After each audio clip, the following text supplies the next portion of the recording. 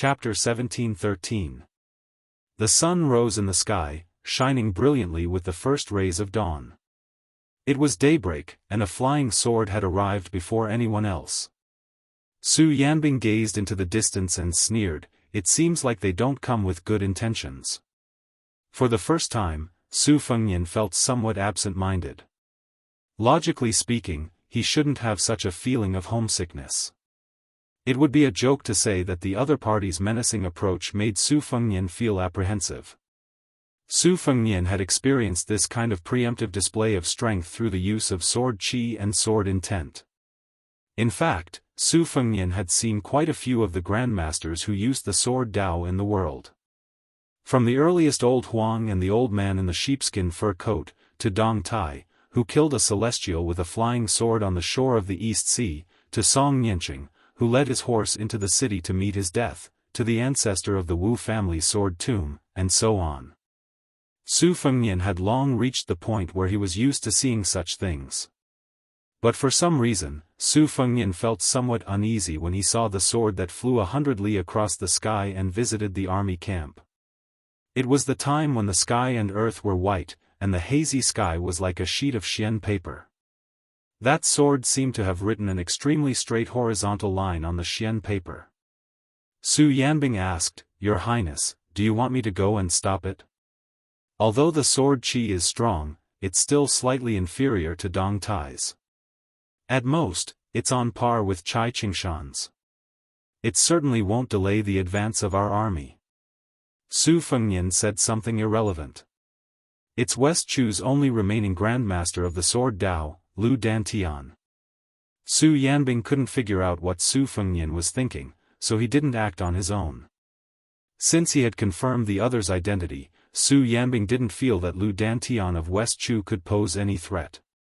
Even if the Great Snow Dragon cavalry didn't have him and the young feudal lord, they still had Yuan Zhuozong, who had been hiding his strength for many years, and the Wu family's hundreds of swords. If they really wanted to force their way in, even 10 Lu Dantians wouldn't be able to do anything. Moreover, Beiliang's cavalry heading south to the Central Plains was no different from sending charcoal in snowy weather to the cornered West Chu. Lu Dantian's sword was most likely the result of his interest as a grandmaster of the martial Dao. It only had the meaning of provocation and didn't have the intention to fight to the death.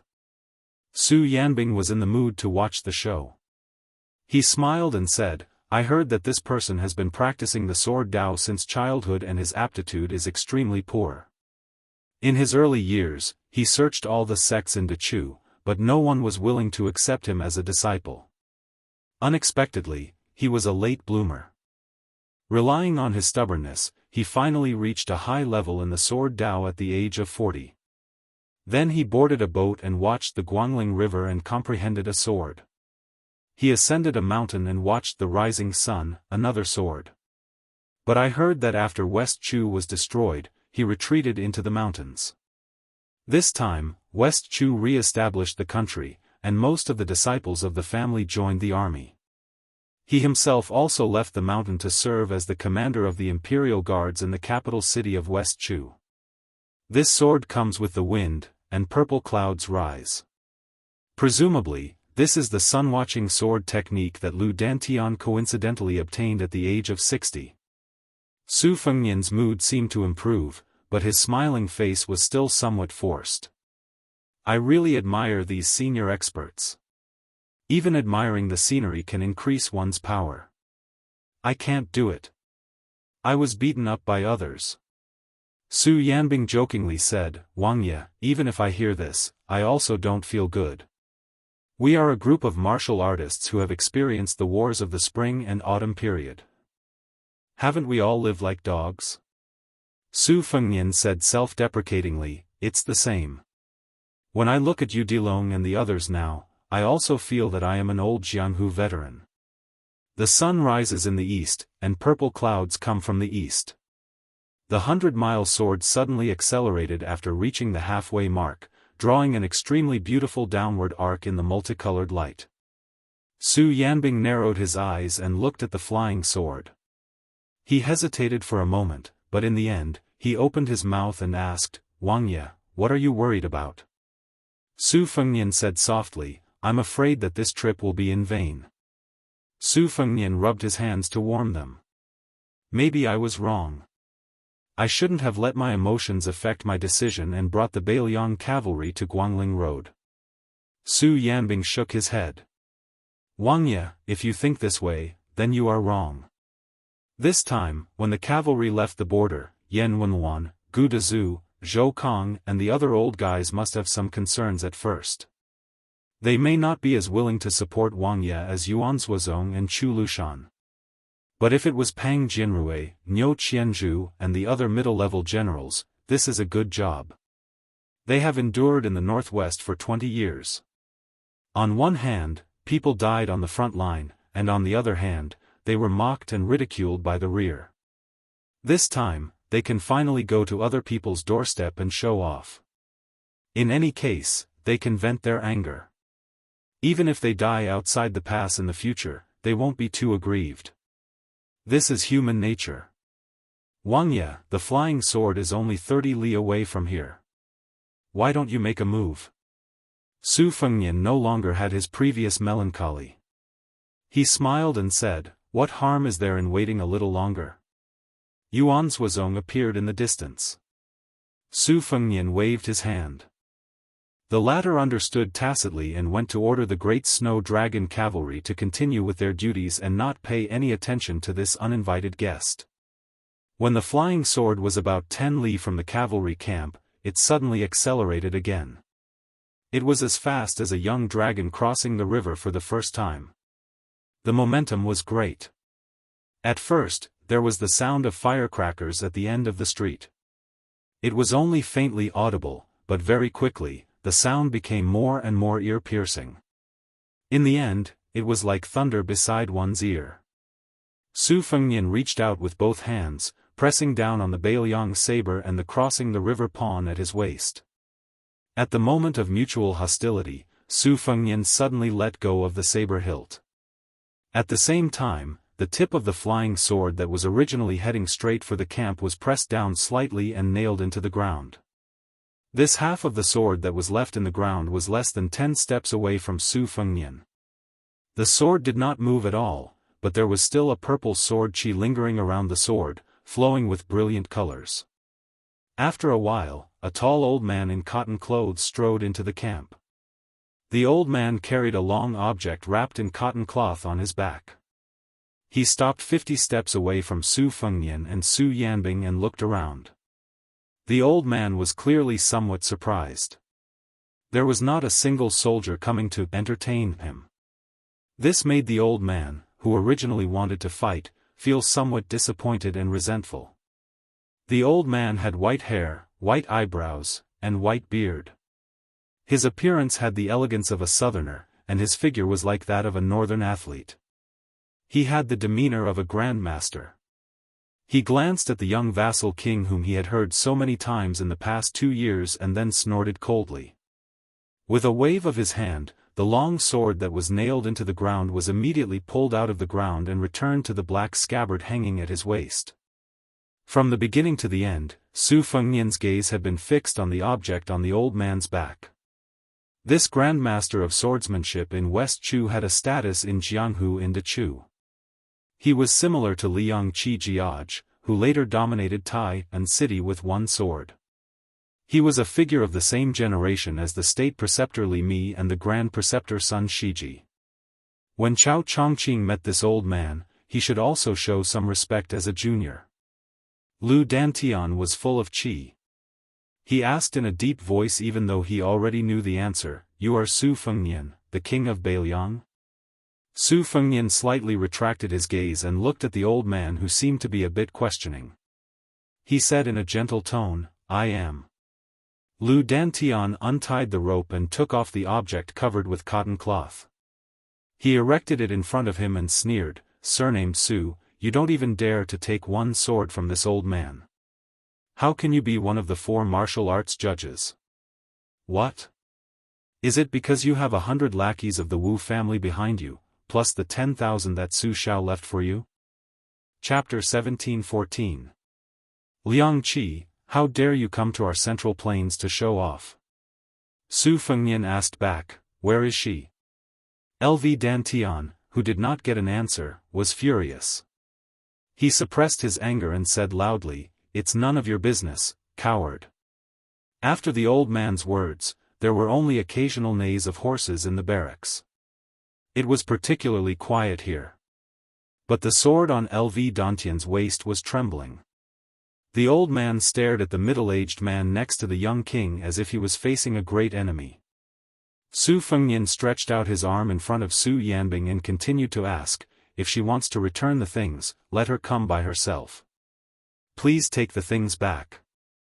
Lu Dantian very rudely interrupted him and sneered, you little brat, are you even qualified to give orders to this old man? Are you qualified to give orders to His Majesty? Su Fengnian said in all seriousness, Senior, please return home. He emphasized the word please. LV Dantian seemed to have heard a big joke. He gently rubbed the sword hilt with his thumb. Do you know this old man's sword? It's the Mountain Sea Sword Furnace, originally named De Jiang. After the Battle of West Fortress, this old man changed its name to Sha Su. It's a pity that His Majesty personally went to war this time. My De Chu's millions of soldiers were stationed at West Fortress. I heard that your Bailiang cavalry was about to enter Guangling. His Majesty didn't want to see you. He asked this old man to take the old things back to Bailiang. This old man is not allowed to kill. If not, the sword just now would have moved 5 steps forward. Su Fengnian frowned, are you done? LV Dantian continued to provoke, so what if I'm done? Do you dare to fight with this old man? If not, this old man will say 10 or 100 words. What can you, Su Fengnian, do? Su Yanbing said expressionlessly, in the Battle of the Western Fortress, 16 direct descendants of the Lu family died in the battle. More than 100 people from the Ma family died in the battle. LV Dantian's eyebrows and hair stood on end as the scar in his heart was exposed. His murderous intent rose in his heart as his 5 fingers clenched the hilt of his sword. Su Fengnian sighed and said, you can go. LV Dantian bellowed, Su Fengnian, as the king of Bailiang and one of the few great grandmasters in the world, why should he be afraid of a fight? The next moment, LV Dantian was dumbfounded. He didn't dare to move or say a word. In front of his eyes, he was indeed right in front of the old man. His 2 fingers were like swords, and they were only an inch away from the old man's forehead. If Su Fengnian was able to cut off the young lord's head if he took 5 steps forward with the sword at his waist, then now he could cut off the young lord's head as long as he moved his fingers forward by an inch. The difference between their skills was like the difference between heaven and earth. At that moment, LV Dantian, who was caught off guard, finally understood a simple truth. The seemingly easygoing young man in front of him was not a pushover. Su Fengnian said slowly word by word, take the sword box back to the Western Fortress battlefield and return the Great Liang Dragon Sparrow sword to Jianghu. What do you think?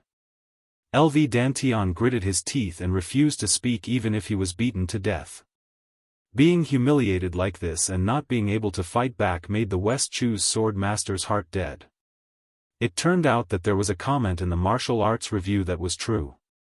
As long as the martial artists in the world were not earth immortals, then even if they were celestial phenomenon cultivators, before Su Fengnian, Chao Chongqing, Dong Tai, and Tuoba Bodhisattva, they would be no different from Xian Finger Vajra realm cultivators or even level 2 master realm cultivators. Su Fengnian retracted his 2 fingers, 100 miles flying sword, you have shown off your power. Next, please help me pass a message to your majesty. I, Su Fengnian, will go find her and tell her face to face. Although LV Dantian looked dispirited, he had no intention of backing down. He glared at Chu Yang and said sternly, Su Fengnian, I have brought the thing here, and I will not take it away. If you have the ability, take the sword box and rush through Wu Zhongshuan's army's defense line. Rush through De Chu's heavy armor. Su Fengnian smiled, okay. Yuan Zuozong smiled not far away, don't worry. Su Gong and the others don't need His Highness to personally kill the enemy. Su Yanbing smiled, do you want me or some of the Wu family's cavalry to accompany you? Su Fengnian shook his head, no need. Yuan Zuozong and Su Yanbing looked at each other and smiled, nodding. Su Fengnian suddenly smiled brightly, in today's world, where can't we go? Su Yanbing clicked his tongue, you really deserve a beating. Yuan Zuozong had a deep expression on his face. Looking at Beiliang and the other two's carefree attitude, LV Dantian, who was left aside, had a very strange feeling. It was not only the hatred of seeing the Su family's cavalry again, but it was also natural for a man to put himself in their shoes. Su Fengnian no longer paid attention to the Sword Dao Grand Master who had mixed feelings. He turned around and tugged at the corner of the cotton cloth that wrapped the sword case with 2 fingers. He gently pulled it, revealing the true appearance of the red sandalwood sword case. His eyes revealed a hint of absent-mindedness, but soon his expression became firm. After thinking for a while, Su Fengnian muttered to himself, wait. After a short while, the man left and the box stayed. A burst of sound was heard in the sky, which was far more powerful than the previous muffled sound of LV Dantian and the sword. The loud sound was like a 1,000-feet-long firecracker in the sky, which was celebrating the old year for the Central Plains. LV Dantian was shocked. The old man then smiled bitterly and looked down at the long sword that had been hanging for 40 years, old man, I'm sorry. LV Dantian, who was in a daze, also left immediately after Su Fengnian. A thought came to the old man's mind. It was time to leave Jianghu for real. A long sword fell to the ground like a strand of hair in the majestic picture of the sky, the earth, and the land. Many years later, a nobody who decided to leave the battlefield of Guangling Taoism in his early years was lucky to find an abandoned sword in the mountains. Then, when he killed in all directions in Jianghu, the sword in his hand was the famous sword with the words, Kill Su, engraved on it. Many years later, when this grandmaster of Jianghu in the south went to the north to challenge Udilong, who was worthy of being called the most powerful person in the world, the sword in his hand was broken. It was also because of this that a traveling Confucian scholar, Go Yufang, who was on good terms with this swordsman, appeared in Jianghu for the first time and had the first battle with his destined enemy, Udilong. After that, Udilong and Go Yufang, who was regrettably defeated, made a 10-year promise. For the next 60 years, the two of them each dominated the world for 30 years. However, in the current Jianghu, Udilong was only a scout of Yuzhou cavalry and Go Yufang was still a teenager who sold soup dumplings in Martial Emperor City. There were also the 4 peaks of Su Fengnian, Chao Chongqing, and the 10 peaks of Jianghu, including Su Yanbing, Gu Jianteng, standing in front of the younger generation of Jianghu. At this time, Yuan Zuozong said worriedly, do you think His Highness will take a detour to Guangling River? Su Yanbing nodded, you mean to find Chen Jibao first? I think he will. Then Su Yanbing patted Yuan Zuozong's shoulder, shouldn't Chen Jibao be the one who should worry about his own situation? Yuan Zuozong smiled knowingly, that's true. The mountains and rivers of the Central Plains were magnificent. On the Guangling River, tall buildings and ships were flying in the wind. In the middle of the river, on a flagship that stood out like a crane among chickens, a man in white walked out of the cabin with a long spear in his hand. Plum wine. At this time, the river was surging. It was windy in the sky. Immortals were traveling south. Chapter 17:15. The third chapter will come later. A group of over 50 elite cavalrymen galloped northward, each with strong and sturdy horses. This cavalryman was equipped with the best standard sabers of Liang imperial court. Judging from the dense white color of their quivers, one could easily tell that this cavalryman was an elite cavalryman. Every single arrow used on a horse bow was made from hard and dense eagle plumes. It was widely acknowledged by military experts that using eagle plumes as arrow plumes could provide the arrows with better wind resistance, thus making them more accurate. At the same time, in order to make up for the loss of shooting range, the archers were required to have a stronger pulling force. Therefore, only the best soldiers in the army were allowed to draw the bow with eagle plumes. Among the few cavalrymen who were most familiar with archery and horse riding, Bailiang used heavy crossbows and light bows, while Liang Liao and Ji Bei used a mix of bows and crossbows. Among them, Ji Bei cavalry, who was famous for producing a lot of archers, used bows more than crossbows. This cavalryman who was advancing northward was the disciple of Ji Bei border army. Half of the cavalrymen were born outside of Ji Bei border army. General Yang Shenxing, who had been the local tyrant in Ji province for more than 10 years, had always placed more emphasis on infantry. As a result, many of these cavalrymen who were good at archery had left their hometown through connections, and were now working in the army of Central Plains. When he left the border with his father, he was still a teenager. Now, he had already gotten used to the local customs of Qing province. Because his father had been promoted to a lieutenant in the Qing province army, he had never lacked wine, delicacies, rouge, and beauties. However, compared to the soldiers who were born and raised in Qing province, he had a father who was constantly watching over him. Due to his father's illness, he was able to escape from the calamity. This time, when the Qing province cavalry rushed to the battlefield to assist the Duke of Huainan, Zhao Ying, they suffered heavy casualties. Because of that, he had to stay by his father's side because his father was seriously ill, thus he was able to escape from the calamity. This time, when the Qing province cavalry left the border, the commanding general was a good friend of his father. Because of that, he had purposely asked him to gather a group of elite soldiers who were good at riding and archery. Last night, the commanding general called him to the main tent and reminded him that the mounted scouts were not allowed to stray too far from the main army. Once they encountered the scouts of Bailiang's cavalry, they were not allowed to tangle with them and must retreat safely.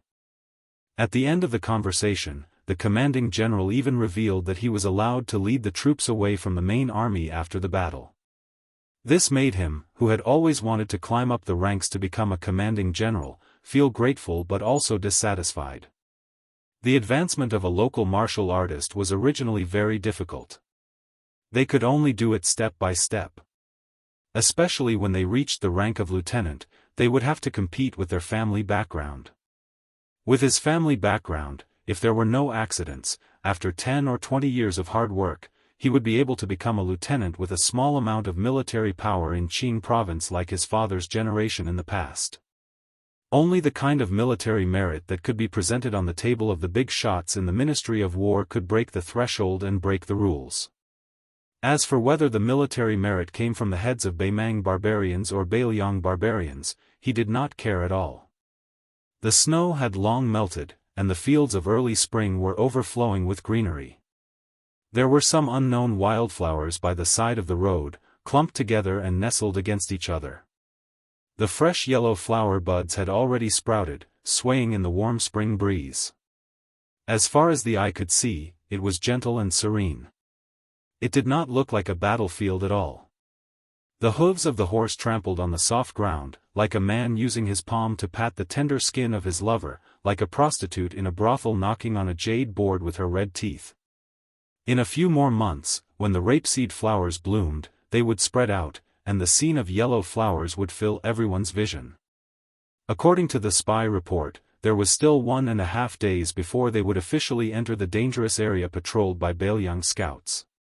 However, at that time, the Qing province army would be able to join forces with Assistant Minister Su from the Ministry of War, and they would also have General Yuan's 10,000 G North Border Cavalry as the main mobile force to hold back the Bailiang army. No matter what, as long as they arrived at the designated location on time and cooperated with Assistant Minister Su, the Qing province army, which only had less than 500 cavalrymen, would not become the main enemy of Bailiang's cavalry during this period of time. On the other hand, the 20,000 Shu soldiers led by a little kid had a higher chance of being attacked by Bailiang's cavalry. However, right at this moment when the warm breeze was intoxicating, the body of the regimental commander who was leading the charge suddenly tensed up, and he said in a deep voice, "Enemy sightings. Northwest direction, 600 steps." After the regimental commander's reminder, only then did the cavalrymen notice that at the end of their vision, they could vaguely see a few motionless black dots. If they were to take a quick glance, they would just pass by them. The regimental commander's pupils dilated. He was nervous and excited at the same time. Unlike his father, who had been fighting for a long time at the border of Ji North, although he had earned himself the nickname of Tiger Chulin in the military arena with his outstanding martial arts, and even his father was no match for him, his father always reminded him that the battle on the battlefield was different from the normal battles in the military, and it was also not a friendly competition between the martial artists of Jianghu. Oftentimes, life and death were separated by a thin line. Originally, he did not pay much attention to it, but this time, when he followed the army, his father actually asked him to wear an armor and wield a saber. For the first time, his father also wore the old chainmail that he had stolen from Ji North's army years ago. On the training field at home, the father and son had a duel. When his father, who he had mistakenly thought was a toothless tiger, in the blink of an eye, his father had forcefully slashed his shoulder with a saber and placed the same saber on his neck. With just a little bit more force, he would be able to behead his father. At that moment, he finally understood what his father meant by exchanging a wound for a death. After the duel, when he bandaged his father's wound, his father told him earnestly that for an old soldier like his father, who did not come from a high family, to be able to live to this day, it was all because of luck. In the military, there were countless disciples from aristocratic families who thought they were pretty, but their corpses were dismembered the first time they fell into the enemy's trap. The regimental commander of the mounted scouts quickly caught up with them. His voice was trembling as he asked, "Regimental Commander Jiang, what do you say? Should we fight or not?" Regimental Commander Jiang exhaled, narrowed his eyes and said, "To be honest, the higher-ups do not want us to fight without permission. Even if we wipe out those 4 to 5 Bailiang barbarians, it might not be pleasing to them." Because the Qingzhou mounted scouts did not receive orders from their regimental commander, they did not charge in pursuit nor did they stop. Bit by bit, they closed the distance between them and the small group of Bailiang scouts. Perhaps influenced by the regimental commander's calmness, the originally nervous regimental commander also began to calm down. Although they were facing the Liangzhou crossbowmen, who were known as the best scouts in the world, their side had a total of 51 mounted scouts. Almost all of them were top-notch elites in the Qingzhou army. Previously, the regimental commander had complained that as a mounted scout, he had been strictly ordered by his superiors to majestically investigate the enemy's situation. It was truly unreasonable. However, on the one hand, the Bailiang cavalry was their imaginary enemy, and on the other hand, this was not the barbarians' territory. He believed that the Bailiang crossbowmen would not dare to penetrate too deep into the enemy's territory. Therefore, since they could not truly take on the role of mounted scouts, it did not matter whether or not they were able to display the full potential of their role as scouts. Now, it seemed that by accident, their superiors' excessive caution had instead become their fortune. 4 to 5 enemy heads, if divided up, would still be a considerable amount of merit, especially since the enemy was the Bailiang cavalry that had been boasting about being invincible for 20 years. He believed that no matter how stingy his superiors were, they would at least move up a rank or two, including him, up a rank or two. As a result, the regimental commander's face was ferocious as he looked 350 paces away. He did not know why, but there was still no movement from the riders. Could it be that they were scared silly? However, he could already see the enemy clearly. After the regimental commander confirmed that the enemy was only 5 riders and that there were no other hidden enemy troops nearby, he could not help but grin and say, "Commander Jiangbiao, a total of 5 Bailiang barbarian heads. Although it is not enough to fill the gaps between our teeth, a mosquito's leg is still meat. 3 heads are yours. Lao He and I will take 1 each." Commander Jiangbiao shook his head and said, "This is a good start. There will definitely be even greater merits in the future. For the time being, I do not lack this bit of merit, and I am still young. However, Lao Song, you and Lao He are different. If you do not obtain enough merits in this expedition to the north, you can only retire from your pitiful position of deputy commander. Even if you guys don't complain, I will still stand up for you guys. Therefore, this time, each of you can only take one head. Commander Jiang Biao, who was nearing 40 years old, cupped his fists and said, Lao Song is not pretentious. I will definitely remember this. The two groups of scouts were about 300 paces apart. They met on a narrow path. However, just as Commander Jiang Biao of Qingzhou gave the order to draw his bow, the 5 Beiliang scouts actually began to turn their horses around and began to retreat. They were not in a rush, not too slow, and they were moving with ease. Chapter 17:16. Deputy Old He's temperament was the most irritable out of all the scouts in Qingzhou. If it wasn't for the many times he drank and messed things up, he would have long been promoted to the position of lieutenant. Only then could he be considered to have entered the ranks of an official. Otherwise, no matter how valiant and good at fighting, he would not be treated well by the group of civil officials in Qingzhou. Therefore, in this battle, Old He was even more jealous than Jiang Biaozhang and Old Song of the same age. He wished that the warhorse under him could grow 4 more legs. Although Old He was no longer young, he was still strong with age. His arm strength was still astonishing. That bow was one of the rare 300-gene strong bows in the Qingzhou army. For an ordinary archer, shooting 20 times in a row on the battlefield was already the double limit of their arms and longbow. However, Old He's exaggerated arm strength and that high-quality longbow made by the craftsmen of Old Shu were enough to support Old He to shoot 30 times in a row with plenty of strength.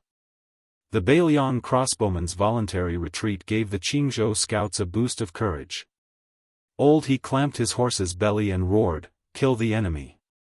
The 5 Beiliang scouts did not appear to be in a hurry. However, no matter how the Qingzhou scouts urged their warhorses to gallop forward, the distance between the two sides always remained about 150 paces, far out of the range of the horse bows. It was unknown who among the Qingzhou scouts was the first to shout, "Kill the barbarians." Very quickly, shouts similar to "Kill the Beiliang barbarians" rose and fell from the horse troop. The 5 Liangzhou crossbowmen turned their heads almost at the same time. Jiang Biaozhang felt an inexplicable sense of unease. The following scene quickly made this Biaozhang, who had been attacked by mounted archers on the border, feel both worried and relieved. He was worried that this battle would break out at any moment. He was relieved that the enemy, who was already at an absolute disadvantage in terms of military strength, had sped up and left, leaving behind only 4 riders to delay their pursuit. The 4 Liangzhou crossbowmen began to turn their horses around. It was a fact that the range of a horse bow was not as long as a foot bow. It was not that the Qingzhou army did not have light crossbows, it was just that there were not many of them. The hinterland of the Central Plains had been peaceful for more than a decade. With the Qing party, who was famous for their unity, controlling the military and politics of Jinggan Road, and with Wen Tai and the others speaking in court, Jinggan Road, especially Qingzhou and Xiangfan City, had always had comfortable days. Outside powers did not enter, and the entire Qingzhou was generally living a comfortable life behind closed doors. For a long time, in Qingzhou, where there were no wars and Qingzhou relied more heavily on naval battle power, the few good crossbows in the military inventory had gradually become the toys of the children of officials. To the Qingzhou cavalry who had come into contact with light crossbows, those things were not bad and were valuable items. However, they were too rare and troublesome to maintain. Furthermore, in terms of range, they were slightly inferior to a horse bow. When the Qingzhou mounted scouts were about 100 paces away, they drew their bows. They were shocked to find that the 4 riders had raised their arms and raised their crossbows at about the same time as them. In reality, if a horse bow was immediately fired from this distance, the accuracy was already rather difficult. If one wanted to break through the armor and injure the enemy, it would be even more difficult. Unless the arrow hit the face of the enemy, the effect would be very small. Thus, it had always been the military law of the Qingzhou cavalry to only shoot at about 70 paces. Deputy Lao He, who had the greatest strength among the mounted scouts, became the first powerful figure to shoot an arrow. Both sides took 85 steps. Lao He, who had drawn his bow like a full moon, shot an arrow with a bang and swiftly pierced through the air. It was a straight line that completely defied common sense. It was enough to show the terrifying strength of this scout. The Liangzhou crossbowman unconsciously bent his waist and moved his shoulder. The carving feather arrow that had shot through his chest almost brushed past his metal armor. Lao He, who had been full of confidence, was shocked. At 80 paces, the 4 Bailiang riders had not only raised their arms and raised their crossbows, they had already begun to shoot at the enemy riders. With a muffled pu sound, a Qingzhou mounted scout who had been preparing his bow suddenly fell backwards. A crossbow arrow nailed into his forehead, piercing through his skull. A young mounted scout who had hurriedly released a soft arrow because he was too nervous only saw a grain-sized black dot suddenly appear before his eyes. In the next moment, his throat was pierced. He threw away his horse bow, his hands covering his neck as he fell off the back of his horse. Deputy Jiang tilted his head slightly. A Bailiang arrow drew a line of blood on his cheek. However, the hands of this well-known member of the Qingzhou cavalry didn't tremble in the slightest. Pung! Even though a Bailiang barbarian in the distance made a dodging stance, his entire shoulder was still pierced through the armor and into the flesh. Deputy Old Song of Qingzhou not only dodged the crossbow arrow, the first arrow's accuracy was also extremely accurate. It was just that the Bailiang rider facing him had bent over his horse's back, barely dodging it. Regardless of whether it was the Liangzhou crossbowman with the arrow in his shoulder, the rider who had bent over to dodge the arrow, or the 2 riders who had already killed someone, when the 3 leaders of the Qingzhou mounted scouts fired their second arrow, the other Qingzhou riders had already knocked their arrows and pulled back their bows. Their crossbow arrows had already been shot out. None of these 4 riders continued to target Deputy Jiang Biaozhang. As a result, 4 Qingzhou riders responded and fell off their horses. Without exception, they all fell from their faces and throats, enough to take their lives. However, most of the Qingzhou mounted scouts had already lost their heads out of fear. Not only did their accuracy greatly decrease, the opposing Bailiang barbarians were clearly extremely adept at dodging. As a result, apart from the master archer Lao He who succeeded in shooting a Liangzhou scout off his horse, even Deputy Old Song and Deputy Old Song's 2 arrows didn't succeed in killing the enemy. Deputy Jiang Biaozhang's arrow could be said to be exquisite. Not only did he not deliberately seek to kill with one shot, he even gave up on shooting at the person and directly chose to shoot at the warhorse's head. However, that Bailiang barbarian who looked like a sergeant had astonishing horsemanship skills. He only pulled the reins slightly, and the Liangzhou warhorse, which had a telepathic connection with its master, turned its head. As a result, that arrow only shaved off a large piece of flesh from the sergeant's thigh, temporarily reducing his combat strength. Deputy Jiang Biaozhang already had no time to worry about being frightened by the enemy cavalry's combat strength. He roared angrily, "Steady! If you don't have the confidence, then shoot the horse." He knew that after entering the 40th step, it was destined to be his side's most powerful and last arrow. Not only did the 3 Bailiang cavalrymen remain on their horses, but even the rider who fell off his horse and rolled on the ground to reduce the momentum also followed closely behind his 3 comrades. He shot the 3rd arrow while kneeling on one knee. Deputy Old Song's eyes were red with killing intent. His arm muscles bulged as he pulled the bowstring with all his might and shouted, "Die, barbarians!" However, a scene that made all the Qingzhou scouts feel awkward and suffocated happened.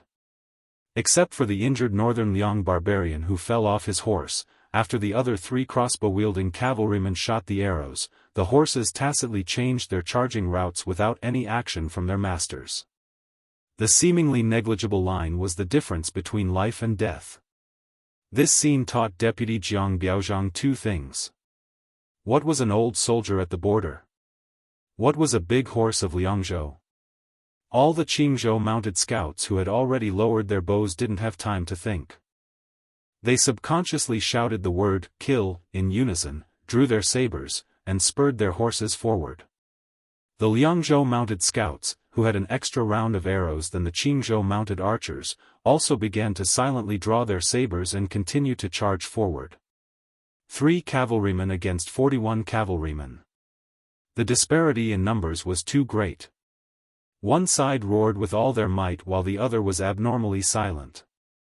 Deputy Old Song and Deputy Jiang Biaozhang were practically working together, but they still couldn't completely stop that Beiliang corporal. It wasn't that the corporal's martial arts were better than the two of them.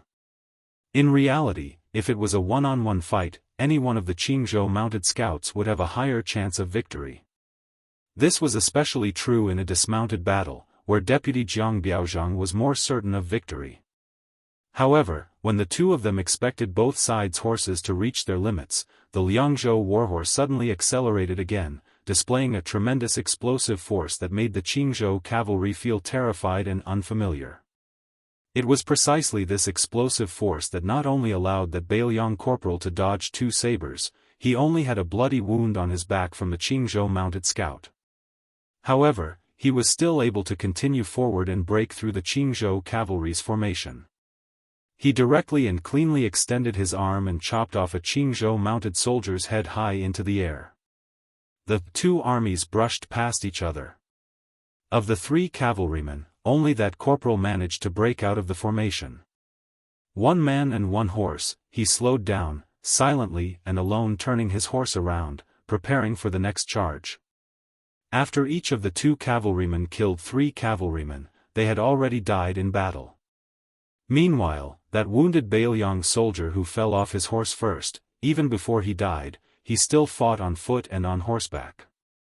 He killed a cavalryman with an arrow, killed another with a saber strike, and then was viciously rammed into his chest by a Qingzhou warhorse, collapsing into a pool of blood.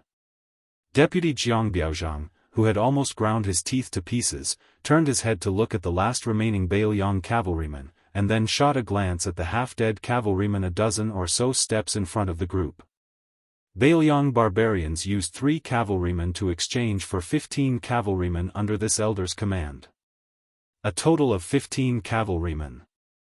This extremely resentful Qingzhou mounted scout drew his bow again, the arrow aimed at that wounded Beiliang soldier who was already lying in a pool of blood.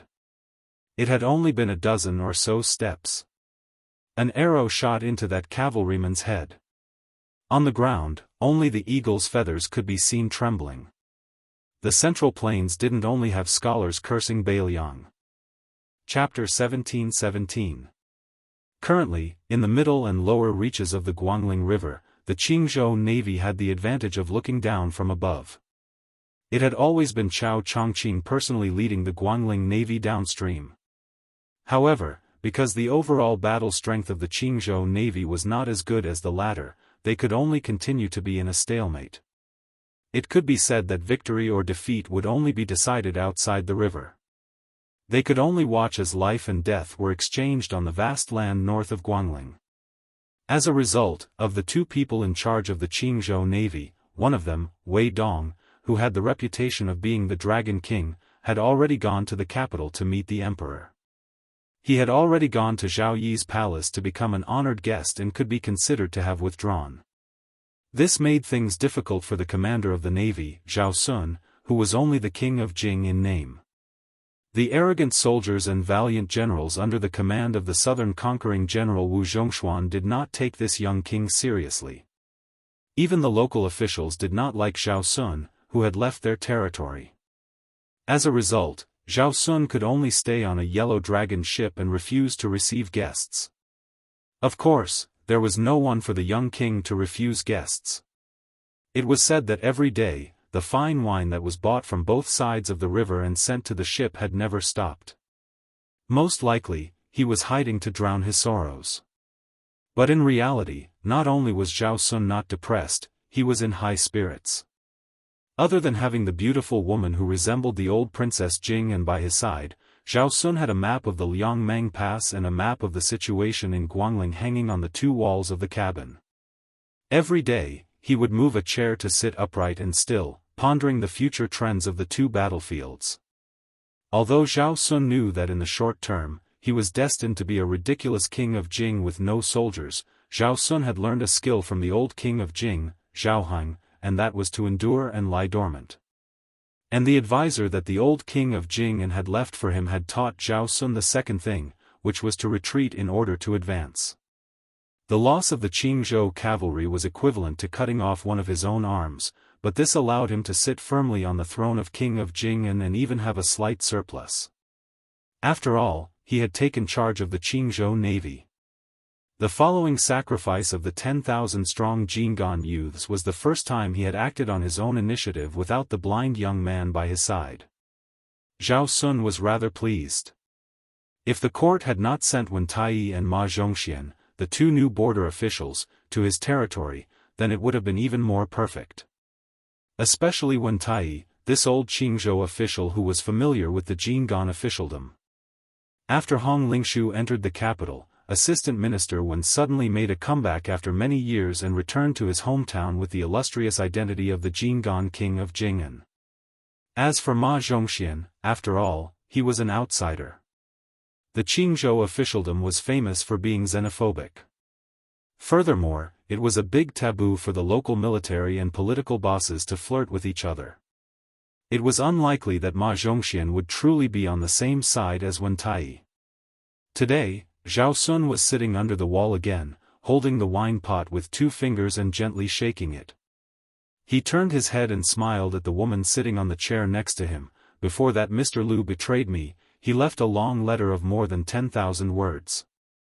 In it, he mentioned the situation of Qingzhou in the middle and later stages of the Guangling War.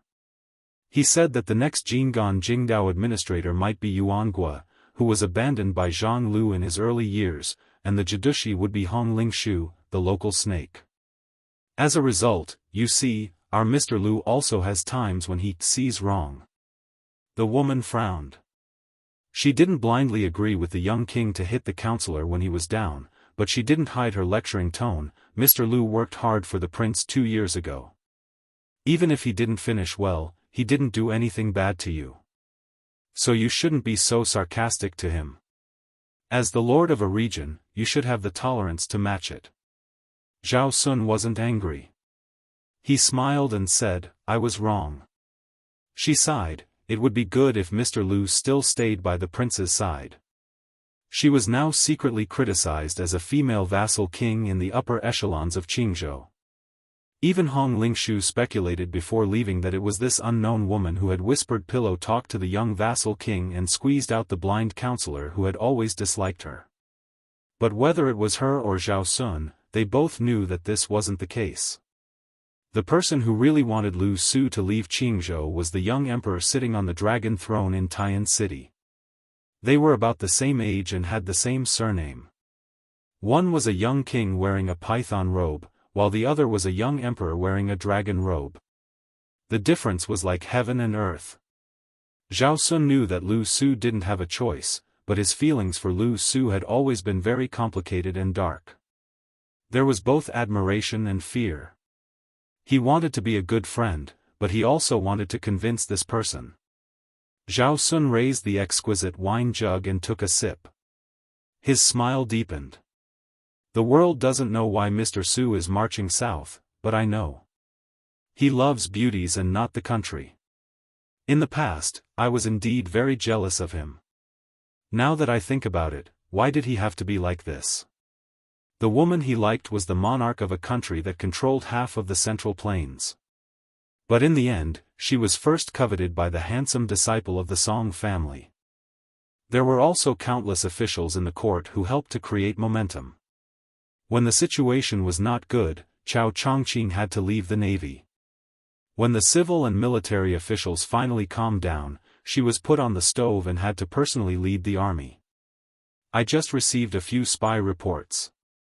The great scholars raised by De Chu actually took the initiative to leak secret information to the outside world. That woman actually didn't go to the ancient battlefield of the Western Wall at the first line of defense.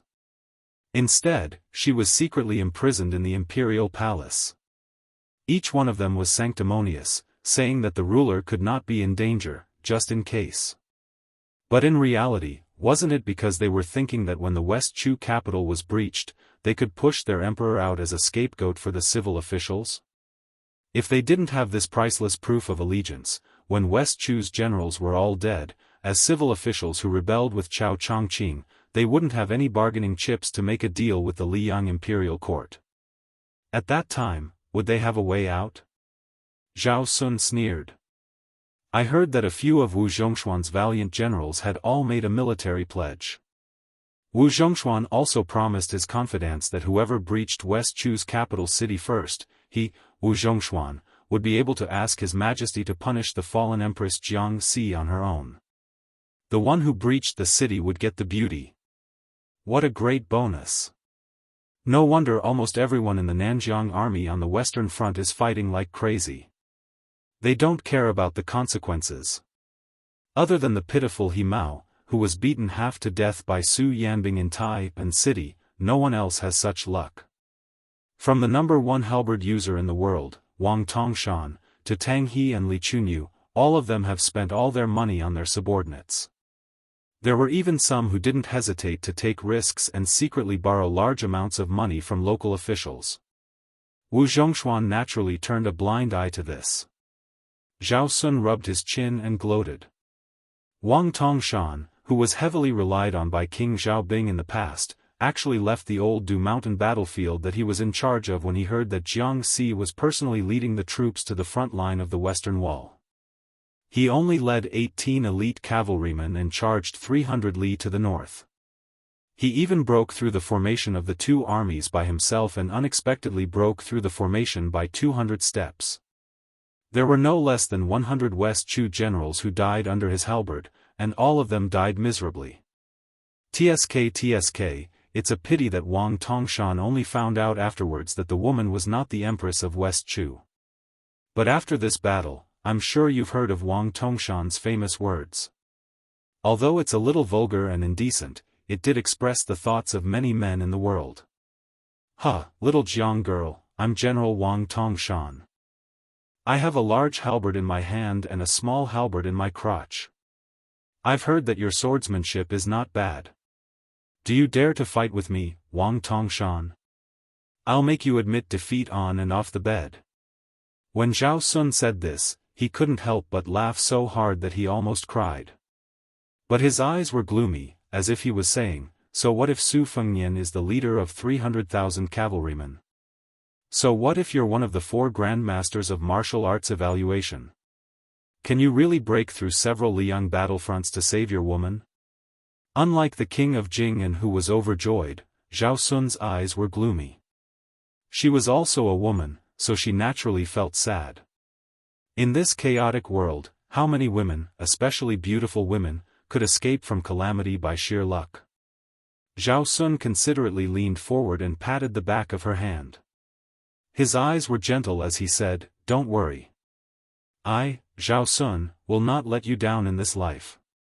Just as she was about to speak, she suddenly stood up and dragged Zhao Sun up from the chair in an almost unreasonable manner.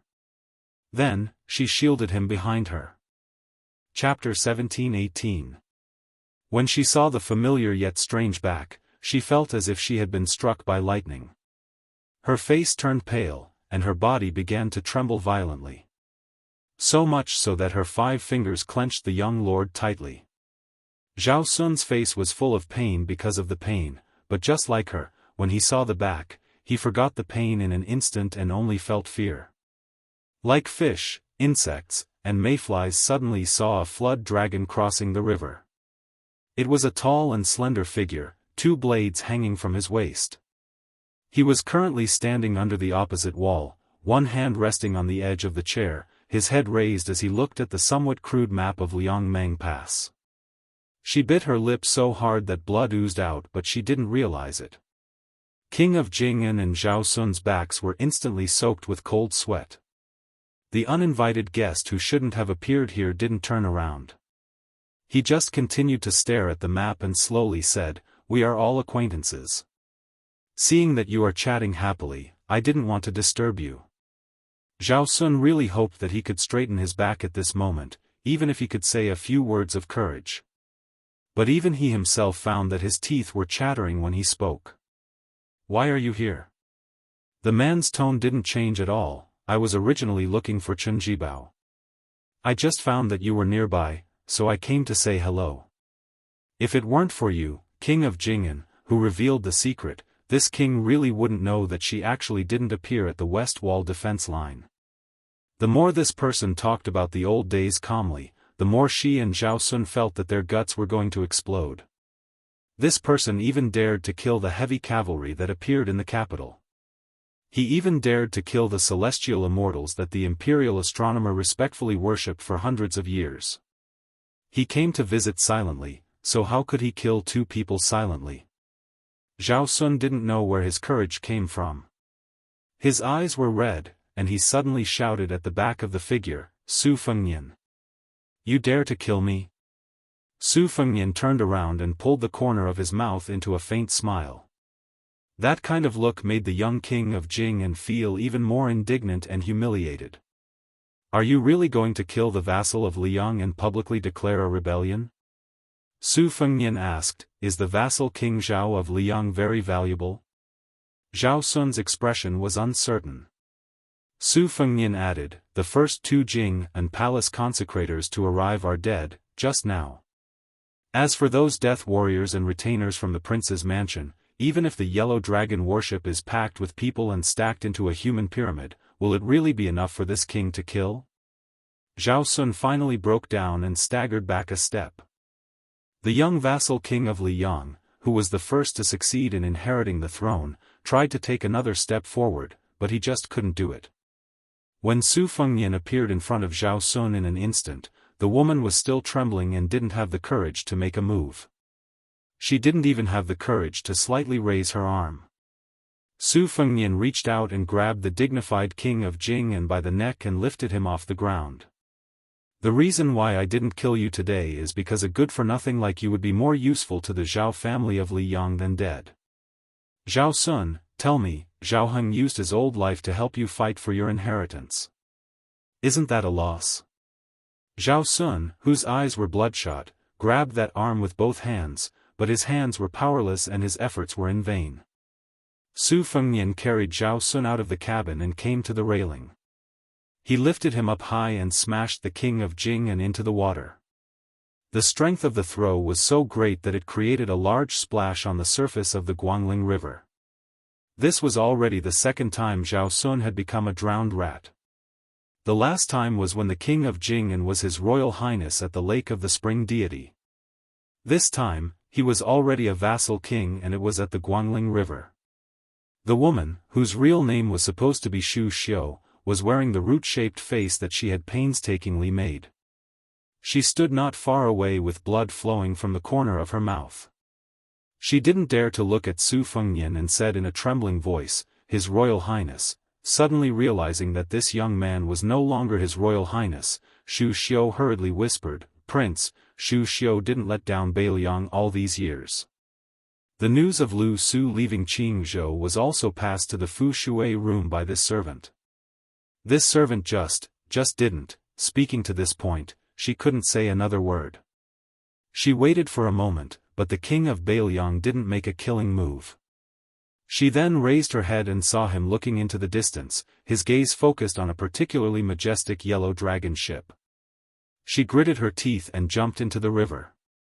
Su Fengnian didn't pay any attention to Xu Xiu's actions and disappeared in a flash. The ship under his feet suddenly sank more than 10 feet. Huge waves surged on the surface of the Guangling River, rumbling loudly. The movement was so great that even a nearby ship began to sway incessantly. On the ship about 2,000 feet away, the white-clothed man who rarely appeared in the Navy's field of vision, the famous King of Shu, stood at the bow of the ship. In his hand, he held the world's second most famous spear, the plum wine. Above the river, a figure appeared in the air that was still higher than the ship. Chen Jibao's wrist shook. Although the plum wine spear used the end of the spear as the spearhead to stab into the air, the spearhead that was temporarily held in Chen Jibao's hand had already turned from green to purple. With the ship as the center, the river surface within 100 feet was like hundreds of flood dragons rolling together. Today's Guangling River, which didn't have much wind, suddenly had giant waves that reached the heavens appear out of nowhere. And in the sky that Chen Jibao's spear point was pointed at, a hole was opened in the clouds. Sunlight spilled through and fell on the earth, forming a giant pillar of light visible to the naked eye. In the blink of an eye, the plum wine in Chen Jibao's hand went from vertical to horizontal. Not only that, the spear in the middle was pressed against his arm. A spear that crossed the river chopped down on the plum wine. After a brief moment of silence, the giant ship that Chen Jibao was on had no more buildings. All of the buildings on the deck had been smashed to smithereens by the boundless qi that was sent flying in all directions. The spear that crossed the river pressed down. Chen Jibao and the plum wine didn't move at all. However, the already broken ship sank even further, like a sinking ship that was rapidly leaking water. Very quickly, there was no trace of the ship on the Guangling River. Chen Jibao seemed to be standing on the surface of the water, holding the spear horizontally. The yellow dragon warships of the Qingzhou Navy all around swayed and slid backwards. The few warships that were the main force of the Navy, the Swan Ni, showed signs of capsizing, not to mention the smaller ships that showed their diameters. They were directly upside down on the surface of the Guangling River. Chen Jibao's expression was as usual. Looking at the empty river surface 100 steps away, he twisted his wrist. Finally, for the first time, he was facing an enemy with a spear. Plum wine's spear body was surrounded by green and purple qi.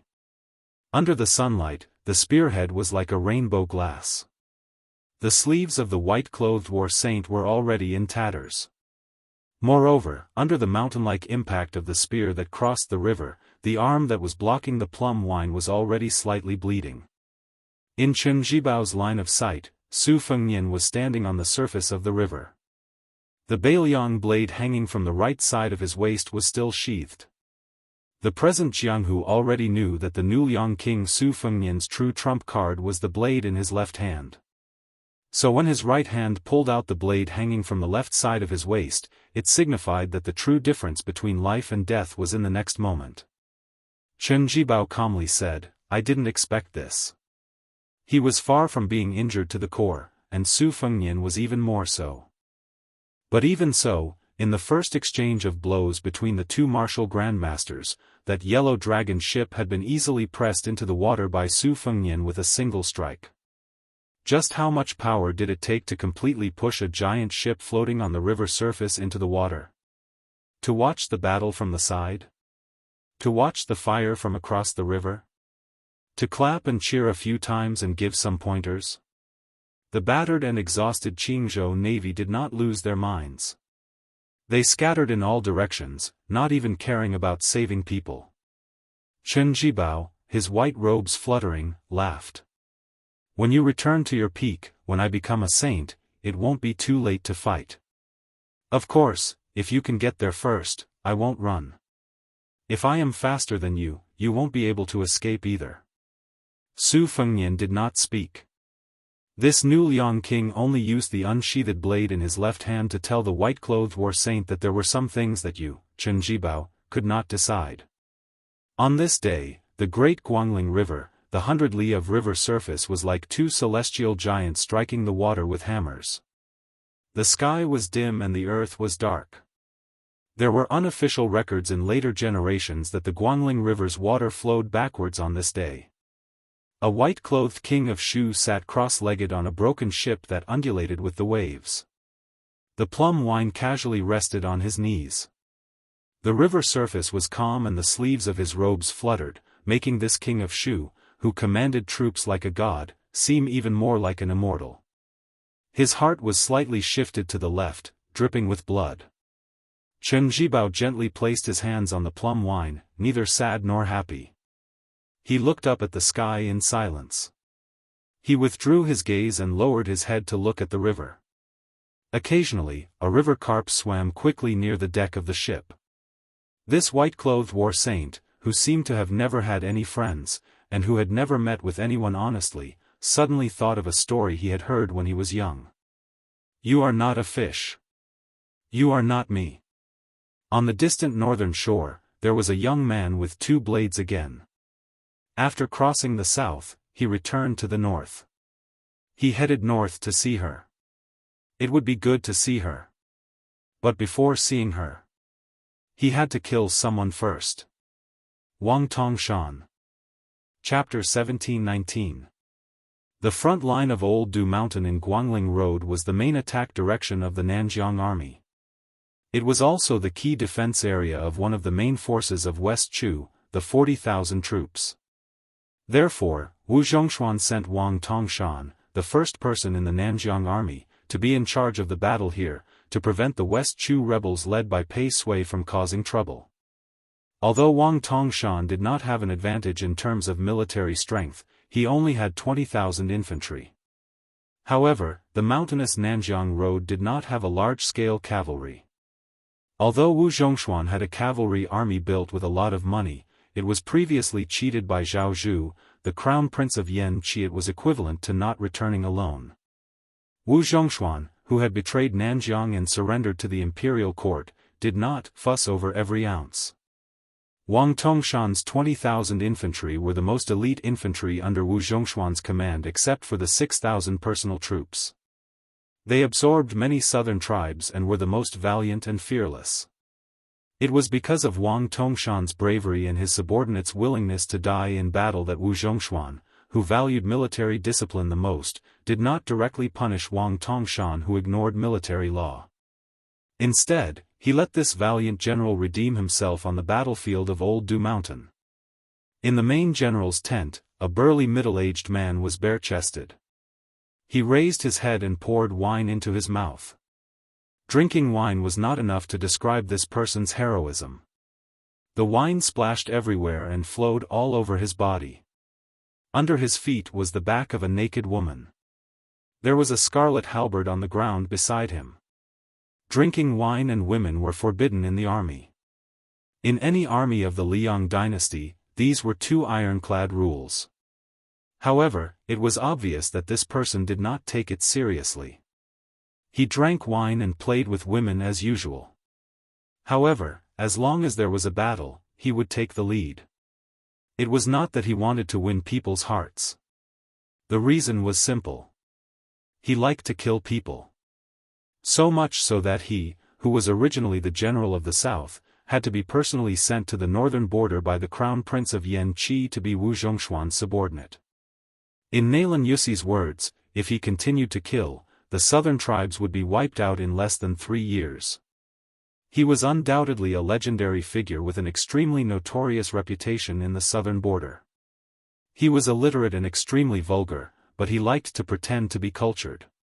He invited, or more accurately said, kidnapped, several scholars to be his dog-head military counselors. He even gave himself the absurd nickname of General Joy, because he was not happy without women, he was not happy without wine and meat, and he was even more unhappy without people dying. The 2 catchphrases that he often said were, "Fatty Chu in Beiliang is only half a villain compared to me," and "Cheng Baishuang Ji Lu and is only half a master compared to me." The former. The first sentence was hard to say. After all, one of them was in northern Liang while the other was in southern Jiang. The second sentence was without a doubt. He was not boasting. He once ran directly to the gate of the Dragon Palace, one of the top 10 sects in the world, with his halberd and clamored for Palace Master Ji Lu and to obediently hand over Lin Hongyuan and serve him for 3 nights. Otherwise, he would massacre the entire Dragon Palace. In fact, when Lin Hongyuan left Nanjiang, she disguised herself and went to the Snow Villa by the Spring God Lake to participate in the Martial Arts Circle convention. To a large extent, she wanted to avoid this person's pestering. At that time, if Cheng Baishuang, the recognized number 1 master in Nanjiang, did not pass by the Dragon Palace, even if Ji Lu and the master behind the Dragon Palace was Nailan Yusi, they could not escape. This person was Wang Tongshan, the number 1 halberd user in the world and the number 1 general in Nanjiang. In front of Wang Tongshan, who was drinking with his head raised, stood a thin old Confucian scholar who had to wear iron armor. He looked straight ahead and did not dare to look at the woman at the foot of Wang Tongshan. He carefully reported the latest battle situation to the general. I just received a secret report from the capital of West Chu. The source is quite reliable. It is a letter written by a left assistant minister of the Ministry of Rights. The letter says that Xia Shibian has secretly come to the front line of Lauda Mountain. But it seems that he only brought 200 or 300 cavalry. I guess that he came to stabilize the morale of the army. After all, he still needs to show up at the west wall to control the situation. With the general here, it is only a matter of time before West Chu loses Lauda Mountain. Xia Shibian would rather defend the west wall battlefield than waste his troops here. Wang Tongshan was indifferent to Xia Shibian's movements and the advisor's flattery. He lifted his foot and stepped on the poor woman's snow-white back. He asked with a smile, "Old Zhang, if I say that I will give this beautiful woman to you, will you accept her?" The old Confucian scholar hurriedly bowed. I don't dare to." Wang Tongshan grinned and said, "Oh, I didn't know that old Zhang was a gentleman. Don't you scholars often say that a gentleman doesn't take what others like? I think you are a genuine gentleman. I am very pleased to have an advisor like you." The counselor surnamed Zhang's face turned pale. He bent down even lower and muttered in fear, "General, I'm not a gentleman. I'm just an old man with a bad reputation. I've ruined your reputation. I deserve to die." "I deserve to die," Wang Tongshan laughed heartily. Good. What a good old man. Compared to my General Huan, you are thousands of miles away. But as an official under my banner, you are barely qualified. Speaking of which, you don't even let your own daughter-in-law go. You deserve to die, but you are lucky to have met a general who treats his subordinates the most. Although the old advisor lowered his head and continued to flatter, there was no resentment or indignation on his face. It was Wang Tongshan who forced him to be the infamous old man who had ruined his reputation in Nanjiang. Otherwise, his family of 60 people would all become targets on the martial arts field. He did not dare to die. Even his daughter-in-law with a miserable background did not dare to commit suicide. That woman eventually became a lunatic. She was the one who drove herself crazy. Wang Tongshan's eyes were gloomy and showed a hint of killing intent. But after hesitating for a moment, he curled his lips and said with a smile, "Since you don't want her, and I am tired of playing with this woman, she can die." Wang Tongshan's words were understated. It seemed that he stepped lightly, but he broke the woman's spine. Her body fell limp to the ground. For the woman who had a cloth skirt and a wooden hairpin, as well as a wife and children, it was probably better to be dead than alive. Wang Tongshan didn't even look at the corpse. He stared at the back of the old Confucian scholar whose clothes were soaked. This made Wang Tongshan feel satisfied, so he fiercely gulped down another mouthful of liquor and then shook the wine bag. It turned out that he had unknowingly drunk all of it.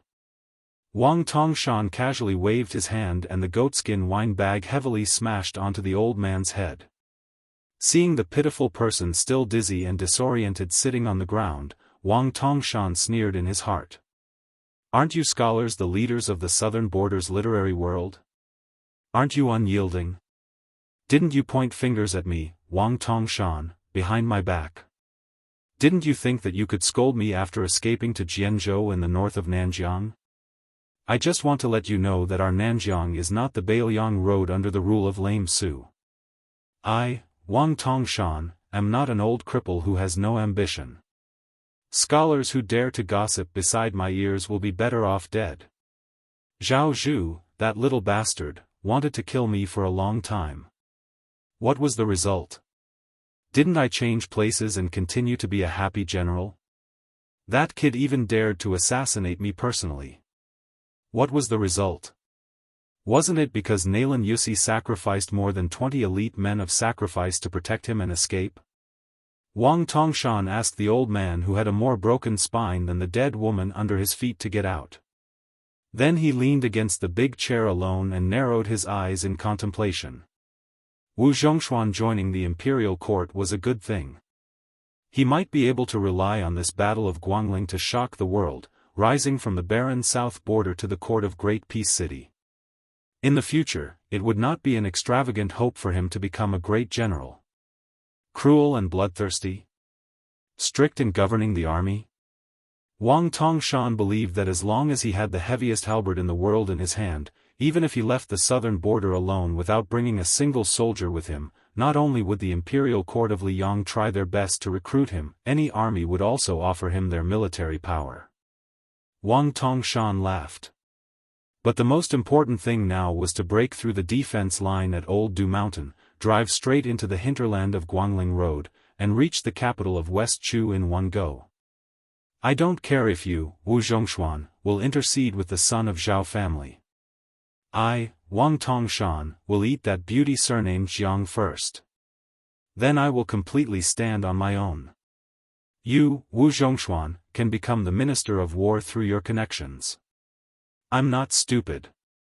I can also temporarily bow my head and flatter a few words. As long as I make the young son of Emperor happy, and with the foundation of breaking through the rebellion in Guangling Road, the title of Great General will definitely be mine.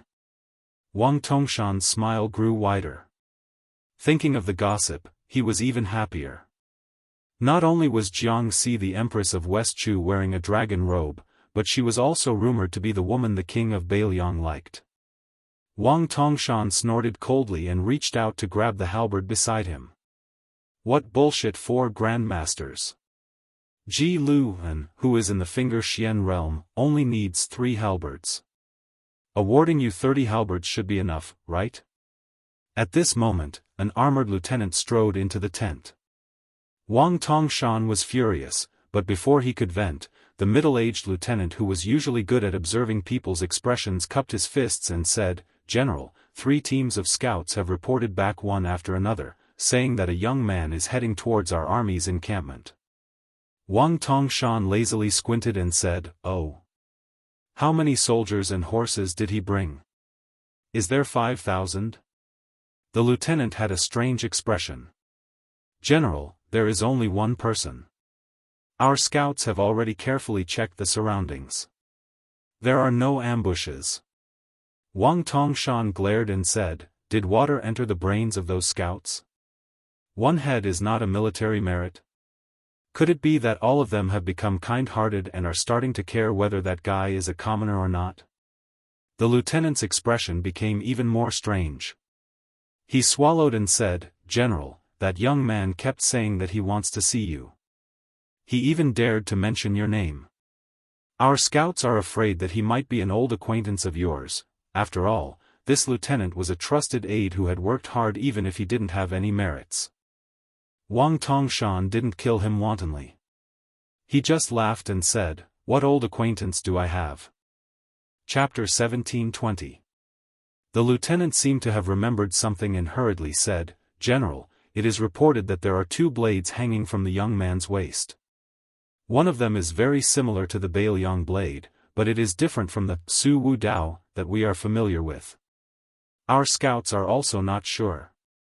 Wang Tongshan was finally interested. He sat up slightly. "Oh. Perhaps it is the 6th generation of the Su family's blade. Let me think carefully. Does he have any friends related to the Beiliang? The key point is that he is very young." The lieutenant wanted to add that the scout had said that the person was very handsome, but he hesitated. He really did not dare to draw legs on a snake. Suddenly, a thunderous sound resounded through the army camp. Wang Tongshan. This time, it was unknown where and from who had called out the name, but it was enough to make the 6,000 soldiers nearby thunderous in their ears. The most frightening thing was that the person's tone was clearly extremely calm, as if he had met an acquaintance on the street and casually greeted them. But at this moment, the person's 3 words actually had a faint echo. Wang Tongshan subconsciously tightened his grip on the great halberd that the master craftsman of Nanjiang had spent many years crafting. His face had a rare gloominess. Wang Tongshan let go of the great halberd and said calmly, "They are about 2 miles away. Pass down the order." Mobilize 300 elites to probe.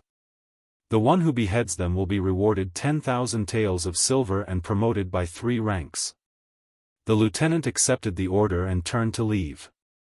Just as he was about to reach the curtain of the large tent, he heard Wang Tongshan order again. The 600 cavalry that will be used in the future to chase down the defeated troops of Old Du Mountain will also be dispatched. They will be placed behind the infantry.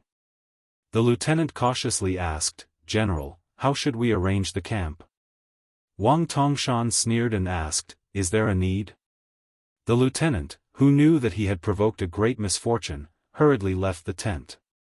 Wang Tongshan slowly stood up. When he stood up, he was even more like a small mountain. This unparalleled Nanjiang general said to himself, "Those who do not have good intentions do not come." But who is the young man related to Bailiang? Su Yanbing? His age does not seem like it. Yuan Baixiong must be the commander of the great snow dragon cavalry. Could it be that young vassal named Su? There was no reason for that. Why did they ignore Su Gong and Yuan Tingshan's armies? Could it be that this guy is really related to the Empress of West Chu? Was that little girl really brought to Bailiang by the old cripple? Wang Tongshan's face was full of disbelief, and he laughed involuntarily. "Or, you, Su Fengnian, have come to make trouble for me alone just because of what I said before the battle?" Wang Tongshan sneered.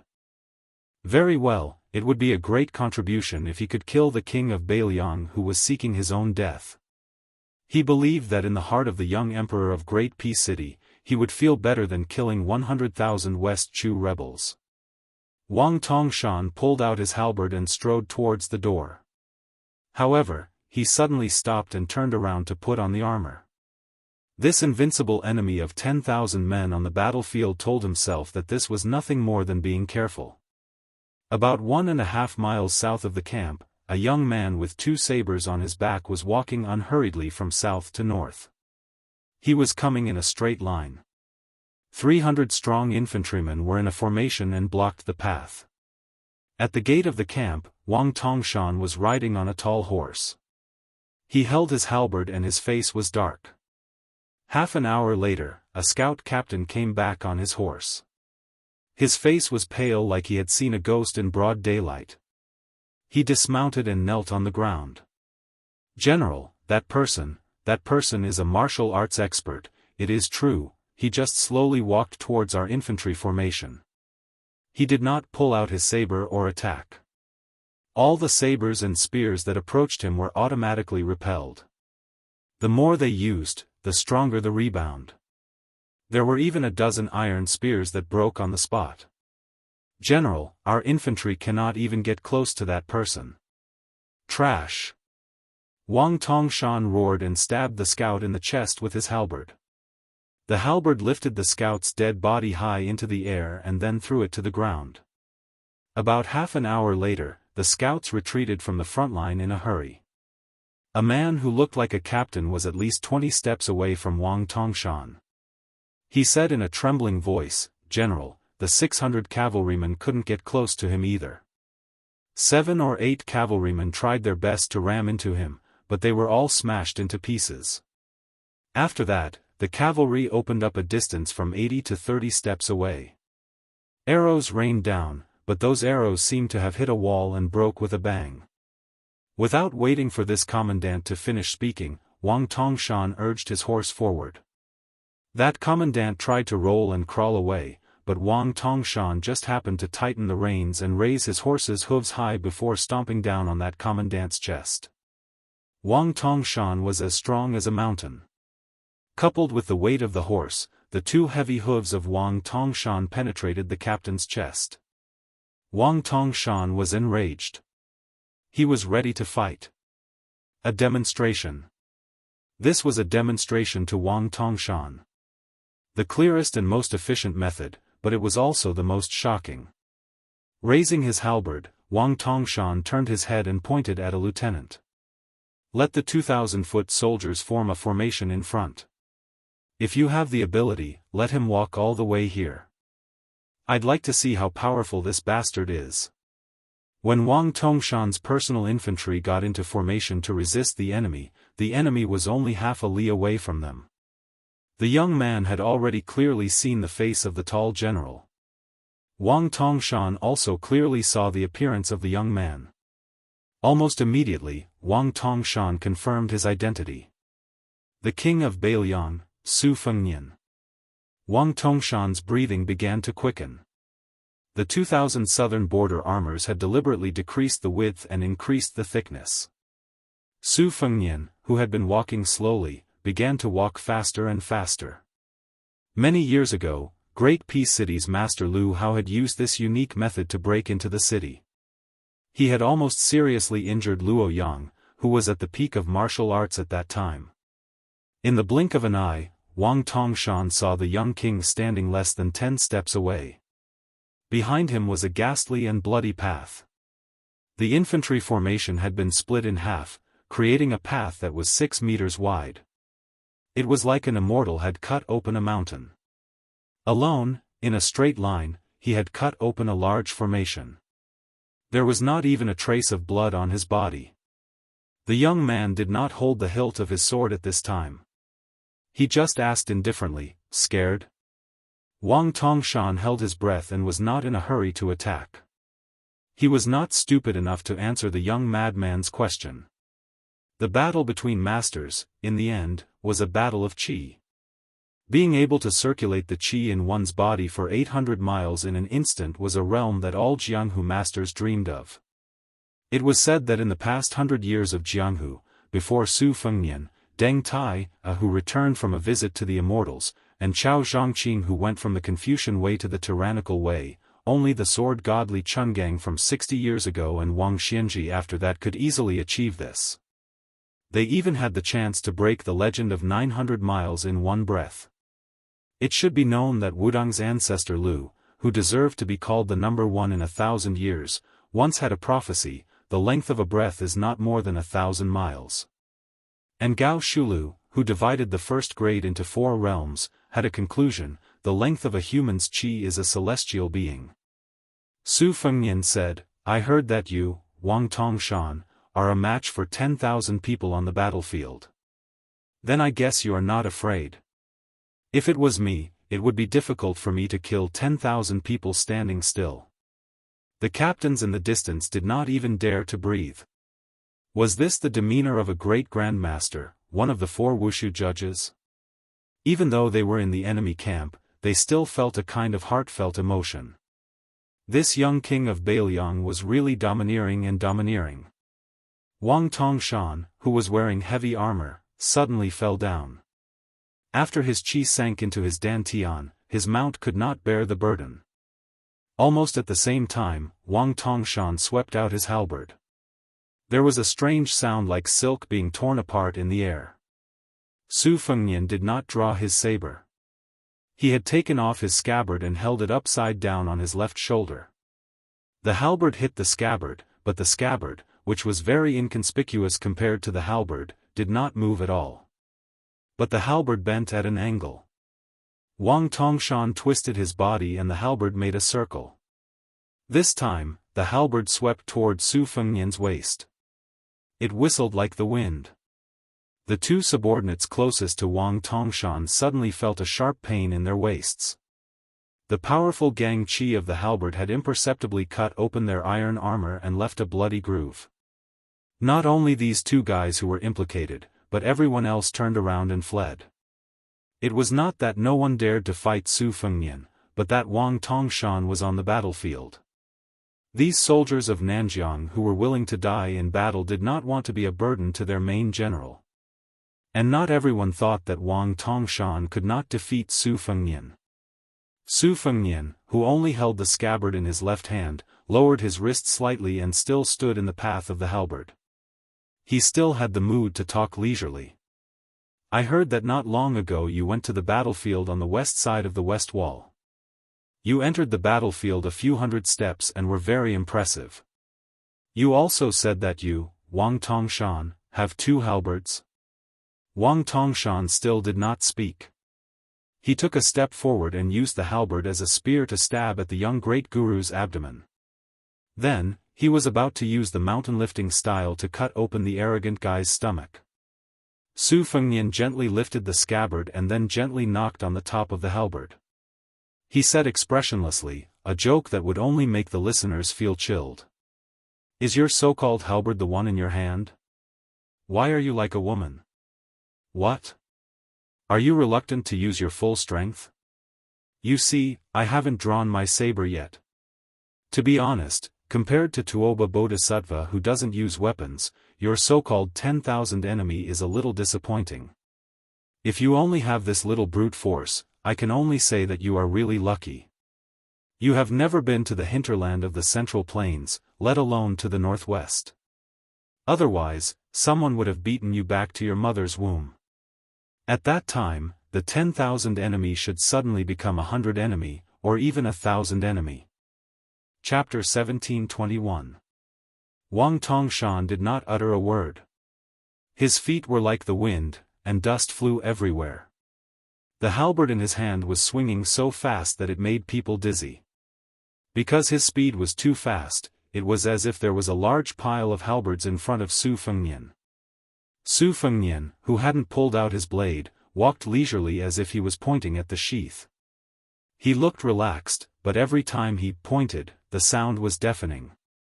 Some of the elite soldiers tried to charge forward, but as soon as they got within 100 steps, they would bleed out of their eyes, nose, mouth and ears, and their eardrums would burst.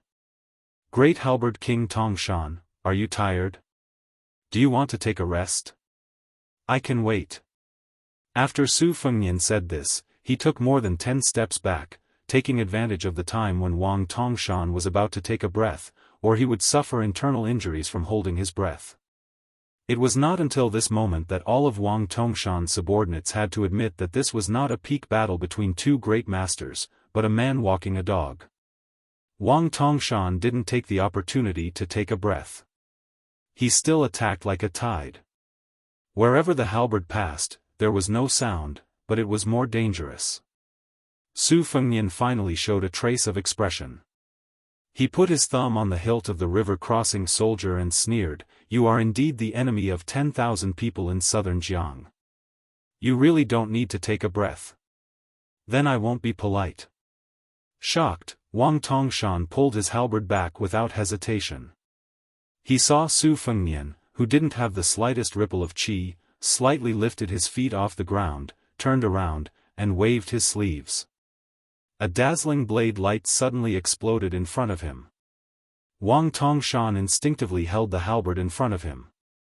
Under the collision, Wang Tongshan, who was much stronger than ordinary people, bent his arms to his side and staggered back with the halberd. Without giving Wang Tongshan any chance to change the position of the halberd, Su Fengnian's second strike, which was the same in both trajectory and strength, directly chopped down. Wang Tongshan had to retreat again. He chopped down on the halberd again and again.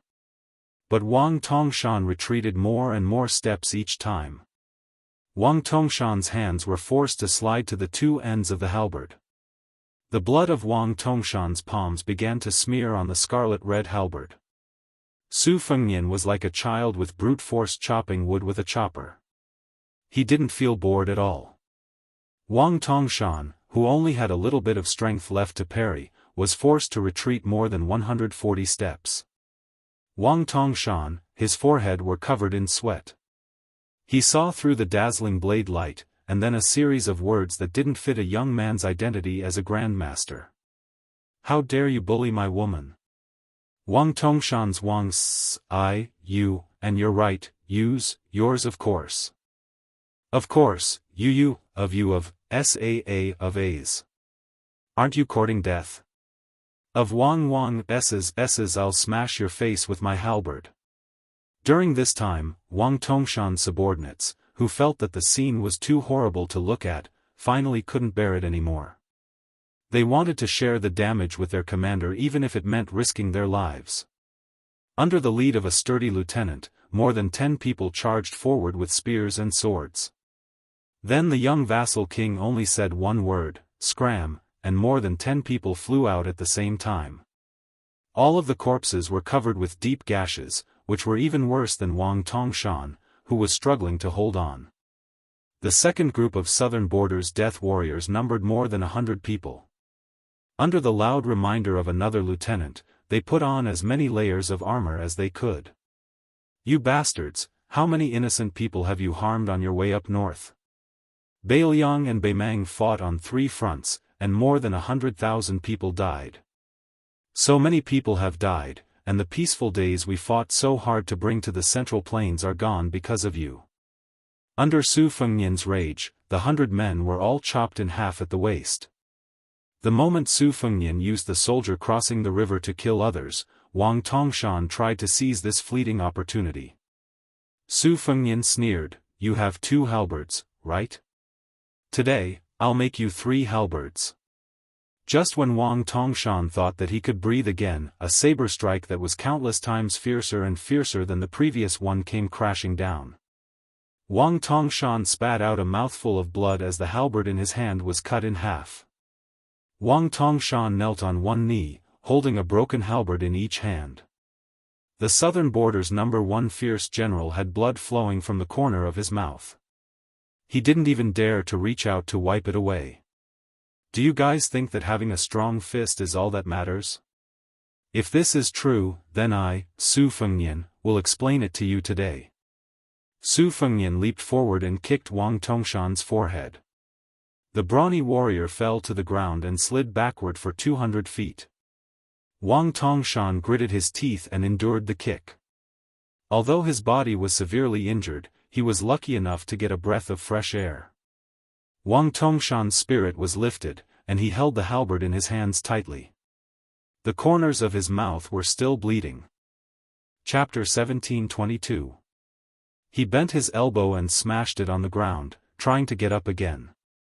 Unexpectedly, at this moment, Wang Tongshan, who had just received a new lease of life, was kicked back to the ground. The armor on his body was immediately broken, and many of the armor fragments even cut through his skin.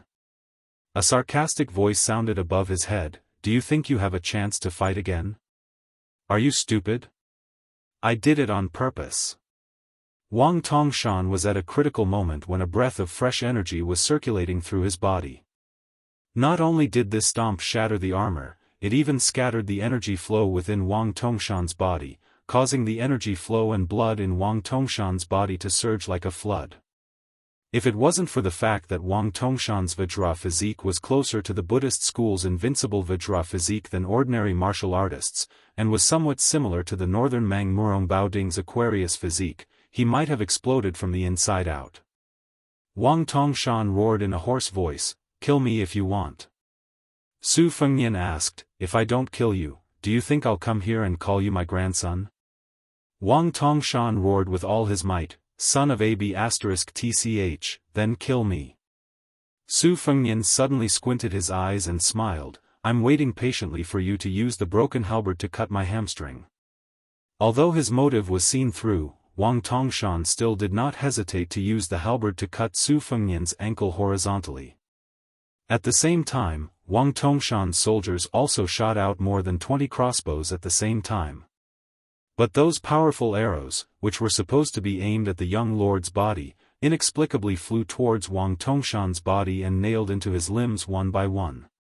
Su Fengnian stood near Wang Tongshan's head, put the soldiers back into the scabbard, and then slowly pulled out the Beiliang blade that was still in the scabbard, and bent down to look at the southern Jiang general who was glaring at him.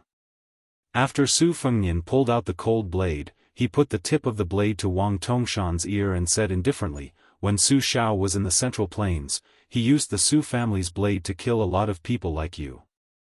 Wang Tongshan's face was already covered in blood, and the corners of his mouth twitched with difficulty. His face seemed even more savage and terrifying as he muttered, "A damned cripple." Su Fengnian's cold knife slid across Wang Tongshan's neck inch by inch until the whole head was cut off. Then he said calmly, "I forgot to tell you that when you called my father a cripple, I didn't say anything. He was a cripple and died in the north of the Central Plains. However, the only person in the world who can call him a dead cripple is me, this unfilial son." After the young lord casually picked a warhorse and rode away, even if he was already more than 10 miles away, the entire barrack still fell into a deathly silence. No one rose up to chase after him, and no one clamored to avenge their general. However, there was an old Confucian scholar who was scolded by the scholars of Nanjiang as an accomplice to the evildoer. After seeing Wang Tongshan's head separated from his body, he silently turned around and walked into the barracks. He found himself a large bucket of water and took a bath and changed his clothes. He even had the time to find a sword that he had never touched before and carefully shaved off the stubble on his thin cheeks with it. The old man sat behind a small table in his small tent and trembled as he placed the sword horizontally on the table. After thinking for a while, he stood up and picked up a yellowed ancient book of Confucian sages from the corner of his bag. After sitting down, he casually opened a page of the book without reading the content. The old man suddenly laughed and said, "In the past, the Su family's cavalry caused my Zhang family to lose 12 official titles, 4,000 mu of fertile land, and 46 precious books.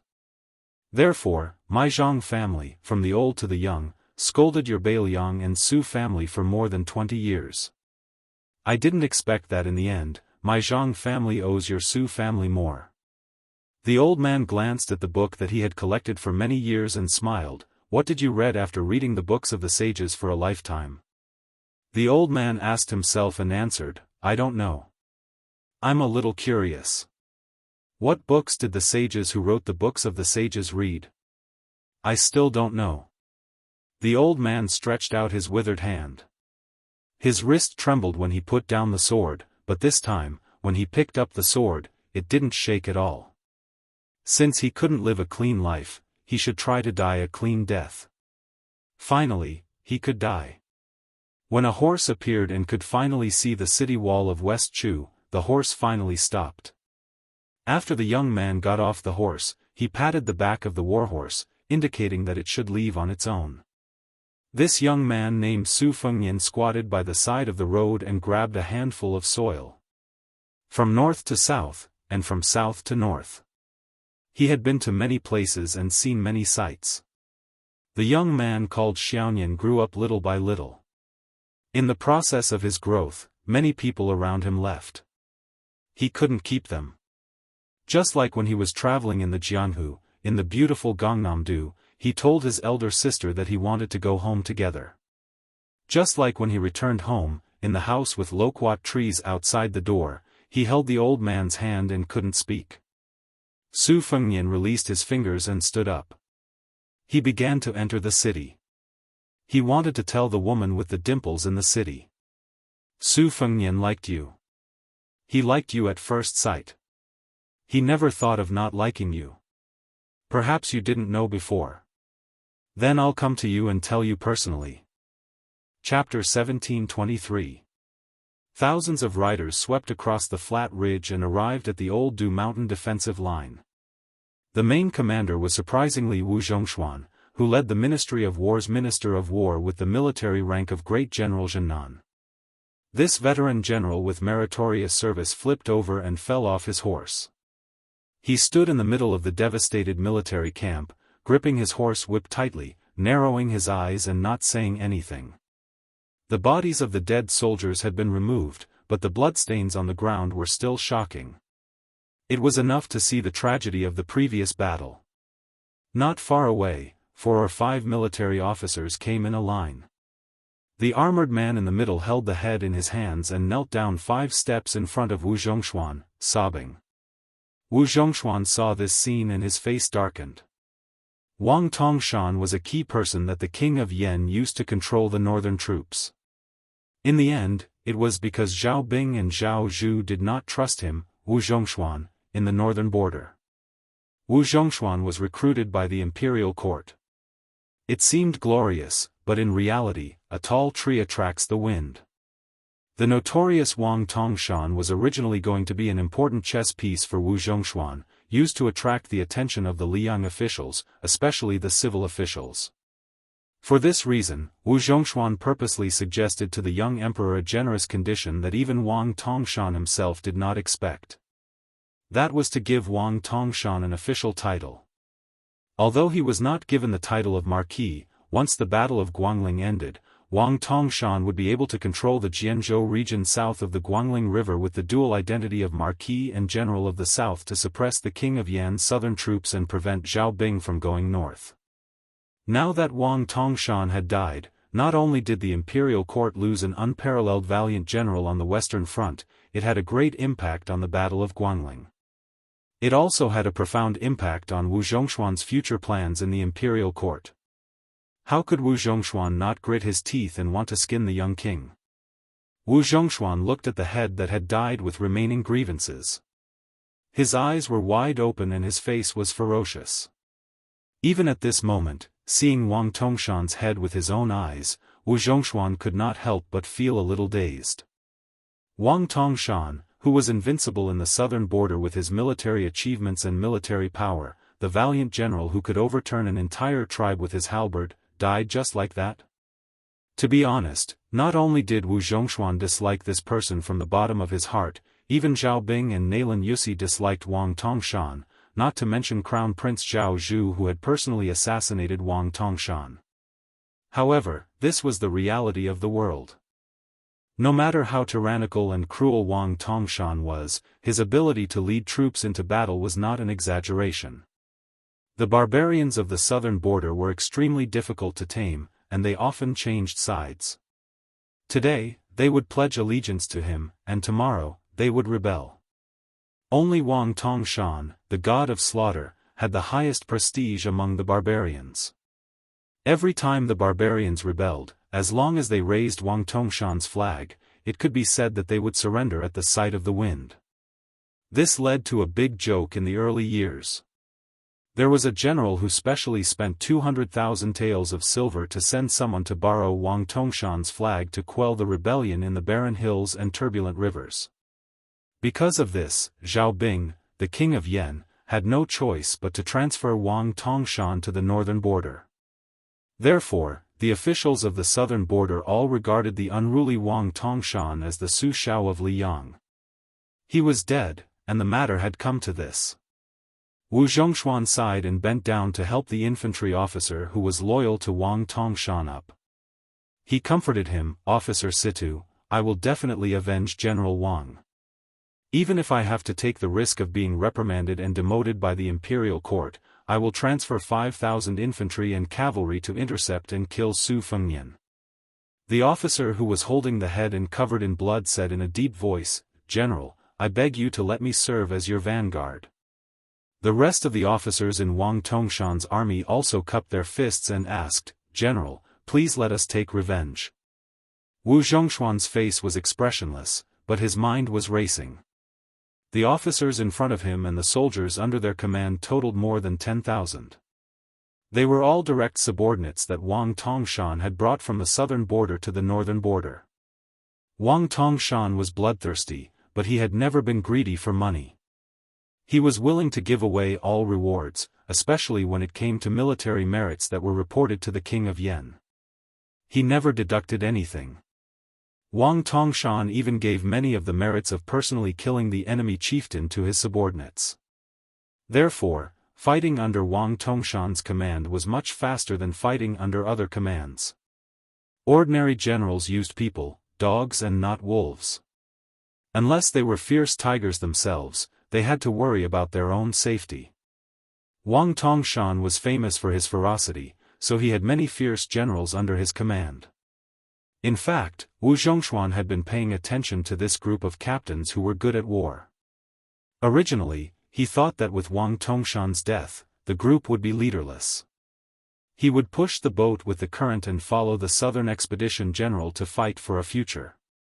But now, it seemed that he might not be able to use them. Wu Zhongshuan patted the shoulder of the infantry officer and pointed his horsewhip at the front line of Laodu Mountain. "As long as you take Laodu Mountain, you can do as you please in Guangling. Not only that, as long as there is news of Su Fengnian's whereabouts, I will immediately inform you. Also, the cavalry of Tanghe and Li Chunyu will do their best to assist you in stopping Su Fengnian." Wu Zhongshuan glanced at Wang Tongshan's head. "As for General Wang, after you take Laodu Mountain, I will submit a memorial to the imperial court. I will only say that your main general died in battle at Laude Mountain. I will definitely ask the imperial court for a posthumous title. The group of officers accepted the order and thanked him. When Wu Zhongshuan left with his troops, he turned his head back to take a look at that military camp, and then said to the personal army commander beside him indifferently, "Pass on a secret order to Li Chunyu, when Old Du Mountain celebrates their victory, let him lead the troops in a night attack. None of the captains with real authority, including Situ Yushan, will be left alive. As for how many soldiers he can gather, it will depend on his own ability. At the same time, tell Li Chunyu that if he does not do his job well, and there is any rebellion among Wang Tongshan's old subordinates, Tanghe will take over." The personal guard commander led a group of elite cavalry and left quickly. At this time, Wu Zhongshuan deliberately slowed down the speed of his horse. He waited until a young man in light armor who looked like a scout approached before he asked, "Young Master Yuan, in your opinion, if the whereabouts of Wang Tongshan are discovered, how many people do we need to send to stop the person who killed Wang Tongshan?" The young man who was called Young Master Yuan by Wu Zhongshuan and not a military official did not have the slightest bit of fear and awe that the other officers had towards Wu Zhongshuan. He said calmly, "Is Wu Shangshu joking? Instead, he is asking this question very seriously." The two expert retainers of Great General Wu both showed undisguised annoyance. They had long been displeased with this young man surnamed Yuan who had joined the army of unknown origins. He had not accomplished anything, but he was extremely arrogant. Every time the great general took the initiative to speak to him in an amiable manner, he would have this half-dead expression. Wu Zhongshuan was not angry at all. He nodded seriously and said, "I'm not joking." The young man who was temporarily acting as a roaming cavalry scout smiled. 3,000 to 5,000 people might not be enough. 10,000 elite cavalry is more like it. Wu Zhongshuan made a sound of agreement. Then, he said doubtfully, "Didn't you say that after Li Chungang returned to the realm of immortals on earth, he only managed to break 2,600 people's armor with one sword at the banks of the Guangling River? Could it be that the battle strength of the current 4 great grandmasters of martial arts has increased explosively compared to the top grandmasters of 60 years ago? Does he actually need 10,000 people to kill him?" However, the young man's words were full of sarcasm. Some things can't be calculated like this. Not to mention how high Li Chuangang's true battle strength is, those martial arts grandmasters who died on the battlefield were all idiots who fought to the death. For example, the Shishu Sword Emperor who was trampled into meat paste by the Su family's cavalry. Before this, the Wu family's 9 swords defeated Beimang's 10,000 cavalry. In fact, they were chased and intercepted until they had no way to retreat. Thus, they had no choice but to stake everything on one throw. Wang Tongshan was known as invincible in Nanjiang, but it was only because there were no heroes that made him famous. Relying on his natural brute force and Vajra physique, he could naturally exhaust all the experts below the realm of celestial phenomenon. Cheng Baishuang and Ji Lu and could not do anything to him. However, as long as they went north, for example, if it was Dong Tai, I reckon that the Peach Blossom Sword God would be able to defeat him with 1 or 2 strikes. To put it bluntly, even if I were to fight against Wang Tongshan and he had the upper hand within 50 moves, Wang Tongshan would definitely die after 100 moves. As soon as he said this, the Southern Expedition General was still considered calm. However, the expressions of the 2 arrogant and conceited retainers changed greatly. The young man said indifferently, "Nanjiang? There's no Jianghu there. The sky is high and the land is vast. It's not the scenery of a small well." This young man who had been quietly fighting in the Eastern Sea's martial emperor city for 2 years had now changed his surname from Jiang to Yuan. He looked into the distance and said, "There's no harm in speaking the truth. At Su Fengnian's realm, as long as he wants to leave, no one can stop him, let alone catch up to him, unless it's Chao Chongqing, Dong Tai, or Tuoba Bodhisattva. Therefore, what I said about the 10,000 cavalry encirclement was actually nonsense." Wu Zhongshuan sighed with emotion. The Jianghu is higher than the imperial court. It's not a comfortable thing. The young man agreed for the first time. One day, where we stand, there will be no immortals or heroes. All the dragons in the Jianghu will be fish in a pond. There was a lake in the northwest corner of West Chu's imperial city. The lake wasn't big, but it was quite famous. Its name was even more interesting. It was called Jianghu.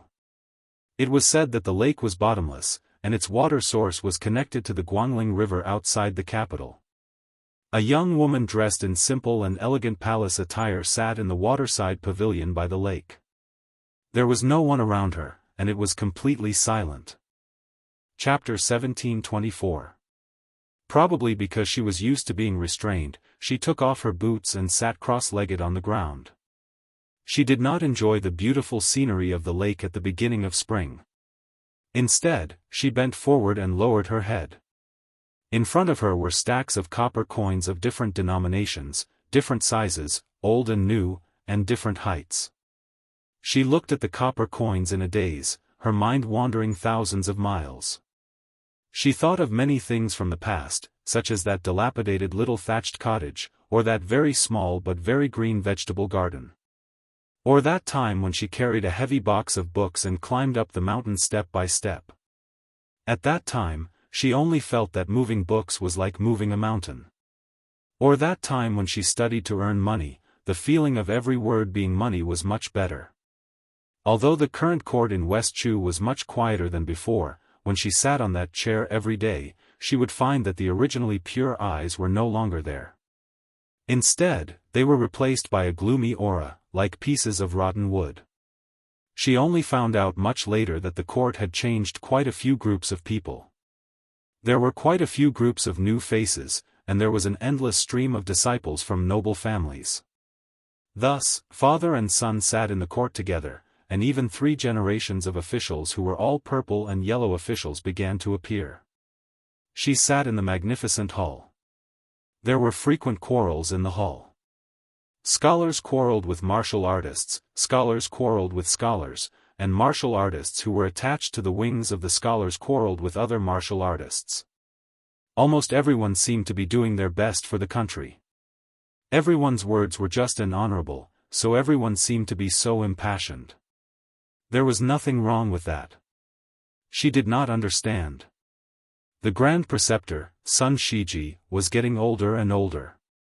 In the last few court sessions, he even had to sit on that royal chair. There were fewer and fewer people wearing the robes of military officials in the hall. One after another, they rushed to the battlefield. One after another, many people died in battle, were posthumously conferred titles, and were posthumously awarded titles. She still did not understand why those people were willing to die so resolutely. Just like how she did not understand why the first time she sat on that chair, those white-haired old people cried so sorrowfully, gratified, and grateful. There were many things she did not understand, but Uncle waiting for the imperial decree said that it was enough for her to just sit there every day. She felt that she could do this, and she told herself that she must do it well. Today, she was sitting here in a carefree manner. At this moment, a flock of orioles flew across the sky above the imperial palace. For some unknown reason, an oriole instantly fell down, and it lightly fell onto the roof of a pavilion with a plop, dripping with blood. At the same time, there was a lake in the Jianghu beside her. There was clearly nothing on the surface of the water, but a string of extremely thin water pillars splashed up, and then it quickly returned to normal. In the past half a month, the eunuchs and palace maids in the palace would occasionally find 1 or 2 dead birds on the road. Some had been pierced through by arrows, some had had their wings cut off by sharp weapons, and even more had been smashed into a bloody mess. What was even stranger was that their emperor had spent most of this half a month sitting quietly by the lake in a daze. At the beginning, there would be elite imperial guard standing guard in the distance, but soon, everyone would inexplicably feel a chill. At first, they mistakenly thought that it was because of the late spring cold. However, every time they left the palace after the night curfew, every time they left the small lake, they would feel much warmer, even though it was already night without the sun. Over time, that small lake, which was always as calm as a mirror, appeared particularly strange, especially when the entire capital began to spread rumors of countless birds falling. Songs began to spread through the streets and alleys, saying that this was the disaster of a woman ruling the country. There were also strange stories with ulterior motives that insinuated that the current emperor was actually a wild fox spirit that had walked out of the depths of the mountains. She had lived for 1,000 years, but she was only wearing human skin. What caused the older generation of West Chu survivors the most grief and indignation was the rumor in the marketplace that Empress Jianghu was actually an orphan girl that Chao Chongqing had casually found on the side of the road. She was only a puppet that was raised to satisfy Chao Chongqing's selfish desire to be the emperor's preceptor. The group of three, led by the head eunuch of the ceremony directorate, arrived outside the waterside pavilion. The three were surnamed Song, 3 generations of the Song family: Song Wenfeng, Song Qingshan, and Song Maolin. Song Wenfeng, Grand Preceptor Sun Shiji, and the state preceptor of the previous dynasty, Li Mi, could all be considered old men of the same generation. Currently, they were in charge of Dachu's subordinate provinces. Song Qingshan was the current Minister of Rites. The father and son could be considered the leaders of the current Dachu literary scene. They were very similar to the two masters of the Song family who had previously dominated the literary scene of the Li Yang dynasty. As for Song Maolin, his reputation had spread far and wide.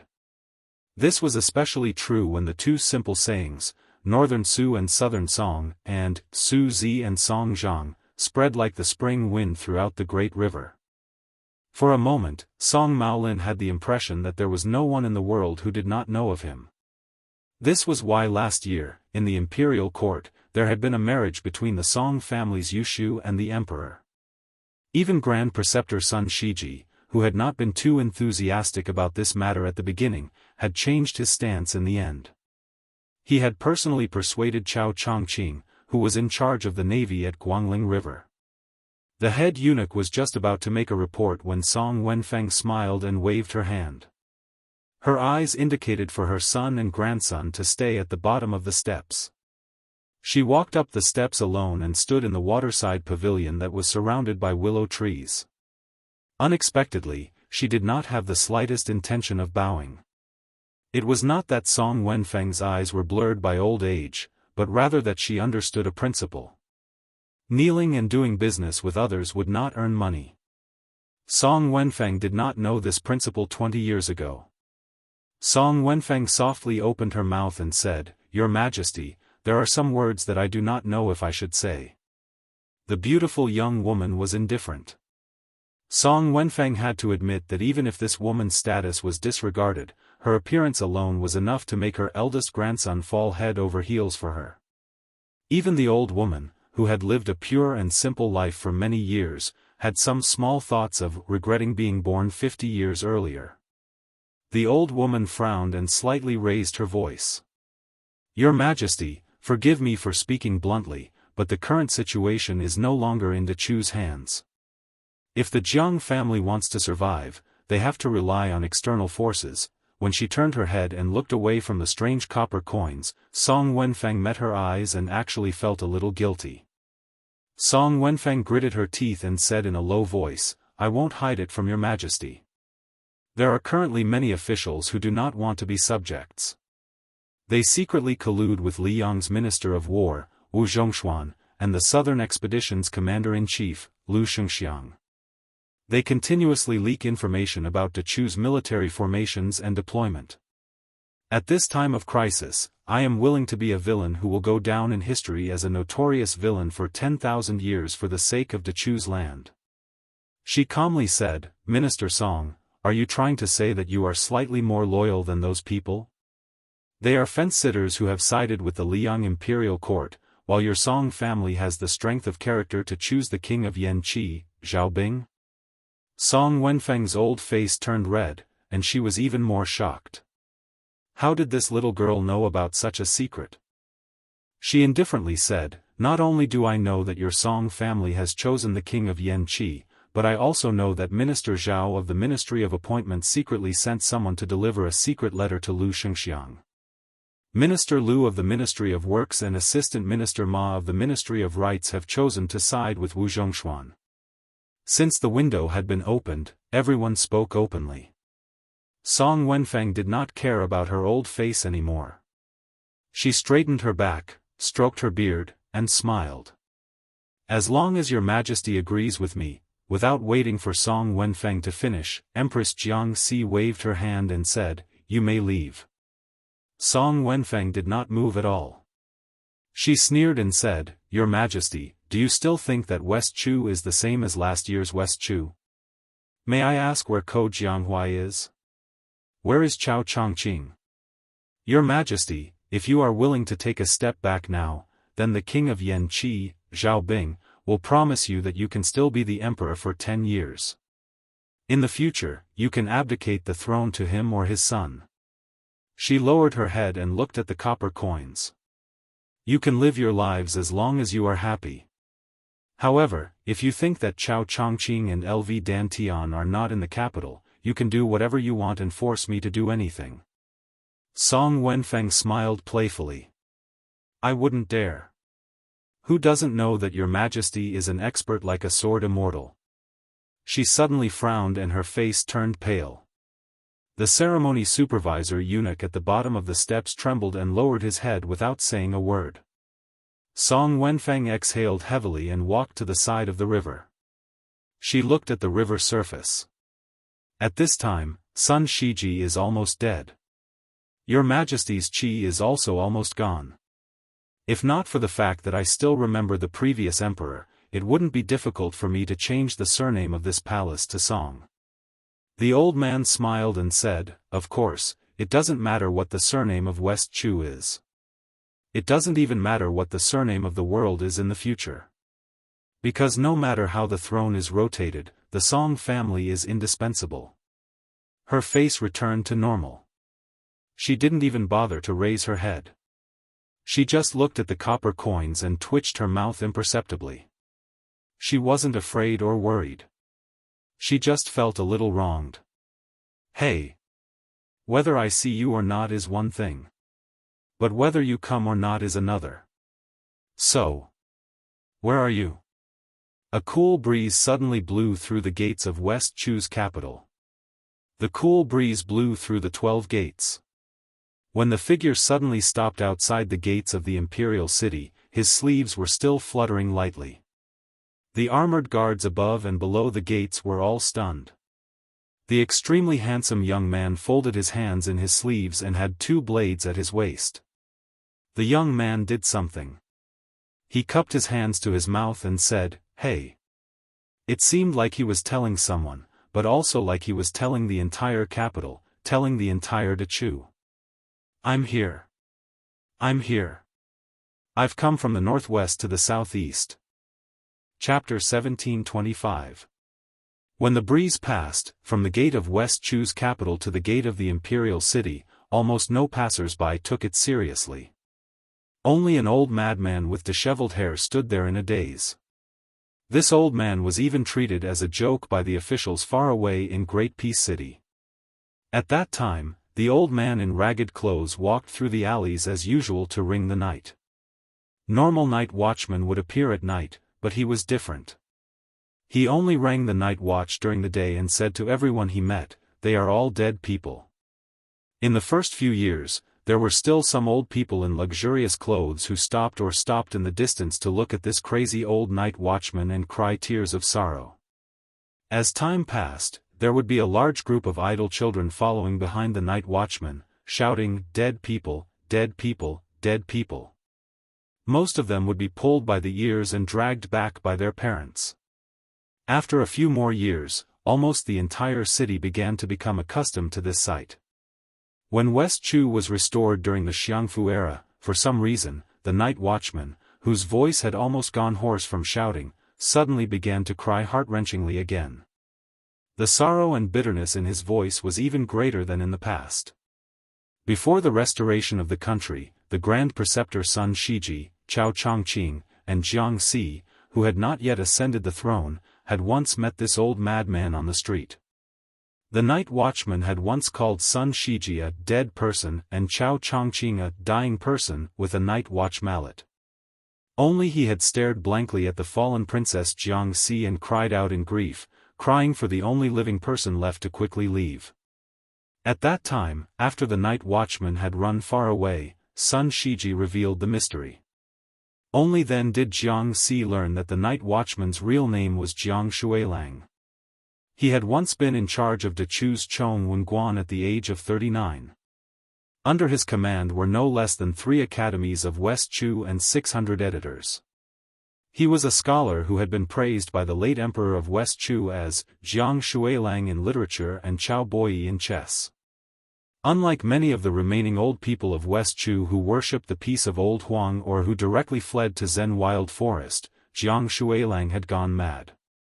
He had gone mad for more than 20 years and had been the night watchman of the #1 city of the Central Plains for more than 20 years. At this time, the old man's turbid eyes gradually regained their clarity, and the gong and gavel in his hands unknowingly fell to the street. The old man suddenly turned around and started running. Even after falling down a few times, he didn't care about the pain and continued running. When the old man finally ran back to the lonely, dilapidated cottage, the old man's eyes began to look blank again. He scratched his head hard and finally squatted on the ground and whimpered hoarsely, like a dog covered in scars. Some of his cries were not from his mouth, but from his heart that was filled with the memories of the past. Clutching his head, the old man stood up with a face full of pain. He staggered into the cottage and rummaged through the chests and cabinets. Finally, he pulled out an arrow from a pile of junk under the bed with great difficulty. The python's skin had long since peeled off, and the strings had long since been snapped. The old man held the arrow in his hands, lost in thought. After an unknown amount of time, the old man slowly exhaled a mouthful of turbid air. After standing up, he moved a small broken stool and sat down in front of the cottage that had no stairs. The old man straightened his clothes and closed his eyes. Then, he extended a finger and dipped it in his saliva. There seemed to be a zither score placed in front of him, but it also seemed to have been flipped open by the old man. Only then did he begin to play the arrow. The song in the old man's heart was called Spring and Autumn.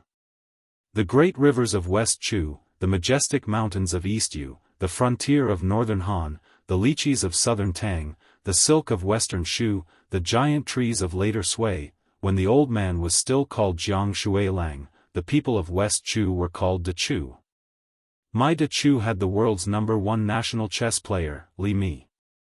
There was the spring and autumn soldier, Yi Baikue. There was Li Chungang, who flew across the Guangling River on his sword. There was Zhao Dingxiu, who was the best scholar in the world. There was Wang Qing, who was the best poet in the capital. There was Chao Chongqing, who was the pride of the Chao clan. There was Sun Shiji, who was dressed in purple and yellow when he was just 20 years old. There was the world's most polite person, Zheng Xianglin. There was Tang Jiahe, who was proficient in all kinds of knowledge. The old man's tears did not stop. Dechu had perished. He was now a lonely ghost in the wasteland of spring and autumn, with nowhere to go. The old man stopped and began to laugh loudly for no reason. Finally, the old man lowered his head and muttered to himself, "I am not crazy." Dechu perished. Some people pretended to be asleep, some pretended to be stupid, and some pretended to be dead. I, Jiang Shuilang, merely drank until I got drunk. The old man carelessly wiped away his tears. He raised his head and gazed into the distance, his fingers trembling.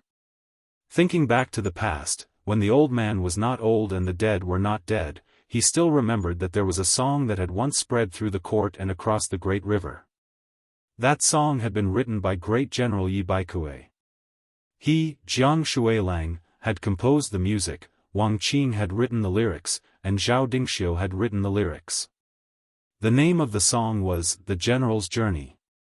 Wherever there was water in a well, there would be people singing it.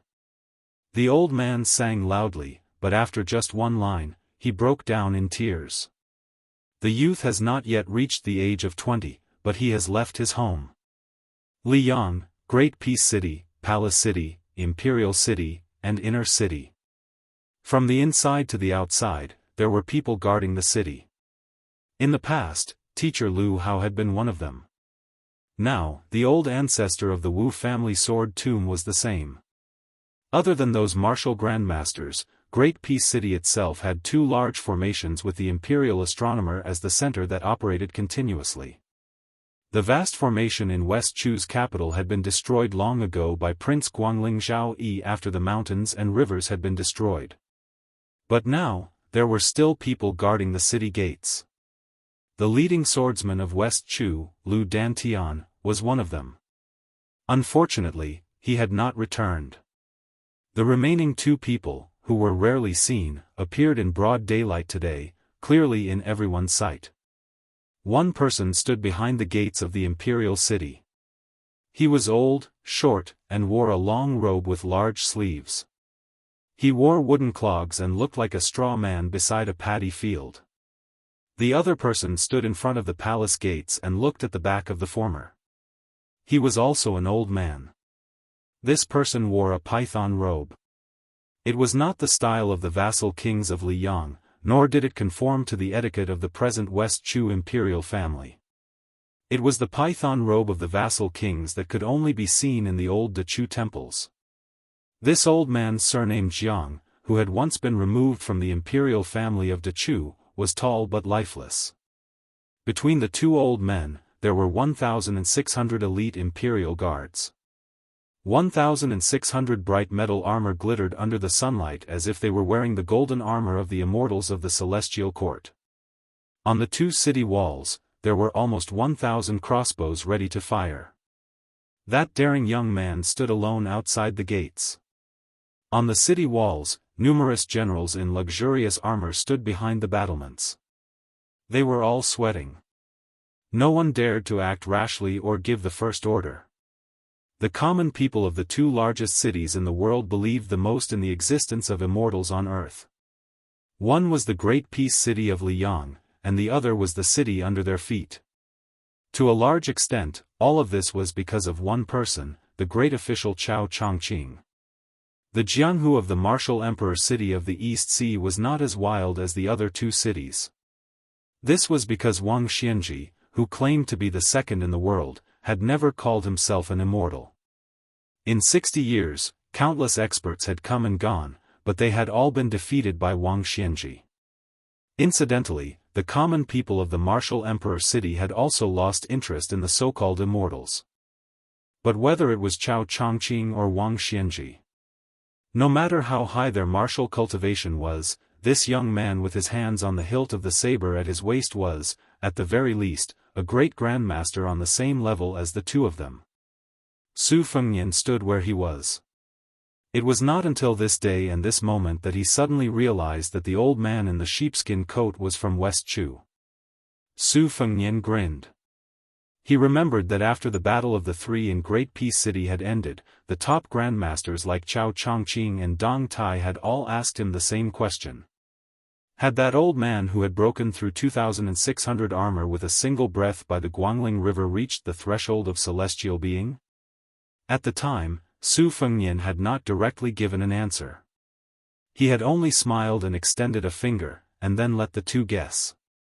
The length of a breath could travel 1,000 li and then 100 li. A breath of sword energy could cause thunder to roll 1,000 li. As long as one had a clear conscience, such as the green-clothed sword god 60 years ago, or the old man in the sheepskin coat who had resolved the knot in his heart 60 years later, one could easily become the number one in the world. Because one was Li Chungang. The Jianghu was so vast, but only one was 3 feet away from the sword in one's hand. The title of being invincible in the world was so important, but only one, Li Chungang, could let it go as he wished, and take it as he wished. Su Fengnian suddenly felt slightly angry. Unfortunately, the person he wanted to vent his anger on was not in this city. At this time, they were probably far away from Great Peace City. Chao Chongqing should not have let you take her away back then. If it was today, why don't you try to pretend to be an expert in front of me again? Su Fengnian put his palms on the hilts of the Bailiang blade and the soldiers of crossing the river, and took a deep breath. The spirit reaches the rainbow. When Su Fengnian gripped the hilts of his blades, in a flash, the grand and dignified gates of the imperial city were crushed under his foot. Thunder roared in the capital of West Chu. The dust of the gates flew wildly. The short, wide-sleeved old man guarding the gates of the imperial city was unmoved. He held his breath, spread his hands in front of him, bent his middle finger, and flicked his fingers. With each flick, the old man, whose sleeves were swollen like they were filled with wind, slid back dozens of feet. Between the thin old man and the tall city gates, two serpents appeared on the old man's fingertips. One black, one white. In the exquisite waterside pavilion by the river and lake to the northwest of the imperial palace, the atmosphere was solemn. He Taisheng, the deputy commander of the imperial guards, dressed in golden armor, stood at the bottom of the steps with an awkward expression. Chapter 1726. Although the sword grandmaster Lu Dantian was nominally the leader of the 4,000 imperial guards and was one rank higher than the 3 third-rank deputy commanders, including He Taisheng, Lu Dantian was only an empty title and didn't really hold any posts. Therefore, the real military power was in the hands of Gu Sui, who He Taisheng was in charge of guarding the palace gate. As for the other deputy commander surnamed Qi, he had long been ostracized and only knew how to drink all day to drown his sorrows. At the beginning of the year, he rarely commanded troops. He Taisheng and Gu Sui were not the same. Gu Sui was the son of an aristocratic family with 2 surviving elders in the imperial court, so he was able to make friends with both sides in the officialdom. On the other hand, He Taisheng came from an ordinary landowning family. He relied on the outstanding military achievements he had accumulated in the past 2 years and secretly relied on the influential officials to climb to this position. The harder it was to come by, the more precious it was. At this time, He Taisheng's feelings were particularly complicated. He felt guilty towards the young female emperor, but there was also a trace of darkness in the depths of his heart that no one knew.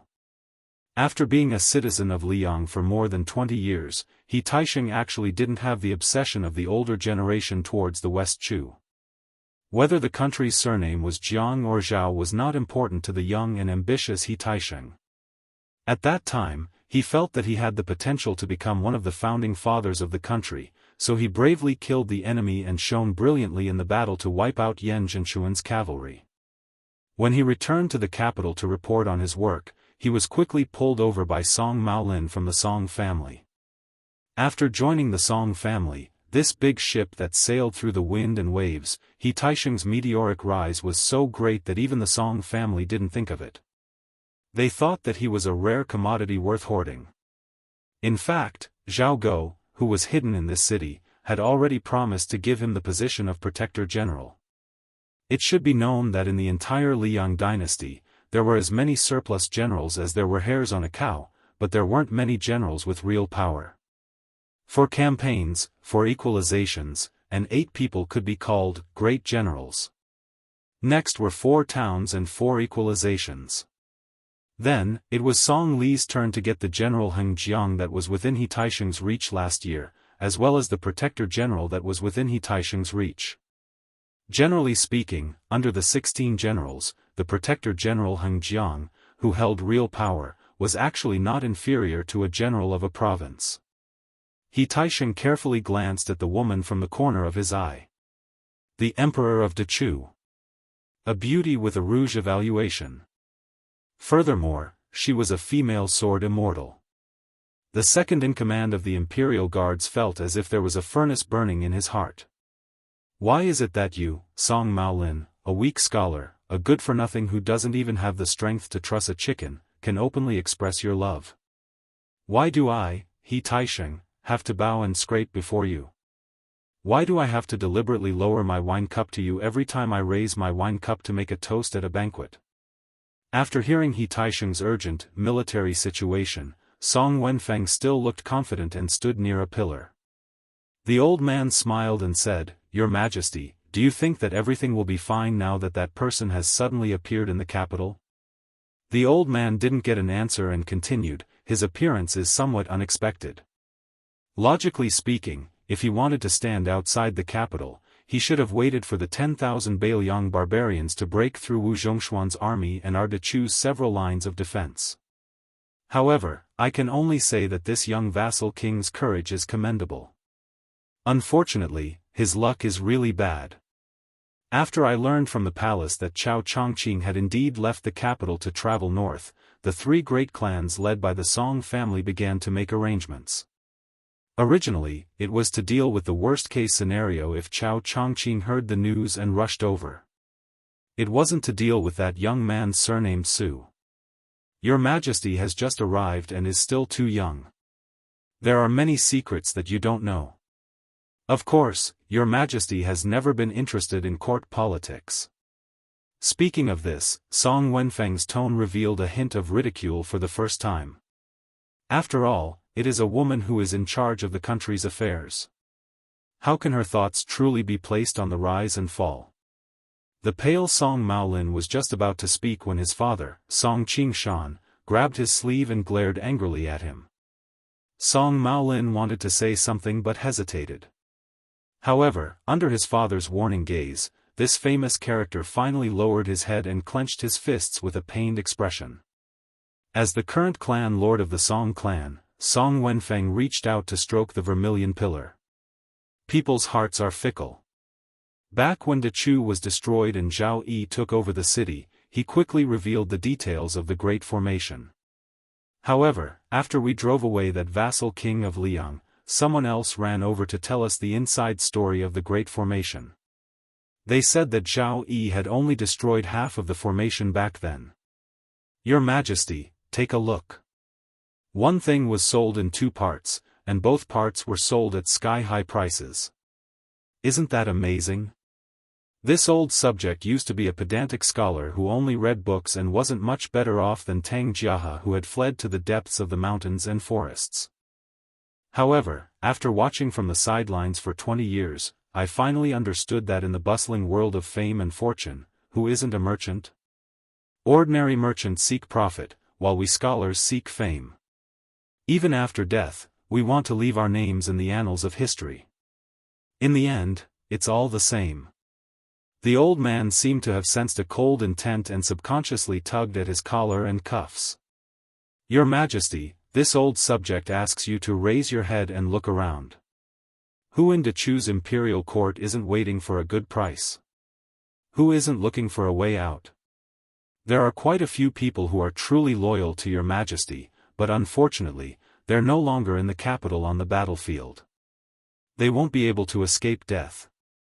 Even if they're lucky enough to survive the battlefield, we won't let them live. I believe the Zhao clan of Liang will be happy to see this happen. Whether it's scholars killing scholars or scholars killing martial artists, they've never killed without spilling blood. The key is to kill them so that they won't be able to make a comeback in the annals of history. At some point, the Empress of Dechu was still sitting cross-legged. However, she was now facing the Jianghu with her back to the crowd. She had also put away the stacks of copper coins she had placed carefully before. Are you trying to scare me? She asked in a childish tone, are you trying to scare me? Song Wenfeng didn't know whether to laugh or cry. This felt like a grass saint had painstakingly written a flamboyant masterpiece. Next to the table stood an illiterate boor who asked how it was written. The boor replied that he didn't understand a single word. She continued, although I don't really understand what you're saying, I'm not scared. She actually had something she didn't say. I was bullied since I was young. Song Wenfeng, who felt like she was playing the lute to a cow, suddenly felt a violent anger.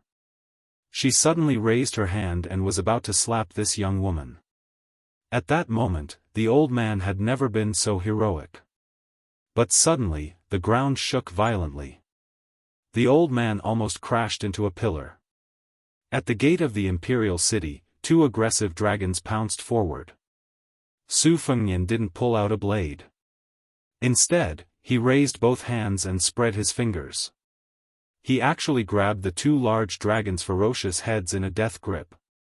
There was an explosion of light between his fingers. The two gusts of astral wind were majestic and fierce. They blew Su Fengnian's hair backwards. Su Fengnian pressed down with both hands. The black and white dragons were like coarse old oxen that had their heads forced down to drink water. Without any strength to struggle, they crashed into the water. Two enormous holes appeared on the left and right sides of Su Fengnian. The holes were as deep as the dragons were long. Su Fengnian looked at the expressionless short old man. "I didn't come to kill people, but don't push your luck." The old man 20 zhang away smiled coldly. He crossed his hands and drew a large circle in front of him. His chi rotated and rippled. In the end, it formed a wide and thick mirror. It was like lifting a basin of water and then removing the basin, but the basin of water was suspended in the air. The old man stared at the young king who seemed to be the leader of Jianghu and said with a fake smile, "This old man is just a ghost in a withered grave. But he still has a knot in his heart. He hasn't had a chance to compete with Cat Han Shengxian, so he still doesn't know who is the real number one in the finger profound realm." In the mirror, the tall buildings were vivid and lifelike. They were like pavilions in the sky, like a mirage, like a fairyland. If one looked carefully, they would see that it was the scene of the entire capital of West Chu. It was exactly the same. The old man stretched out a finger and tapped it gently. He tapped it again and again.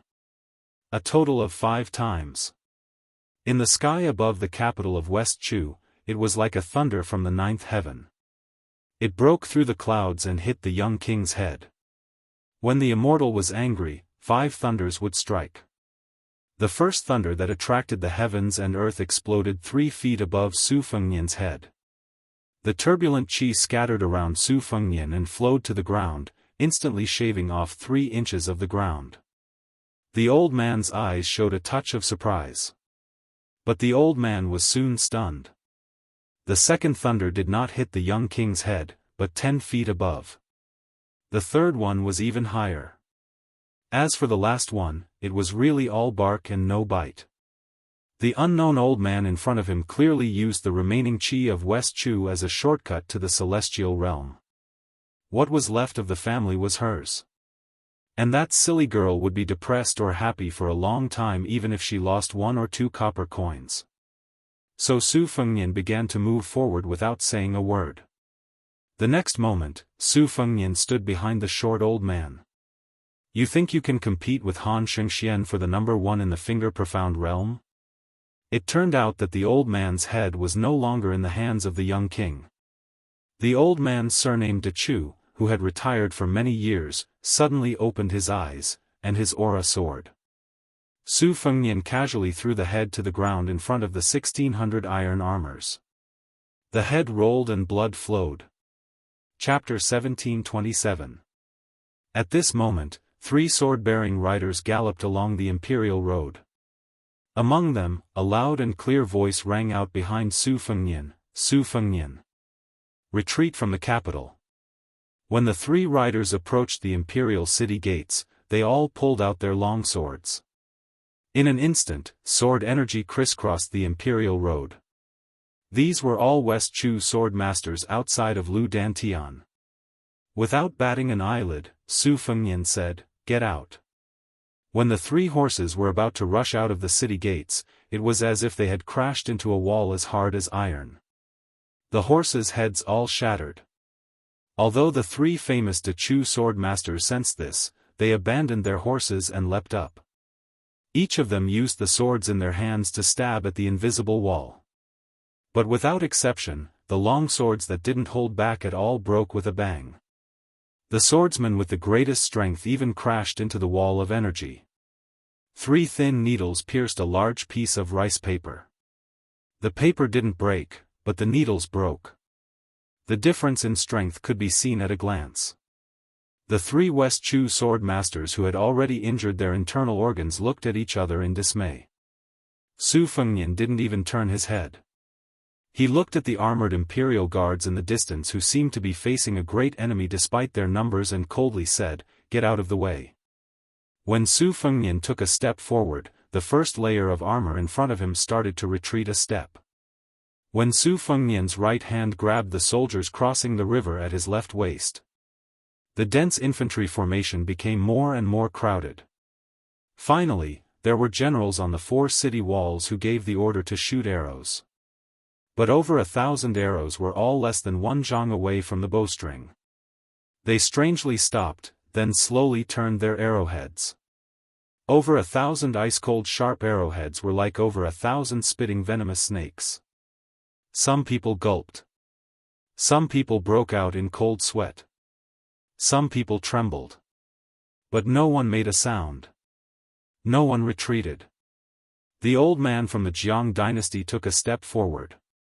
He crushed an item in his hand, then raised his fist and heavily hammered his chest. His originally tall and sturdy figure suddenly grew to a height of 14 feet, which was not something a mortal body could grow to. Golden light flowed. Looking at this familiar scene, Su Fengnian felt as if he was standing in front of the Imperial College again. He said in a deep voice, "Damn you." The heavenly court war god raised his arms in front of his head. Su Fengnian's figure flashed past the armored infantry formation, and the river-crossing pawn in his right hand slashed at the golden giant's arm. The latter rammed open the gate of the palace. When Su Fengnian walked through the door, the golden giant who was kneeling in the dust stood up straight and said loudly, "Again." Su Fengnian disappeared in a flash. The golden giant retreated again, leaving a deep trench in the hard ground. This time, there was no need for the golden giant to remind him. Su Fengnian had already smashed the indestructible golden body condensed from West Chu's luck into the ground with his saber. Su Fengnian raised his saber and walked forward. Behind him, gravel sputtered from the pit, and golden light shot out. The giant ran towards the back of the young man with large strides. He was as fast as lightning, and every step he took shook the ground. Su Fengnian's left hand held the Beiliang saber on his right waist. In fact, this cold saber had already been broken in the battle with Chen Zhibao at the Guangling River, and the river-crossing pawn had also shown slight cracks. In that battle, Su Fengnian had stabbed Chen Zhibao. The price was his shoulder being hit by the plum wine spear that had turned purple. Su Fengnian turned around and slashed with his left hand. Half of the cold saber was like the crescent moon at night. The golden giant's head was not cut off. Instead, he was sent flying, and his entire body crashed into the city wall. This giant, who was comparable to the great Vajra realm of Buddhism, used both hands to pry open the city wall and was about to break out to continue the battle. Su Fengnian leaned forward, held his saber with both hands, and rushed forward. Near the Jianghu waterside pavilion, news kept coming in. He Taisheng's expression became more and more serious. Song Wenfeng's expression was uncertain. The young empress did not seem to care about the fierce battle over there. She looked at the dead still water surface, and occasionally a water column splashed up. Perhaps no one noticed a detail, and that was that the water level of this small lake had risen by more than 10 feet in just half a month. However, because the eunuchs and palace maids were new to West Chu, they did not know about the past. They only thought that it was normal for a small lake to be like this after spring. She rested her chin on her hands and stared into the distance. The lush greenery was full of vitality. This time, it was her turn to sneer. "Why, are you afraid?" Song Wenfeng sneered. "Does your majesty really think that the king of Beiliang can escape unscathed? Do you really think that you can escape with him?" It was a beautiful season with long grass and flying orioles. However, an oriole fell into the lake for some reason. She muttered in a voice that only she could hear, "I'm not leaving." Song Wenfeng said sternly, "Jiang Si, don't forget that you were born as a member of the Jiang family of Dechu. Even if you die, you should be a ghost of the Jiang family of Dechu. You can die anywhere in this world, but you can't die in Beiliang. That is not a place where you, Jiang Si, can rest in peace." Song Wenfeng was so angry that she laughed. She turned to stare at the young woman. Huh, this is the biggest joke in the world. The eldest son of Su Shao wants to rescue the emperor of the Jiang family of Dechu from this cage? Your Majesty, I, Song Wenfeng, ask you one last time as a subject of Dechu. Even if no one in Dechu stops you, do you dare to leave with him? How can you face the ancestors of the Jiang family? At this moment, an unfamiliar but warm voice sounded not far away. Old bastard, can you shut up? Song Wenfeng felt as if she had been struck by lightning. She didn't dare to turn around immediately. Song Qingshan and Song Maolin weren't much better. The deputy commander of the Imperial Guards, He Taisheng, was sweating profusely. The young man who had finally arrived was travel-worn.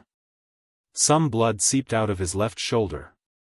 So he subconsciously wiped his left shoulder. He was like a farmer working in the fields.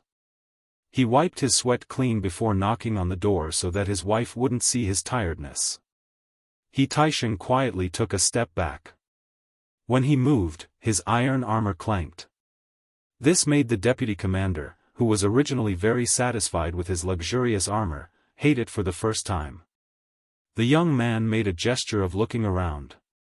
Then, he purposely didn't look at the elegant Song family playboy.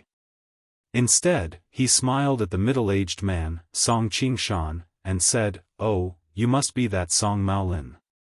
You look like a dog." Song Qingshan and Song Maolin's faces turned ashen at the same time. Song Wenfeng narrowed her eyes. It was impossible to tell what she was thinking. As expected of an old fox who had experienced ups and downs in the officialdom for most of his life. Su Fengnian stretched out his finger and hooked it at the middle-aged Song Maolin, in his eyes. "Song Maolin, you brat. Stand up. I want to talk to you." Song Qingshan was extremely angry. He angrily rebuked, "Su Fengnian, how dare you? This is my Dechu's capital." There was a slap. Song Qingshan, who had been slapped, flew out and landed heavily on the ground a few feet away. He twitched twice, and then it was unknown whether he was dead or alive. The real Song Maolin was just about to speak when he was slapped in the same way. A certain person even muttered, "Motherf ***, his looks are worlds apart from mine. He dares to come out in broad daylight and pretend to be a ghost to scare people." In the waterside pavilion, her back was facing them. Her shoulders seemed to secretly move a little. Su Fengnian, whose gaze had been fixed on her, smiled knowingly. Seeing her, even if it was just her back, made him very happy. He Taisheng, who didn't dare to breathe loudly, looked down and turned a deaf ear to the tragedy in front of him. Unfortunately, he was still kicked by the unreasonable young man. He was kicked into the air like a shrimp and broke into a thick willow tree. He spat out a large bowl of blood before fainting. Su Fengnian walked up the stairs step by step. Song Wenfeng retreated step by step. Only when he leaned against the pillar did he realize that there was nowhere to go. Su Fengnian pushed his head hard against the pillar. This secondary first-rank official, who was in charge of the province under Dechu, suddenly rolled his eyes and fell limp to the ground. She faced Jianghu, and he had his back to Jianghu. He tried to be as calm as possible and said softly, "Have you seen enough? If you have, then come with me." She was silent. He continued, "If you haven't seen enough, I can wait." She still didn't speak. After reuniting, the two were speechless for a long time. Su Fengnian repeated his previous words, but raised his voice, "Come with me." But she still didn't speak. Su Fengnian lowered his voice, "Okay?" Jiangxi, who was no longer the pitiful servant girl in Bailiang Palace, raised her head slightly and said emotionlessly, "They don't know." "Don't you know?"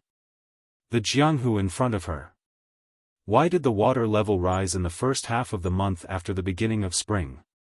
Why did birds often fall from the sky outside the capital?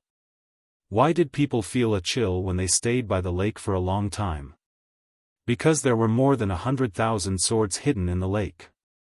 They flew thousands of li from all over the world and landed in the small lake one after another. She said slowly, I've already asked Grandpa Lu to return the sword case to you. She didn't know if he really didn't know or was pretending not to know. He said softly, I received it. I'm waiting for you to go back and get it. She said flatly, you can go. He said, I won't bully you anymore. He grinned. Really? She was silent for a moment. You can go. Since I didn't go to the West Wall, I won't leave here for the rest of my life. If you don't go, either I die, or you die. She suddenly stood up, still facing the small lake. As she stood up, so did the 100,000 real swords in the lake. The world was full of sword energy. She said angrily, you can go. Su Fengnian sat quietly by her side, looking at the pair of boots that she had placed in a crooked position. He bent down to arrange them neatly. When he bent down, he sniffled, his face full of tears. She couldn't see. Chapter 1728. After the Lake of Swords came out of the water, they piled up into a mountain, just like the island of Tianma Mountain in the center of the Spring God Lake. The tip of the swords pointed to the waterside pavilion.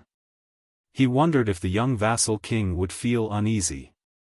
From the beginning to the end, the Empress of West Chu, who had never looked at him, looked up and stared blankly at the famous swords, long swords, ancient swords, and new swords that she had borrowed from all over the world.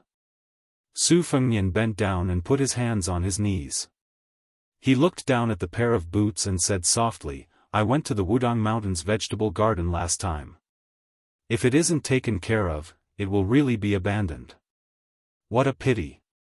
Last year, on New Year's Eve, I had people put up a spring festival couplet in your house on Mount Qingliang. I kept the things inside for you, but I didn't let anyone touch it and locked the door. Think about it, it hasn't been cleaned for so long. How dirty would it be?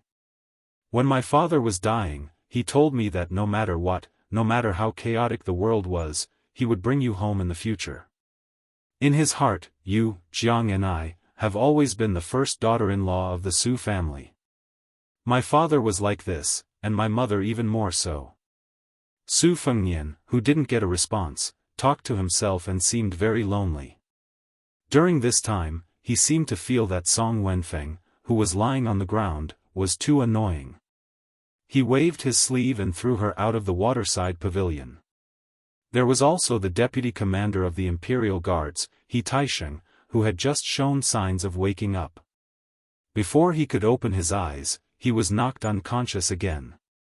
If you feel that as the Empress of West Chu, you can't feel at ease if you just leave when the country is in danger, I can understand.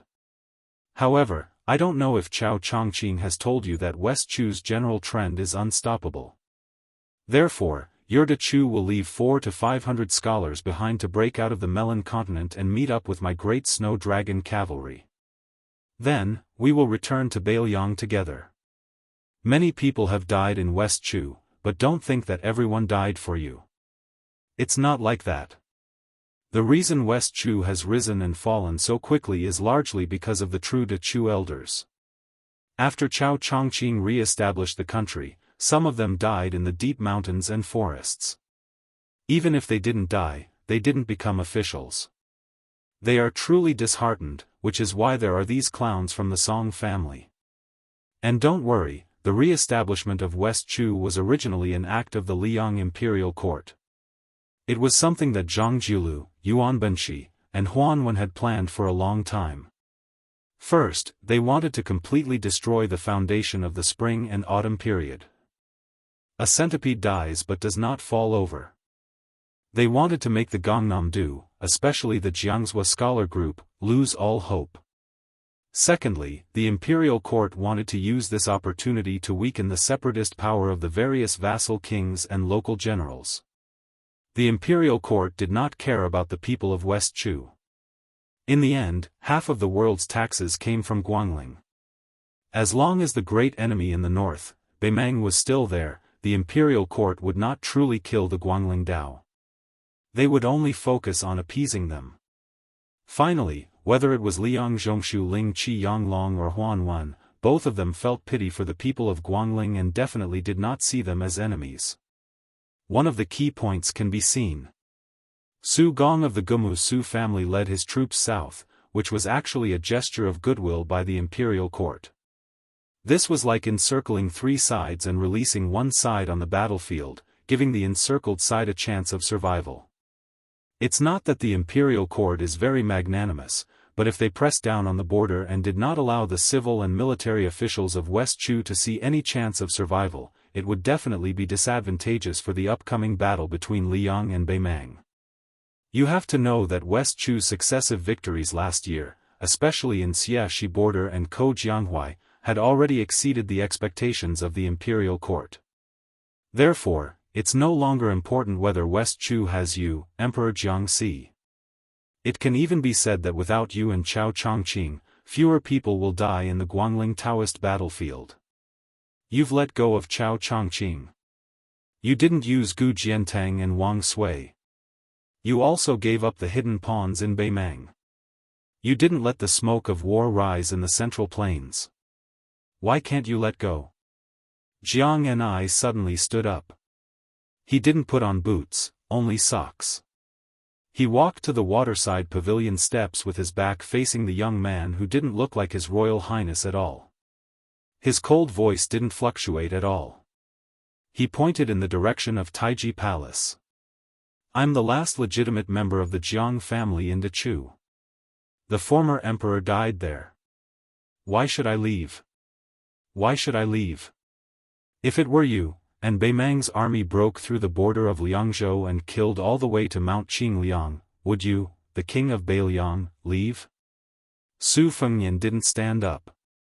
He looked up at her back. I won't leave, but you, Jiang and I, can. If you don't leave, I'll tie you up and leave. Jiang and I sneered. You're indeed the king of Beiliang who has 300,000 iron cavalry. Not only did you kill in Liang's capital, but you're also so domineering in Dechu's capital. She slowly turned around and suddenly said angrily, but Su Fengnian, don't forget that I'm no longer the maid from Mount Qingliang who can be bullied by anyone. I, Jiangxi, am the emperor of Dechu. I, Jiangxi, am also the master of all the swords in the world. In an instant, tens of thousands of swords shot out. An exquisite and historical waterside pavilion by the lake turned into a pile of ruins. Dust flew in the air and settled down. There was only a small section of the bench left, and Su Fengnian sat there motionlessly. Beside his feet, her pair of boots were spotless. The ground around Su Fengnian was filled with hundreds of swords that were stabbed in all directions. Sword qi lingered around them. Among them, the qi was as old as an old man, as lively as a budding young girl, as vigorous as a northwest soldier, as fierce as a fierce general on the battlefield, as graceful as a lady from a noble family, as lofty as a mountain and impregnable pass, and as deep as a boundless sea. Chapter 1729. Su Fengnian said softly, I've already reasoned with you, but you won't listen. Today, either you come with me, or I'll stay here and wait for you to come with me. I don't care if you're Jiangxi or Jiang and I don't care if you're the emperor of West Chu or a servant girl of Mount Qingliang. Su Fengnian grinned, but it was not frivolous, only mournful. In any case, you've already gotten used to my unreasonableness. Just get used to it again. Jiang and I, one of the 4 Rouge appraisers, was up against Su Fengnian, one of the 4 martial appraisers. Between these two people who had a grudge against their country and their families, there was the height of the temple and the distance of Jianghu. Su Fengnian patted his clothes and slowly stood up. The 100,000 swords in the lake immediately buzzed and trembled. Even though Jiang Ni's internal energy had been sealed by the Song family's medicine, the 3 generations of scholars of the Song family could not imagine that the innate sword embryo Jiang and I, who even Li Chungang admired, had made rapid progress on the path of the sword. With a thought, with a will, it was a combination of flying swords and willpower. The murderous Jiang and I seemed to be too angry. Her body trembled, and those 100,000 sword mountains that seemed to have flown in from the heavens also began to shake violently. She stared at that young man and said through gritted teeth, "You really will die." Su Fengnian nodded and said, "I know. You've been thinking about stabbing me to death for many years." Jianghu suddenly raised her hand, and the 5 flying swords seemed to have received an immortal's edict. They immediately left the sword mountains and flew over, nailing themselves into the ground beside Jianghu. Su Fengnian, who was standing in his original position, had already torn his sleeves. Jianghu seemed to still be angry. Her 5 fingers trembled, and the 100,000 swords began to fall down the mountain, flying between her and Su Fengnian in a daze. She said with a trembling voice, "You want to die and to choose capital that much?" The scoundrel opposite her actually smiled and said, "Guess?" It was as if all the grievances that she had accumulated for a lifetime had exploded in an instant. Her eyes were red, and she reached out an arm to the side, holding a flying sword that appeared in her hand with the force of a thunderbolt. At the same time, the sword mountains slowly moved, and finally hovered in the air above their heads, covering the sky and the sun. The light was dim, she finally could not see his face. Only heard her angrily shout, "Su Fengnian, are you going or not?" She heard his voice, "I'm not leaving."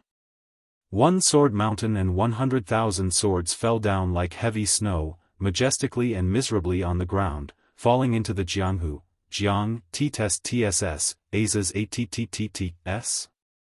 He muttered to himself, and no one could hear him. "In the past, I always bullied you. I liked to go to your room in the middle of the night and play tricks. I liked to suddenly climb out when you were drawing water from the well. I liked to throw snowballs at you when it was snowing. I liked to hide in a tree and wait for you to pass by to scare you. I knew you felt wronged and angry, but, if I didn't bully you in those years, you wouldn't have bothered with me." Then he heard a sobbing voice. In that moment, he closed his eyes, his face full of pain. "Su Fengnian, you forced me to do this." The sword above Su Fengnian's head turned to dust. But between the two of them, a flying sword flew past. A sword pierced his chest. The flying sword was not fast. But he did not dodge. In those years, Han Shengxian wanted him dead, Lu Haoshi wanted him dead, Wang Xianji wanted him dead, and the imperial astronomer wanted him dead. No matter how arrogant those opponents were, he, Su Fengnian, would never resign himself to death. He would only fight with his head held high, and win. The sword pierced his chest. This sword could not even compare to Qi Jiajia's sword, could not compare to Beimang's Huangqing's sword, could not compare to the swords of many people. But that sword, half was left in front of him, the other half was exposed behind him. At this moment, there was once a pair of man and woman in such a miserable state. Li Chungang and Lu Pao. She stood there in a daze. Su Fengnian opened his eyes, blood seeping from the corner of his mouth. He raised his arm, as if he wanted to reach out and grab something. But in the end, he only lightly grasped the hilt of the sword and gave her a deep look. This travel-worn young man, who had rushed from Bailiang to Guangling, turned around, slowly pulled out the sword pierced through his chest, and casually threw it far away. He covered his bleeding chest and did not speak. He had traveled thousands of li, from the desolate border to the beautiful mountains and clear waters. His clothes had long been wrinkled, his boots worn out. He had thousands of words to say, but in the end, he did not know where to start. To this world, it was like the young man who had crossed the river on the chessboard. He picked up the pawn and slowly wiped his palm across the blade. The pawn drank blood like a person drinking water, not leaving a single drop behind, all of it seeping into the blade. He squatted down and placed the pawn near the pair of boots. If someone bullies you in the future, break this blade. Even if I am thousands of li away, I will rush over in an instant. He paused for a moment, then said hoarsely, even if I am already dead at that time, I will come from the netherworld to the world of the living to see you again. Then he stood up and shouted to the heavens and earth, whoever dares to kill Jianghu, I, Su Fengnian, will kill him. When he finished speaking, he raised his arm to cover his eyes and did not put it down for a long time. He took a step forward and disappeared in a flash. Her hand was still stretched out in the distance, as if she wanted to grab something. Her face suddenly turned snow-white, her other hand covering her mouth, but scarlet blood still seeped out from between her 5 fingers. But that hand that wanted to grab something was not willing to put it down. She really wanted to turn her head. She really wanted to see a smiling face. She wanted to see a guy who had been expressionless for many years smiling at her. She turned her head. He was not here. Chapter 1730. In the night, the capital of West Chu was ablaze with lights. Some people were happy while others were sad. The gates of the palace, which had already been locked during the night, opened one by one. A carriage that did not conform to the rules and etiquette slowly drove in. A withered old man without an official's robe stepped out. The new head eunuch of the ceremony directorate was about to go forward to support him when he was waved away by the old man. The old man followed the head eunuch of Dachu, who had inexplicably become the #1 eunuch in Dachu. The latter felt uneasy. He didn't know why the old Grand Preceptor insisted on visiting the palace in the middle of the night to have an audience with the emperor. He also didn't know why the emperor wanted to meet the head of the secretariat in Taiji Palace. The gates of Taiji Palace were wide open. Sun Shiji struggled to walk up the steps. The lights in the palace flickered. The old man could faintly see the figure of the emperor. The head eunuch felt a heavy atmosphere like a storm was coming. The emperor of Dachu did not sit high on the dragon chair to wait for the old man. She did not walk out of the palace to welcome the stabilizing force of the Dachu dynasty. She stood behind the threshold of the palace, wearing a dragon robe. Her hands were behind her back. She had an arrogant attitude that kept people 1,000 miles away. Sun Shiji stopped a dozen steps away from the door of the palace and gazed at her. The old man's weathered face became increasingly bitter. It was not only because of the insidious assassination attempt that had occurred in the manner of the head of the secretariat. It was more because the woman in front of him had for the first time openly shown her resistance. It made the old man feel both discouraged and guilty. After the head eunuch bowed and retreated far away from the palace, Sun Shiji slowly said, "Your Majesty, the Song family has let down Dachu. They have let down the scholars of Dachu. I, Sun Shiji, am blind. I cannot absolve myself from the blame." The woman with her back to the lights in the palace interrupted Sun Shiji. "As an official, shouldn't you kneel in front of the ruler of a country?" The old man, whom even the previous emperor of Liang treated with respect, did not become angry. On the contrary, he felt relieved. Sun Shiji patted his sleeves and knelt down without hesitation. "I, Sun Shiji, head of the Secretariat of Dachu's Ministry of Secretariat, greets your Majesty." She sneered and said, "Tonight, the head of the Secretariat did not wear official robes and entered the palace to meet the emperor.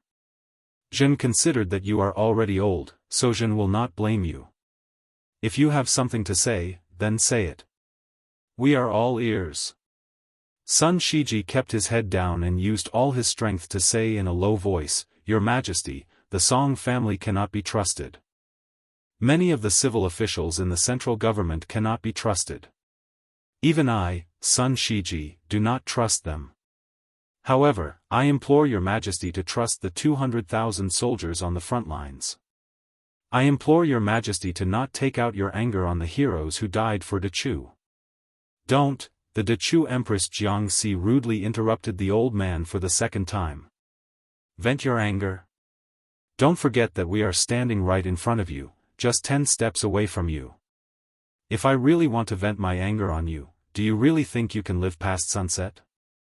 She raised her voice, "The Song family is blind, but I can tell you, Sun Shiji, even if there is no Chao Chongqing in the capital and no imperial guards loyal to me, I can still kill all the traitors who dare to betray the Jiang family of Dachu." Sun Shiji's palms were pressed against the cold ground. His hands were cold, and his heart was even colder.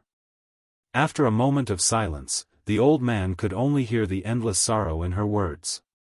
I have 100,000 swords. They were originally used to kill the Liang army, not the people of Dachu, and definitely not. The old man could no longer hear what she said after that. Sun Shiji knelt there, speechless. The door suddenly closed. Through the door, the Dachu Empress sneered and said, "You can leave." Sun Shiji, please rest assured. Dachu, please rest assured. Since I am the daughter of the previous emperor, I will die in the palace like the previous emperor. The old man stood up with difficulty and looked at the door. The head of the secretariat, who had been refused entry, turned and left. He walked down the steps of the Dan Emperor carved with golden dragons and auspicious clouds. The submissive eunuch of the ceremony directorate stood there quietly like a night owl, waiting for a long time. This old man, who had been able to enter the central government of Dachu when he was just 20 years old, only now realized that the number of times he had taken the initiative to talk to eunuchs could be counted on one hand. The old man laughed at himself. Tonight, he still did not open his mouth to exchange pleasantries. He left the palace without saying a word. In a secluded little courtyard where the lights were waning, she sat alone on the threshold wearing a dragon robe. A pair of rough brocade boots were neatly placed beside her feet, and a knife was placed horizontally across her knees. She lowered her head and took out the copper coins that she had treasured for many years, placing them from one end of the scabbard to the other. She was regarded as the owner of Dachu's empire, but she had always felt that the only thing that truly belonged to her was these copper coins. The two seniors that she trusted the most in her life, the old man wearing a sheepskin coat and the uncle waiting for the order, both regarded her as a rare genius in the way of the sword. However, during the last and only time that she traveled with Li Chungang in Jianghu, she was always unwilling to practice swordsmanship with Li Chungang. 60 years ago, many Jianghu masters yearned to receive a few words of advice from Li Chungang. She did not know why, perhaps because she had seen that person practice the knife and felt that it was too difficult and too frightening, so she did not dare to practice swordsmanship. She only knew that she was timid. She had been timid for so many years and had been bullied for so many years. Why did she have to practice swordsmanship when she could easily study and earn money? In fact, there was one thing that she did not dare to admit at that time. What if one day she really became an immortal on Earth after practicing swordsmanship? Would she really stab him to death? No matter how rebellious the old bastard Song Wenfeng was, there was one thing that he said that reflected the thoughts of many old people of Dachu. That was, even if Bailiang was the place where Jiang and I lived, it was definitely not a place where she could rest in peace. The Su family and the Jiang family were not ordinary neighbors who clashed with each other. Instead, the Su family's cavalry trampled Dachu's mountains and rivers. It was Su Shao who personally forced the Dachu's late emperor and Dachu's empress to death. It was Su Fengnian's father who personally killed the parents of the new Dachu's emperor, Jiangxi.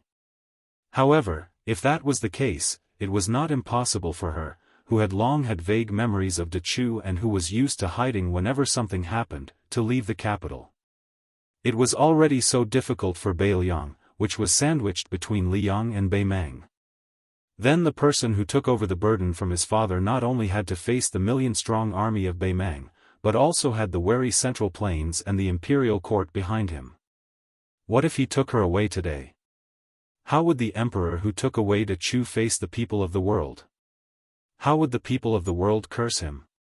In the first battle, the Bailiang cavalry had already lost more than 100,000 men. Would the Bailiang cavalry, who could have died a heroic death on the battlefield of Liangmang, have to die just because of a fox spirit like her, who could bring disaster to the country and the people? Could he really not feel guilty about this? Chapter 1731. She was a coward who was very afraid of taking responsibility.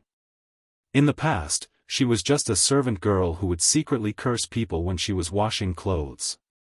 Even if she could be heartless and not care about anything, pretending to be at ease behind you, Su Fengnian, there would be no place for you to feel at ease. She knew that in the territory of Dachu, in the past 20 years, many common people had privately said that the reason for the destruction of Dechu was because of her mother, whose face she had long forgotten. Otherwise, how could the magnificent Dechu, with its wise ruler, gathered civil officials, generals skilled in battle, and common people living in peace and happiness, lose to the barbarian Liang in the north, who didn't even know the etiquette between ruler and official? She didn't want to believe this, but sometimes she was still afraid. She was afraid that she would become his femme fatale. If it was 3 years ago, when she didn't understand anything, when she only felt that a man and a woman should be together as long as they liked each other, she would have left with him.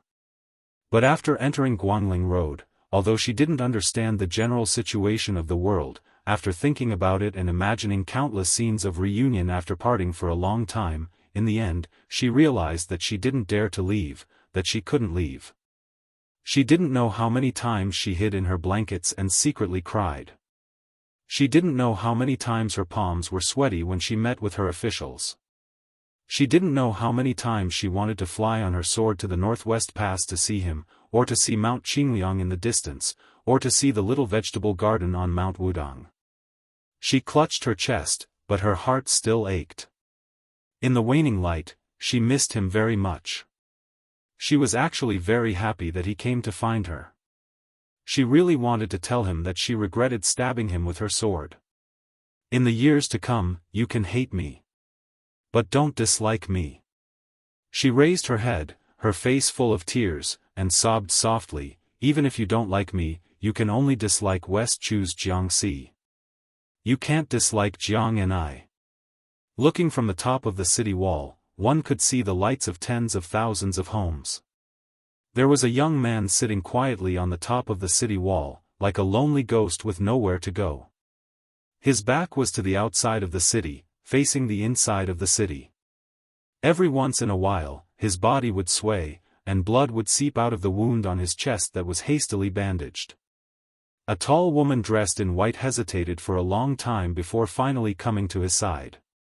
She said sadly, "Why bother?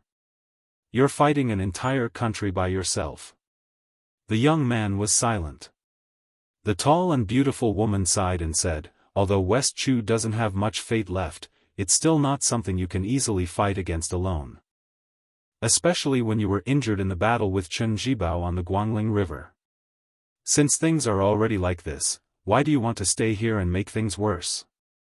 In the eyes of a Qi refinement warrior, she could see the giant pillar of providence that stood in the center of West Chu's capital city. White flood dragons were constantly separating from it and pouncing on her, crashing into her body. This was West Chu's true killer move against the Earth Immortals. As for the 2 city guards, they were not even worth mentioning. The young man was still looking at the distant palace city. He said calmly, "Tantai Pingjing, actually I know that according to fate, there are actually 2 people whom the heavenly axiom hates to win against Su Fengnian. Other than Xie Guinying, who raised a flood dragon in a bowl, there's also you, the sect master of the Guanyin sect."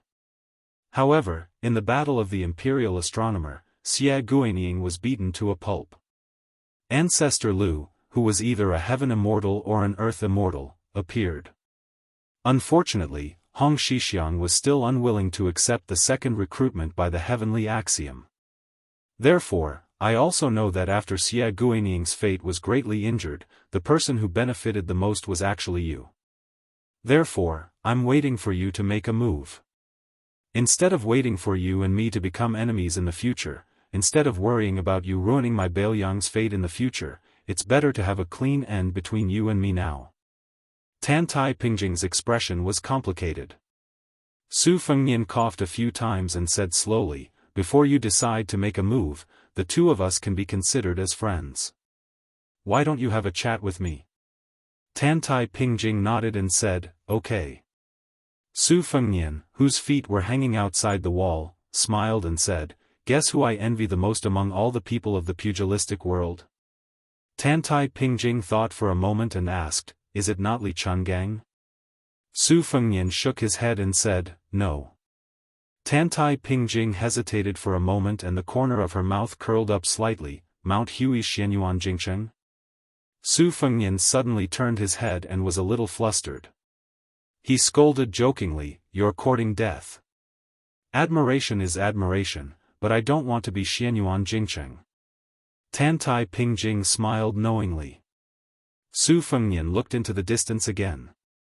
The city was full of lights, as if he was looking up at the bright stars of summer and autumn. I envy Dong Tai the most. He doesn't care about the ups and downs of the pugilistic world, and he doesn't care about the treacherous clouds in the palace. After leaving the Wu family's sword tomb, he has no more grievances and no more attachments. He is all alone in the world, riding a donkey and looking at the mountains and rivers. I believe that if one day this peach blossom sword god suddenly falls in love with a girl, he and she will be free and unfettered. Tantai Pingjing said with emotion, "I really didn't expect it to be Dong Tai." Su Fengnian crossed his hands on his knees and said, "Yes." Tantai Pingjing sat beside him and was actually a little taller than him. Why didn't she leave? Su Fengnian thought for a moment and said, "Probably because she has grown up." "I'm actually not as sad as you think." Tantai Pingjing said, "Then you are still very sad. Being stabbed in the heart by your sweetheart is like being stabbed in the heart. It would be strange if you weren't sad."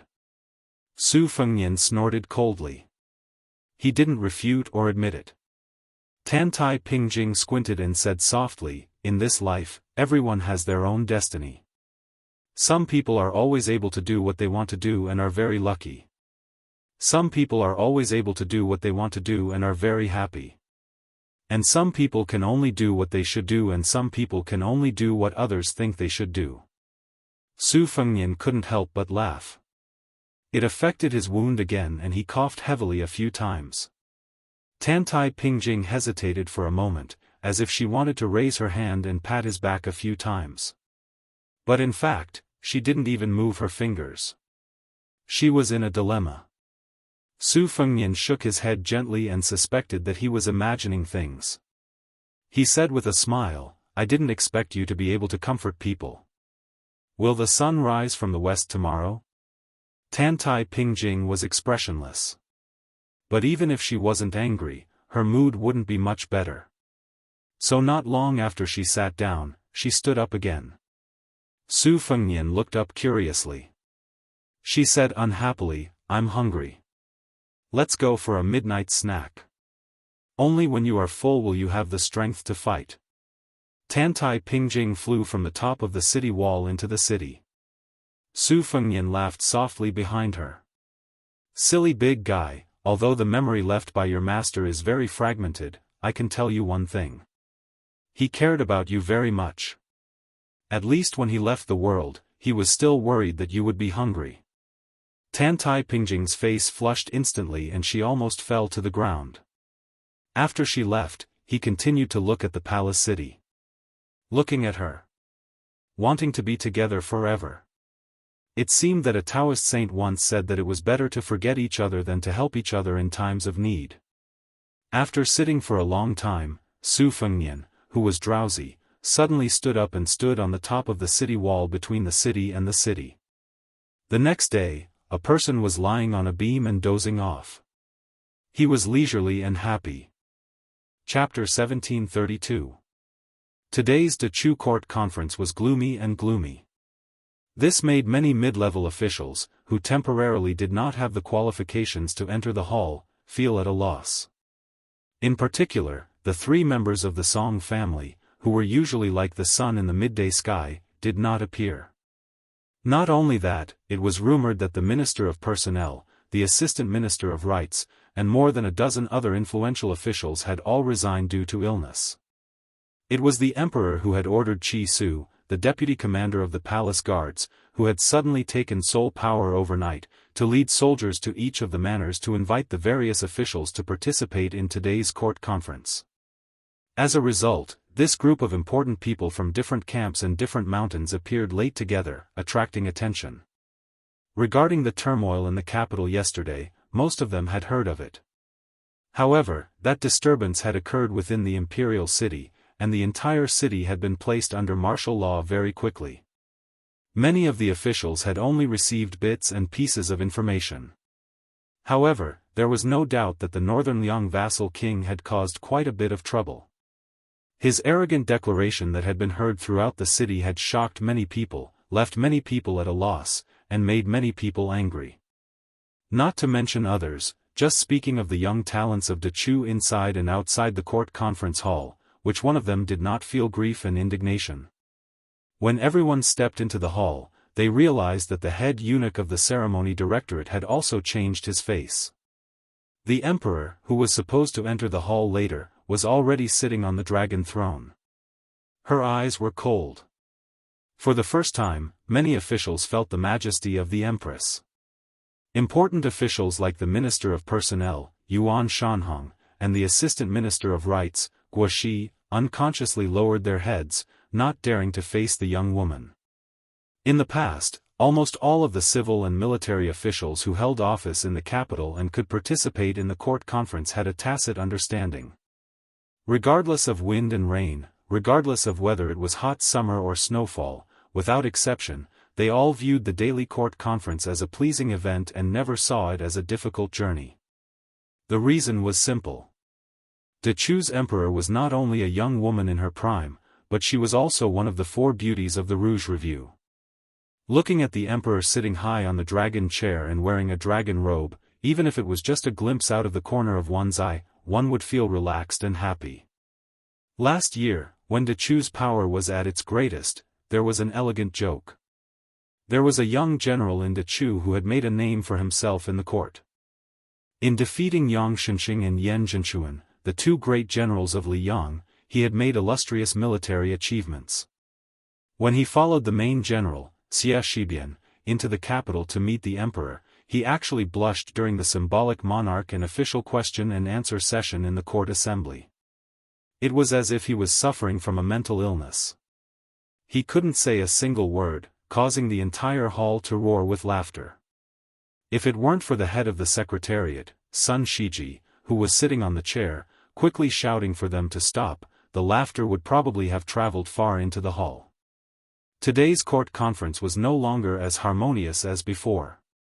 Most of the officials sitting toward the back of the hall secretly craned their necks and sized up the head of the secretariat, who was sitting on the chair with his eyes closed.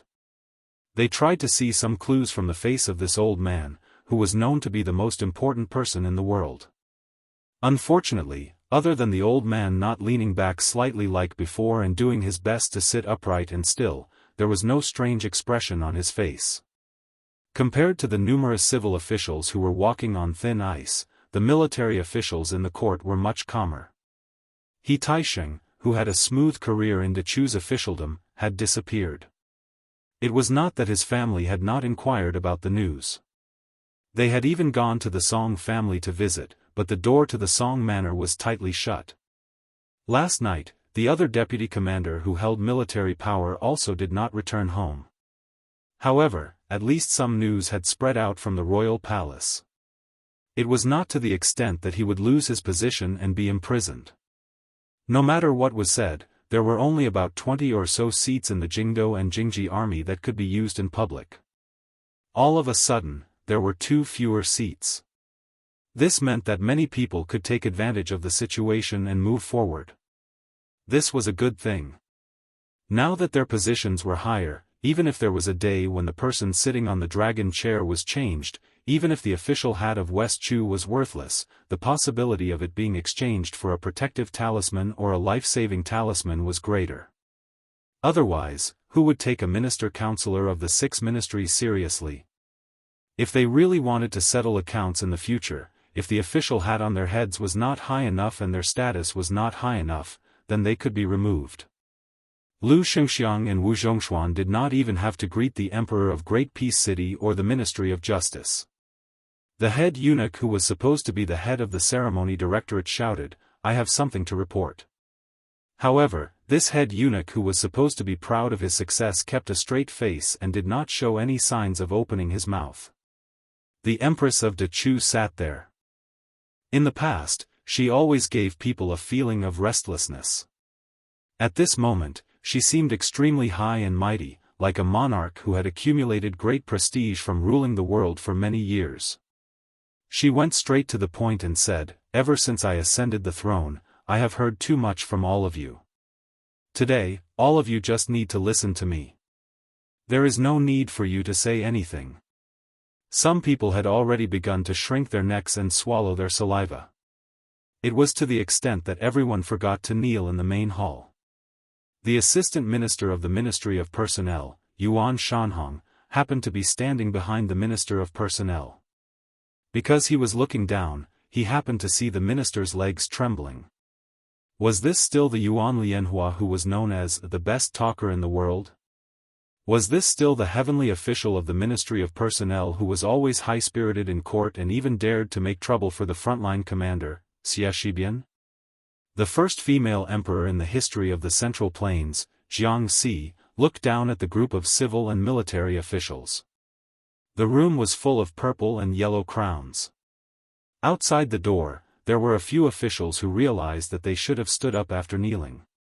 They looked into the main hall with blank faces and looked at her. Then, they quickly lowered their heads under her gaze. She said in a low voice, "The deputy commander of the Imperial Guards, He Taisheng, has been sentenced to death. The former deputy commander, Gu Sui, has been transferred to the position of deputy general of the Southern Jingji Army." He Taisheng was dead. Although the high-ranking officials in the imperial court had already made some guesses based on the clues, when they actually heard the news, their faces were still full of shock and fear. It was inevitable that they felt some sympathy for the death of the rabbit. It was not that the life and death of the boorish man, He Taisheng, was important. Rather, it meant that the Song family, which dominated Dechu's court, had really collapsed. Since even the Song household, which had 3 ministers, had completely lost power, then who in the imperial court could live to 100 years old? The scariest thing was that the head of the Hall of Secretaries, who had always been on good terms with the Song family, did not seem surprised at all. He still did not open his eyes. The Gu family, which was slightly inferior to the Song family, was still a behemoth with deep roots in Dechu. The former deputy commander, Gu Sui, was the eldest grandson of the current provincial right servant, Gu Yang. However, the Gu family was criticized by Gu Sui's elders. In the Gu family's second branch, there were 3 people who had been in Liang for many years. It was just that their career in Gangnam-do was not smooth. Furthermore, when West Chu was reinstated this time, none of the 3 Gu family members, whose official positions were only the size of a sesame seed, were willing to return to their roots. They even quickly wrote a letter of severance to the family. Under Gu Yang's personal supervision, the 3 people's names were removed from the family tree. At that time, many officials treated the Gu family's dirty laundry as a joke.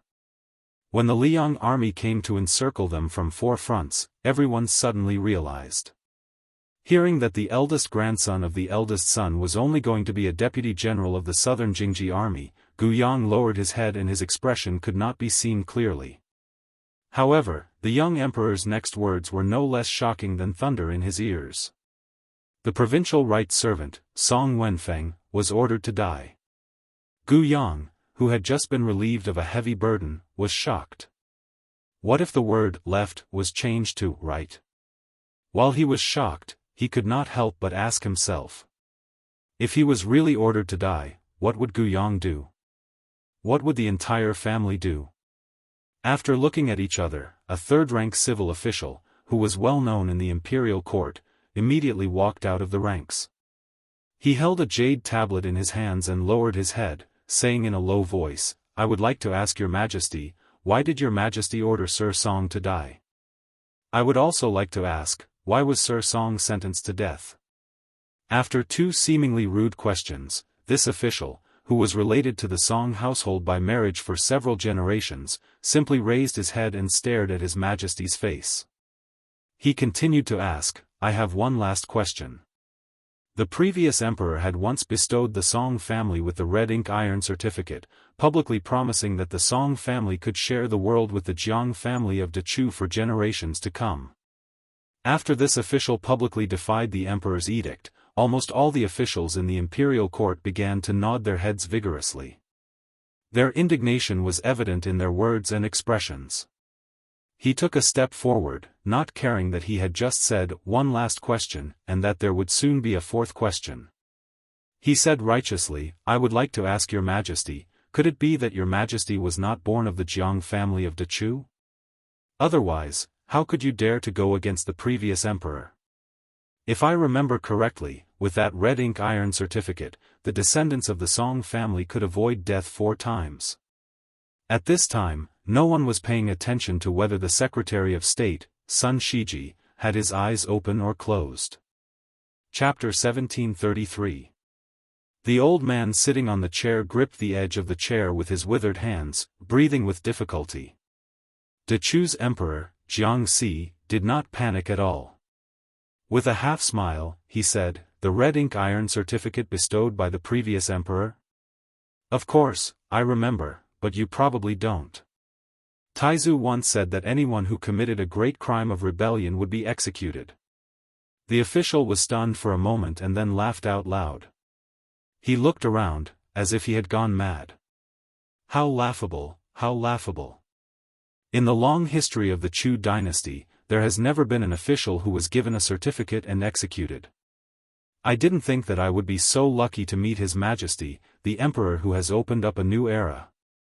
The Hanlon scholar, who was known for his elegance, suddenly raised the jade tablet high up and smashed it viciously on the floor of the hall.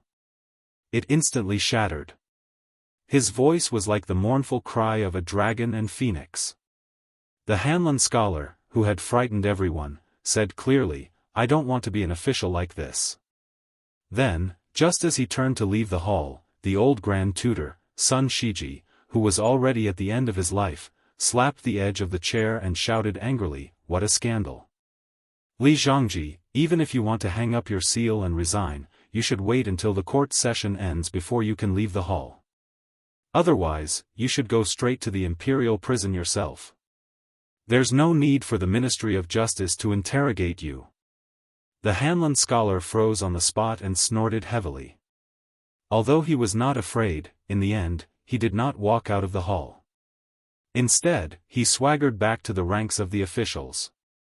With Li Zhangji taking the lead, the civil and military officials, who had always believed in hiding knives in their sleeves but had to maintain harmony on the surface, felt their backs straighten a little. The young female emperor's inexplicable madness began to seem a bit like a self-amusing joke. Yes, the court was full of civil and military officials. Behind them were so many powerful families that would rise again with the spring breeze regardless of the rise and fall of the dynasties. As long as we are of the same breath and branch, do we really fear a young woman without the support of Chao Chongqing? Furthermore, looking at the situation, the old Grand Tutor was only tolerating her crazy actions and did not support them. Jianghu shot a glance at the Hanlon Academy scholar who looked like a victorious general on the battlefield. He sneered and said, "Li Zhangji, I heard that you claim to be an ancient and modern scholar. You don't even need to look at them. You can only judge the good and bad based on your nose?" Just as Li Changji flew into a rage out of humiliation and was about to refute, Cheng Wenyu, a famous scholar of the same generation in the literary world who had been the most critical of Li Changji, walked out of the ranks unexpectedly. He didn't even hold up the jade tablet. Instead, he held it in one hand and said with a smile, "Although the scholars of the Dechu have no objections to Master Li's poetry and prose, your majesty must know that even this old man of the Song family in Liyang, the son of this old man Song, once commented that writing is like a fierce general on the battlefield commanding troops, in a fierce battle without rest. It is also like a ruthless official handling a case, scrupulous to the end, strict but not lenient. Although it is a little biased and fair, it can be said to be extremely powerful. Your Majesty, let's not talk about Master Li's ability as an official, but this essay, although Cheng Wenyu didn't say the last half of his sentence, the meaning behind his words was very clear. Li Changji's scholarly essay was definitely not something that Jianghu could comment on. What was even more thought-provoking was not the common cynicism and ridicule that scholars were used to. Of course, for a court official to directly face the monarch and ridicule him, there was no lack of unyielding people in history, but there certainly weren't many. Cheng Wenyu's magnificent feat was still very praiseworthy. Perhaps in the future, it would go down in history and be written about by later generations of historians. Other than that, what was really worth chewing on was Cheng Wenyu's righteous words on behalf of his sworn enemy in the literary world. This meant that not to mention the other officials, even Li Changji, who was at the very least attached to the towering tree of the Song family at that time, was no longer fighting alone. The two aristocratic families behind Cheng Wenyu had been forcefully pulled onto the Song family's ship that should have already sunk into the Guangling River. This wasn't adding flowers to brocade, but rather firmly helping to light the lamp in the dark room. Following Cheng Wenyu's departure from the ranks, a knowing smile rose to the corners of the lips of many officials who had been frightened because of their dirty dealings. Very quickly, an official from the back row also stepped out. However, he didn't have Li Changji's heroic spirit that reached the clouds, nor did he have Cheng Wenyu's noble character and unquestionable integrity. He only trembled with fear as he spoke to the emperor. After all, the Song family had been Dachu's cornerstone for 300 years. The war between the two countries was raging like a raging fire. Blaming the Song family at this time would chill the hearts of the soldiers on the front lines. Jianghu was indifferent. Sun Shiji turned his head to look at the young emperor with regret and pleading. He regretted that she shouldn't have suddenly used such a strong medicine on Dachu, a critically ill patient. He prayed that she wouldn't let her emotions affect her decisions. As the emperor of a country, he could hide a needle in silk floss. He could be gentle in his methods. He could be flexible in his methods. If he wanted to condemn someone, he could always find a pretext. He could deliberately cultivate factions in the court to maintain balance. He could even privately feel that the saying, "water can carry a boat, but it can also capsize a boat," did not make sense. However, he couldn't allow himself to become a true, lonely person. He couldn't allow himself to become the public enemy of all the civil and military officials in the court. After all, when the flood reached the heavens, the people who were in the same boat as him were precisely those officials in the court. If the person who sat on the dragon throne ended up in a situation where everyone in the boat was the enemy of the country, then there would really be a change of dynasty. Sun Shiji's lips trembled. The old man no longer had the strength to speak loudly. He could only repeat in a low voice that sounded like he was mumbling to himself, "Your Majesty, please reconsider. Your Majesty, please reconsider," Jianghu said expressionlessly. "Oh. Did this old man of the Song family, who lost his integrity in his later years, say that? Zhen has never heard of it. Zhen has only heard from Chao Chongqing that you, Li Changji, only have the air of a paper craftsman, the air of a scholar of the same weight, and the air of a refined scholar." Li Changji and Cheng Wenyu, these two literary giants of Dachu's scholarly world who could summon the wind and summon the rain, felt as if they were struck by lightning at the same time. They didn't know how to respond. Chao Chongqing. He had always been the person with the most detached status in Dachu. Ever since he received the imperial edict to enter the palace and become a chess piece awaiting the imperial edict, he had been the most proud person in West Chu. When Li Mi lost to him on the chessboard, Yi Baikue laughed and said, "If there's you on the Dachu battlefield, then there won't be me." Tang Jiahe, who was known as the omniscient master of miscellaneous studies, even told people that if there was something I didn't know, I should ask Chao Chongqing. When Dachu's mountains and rivers were intact, it was like this. After Dachu became West Chu, it was even more so.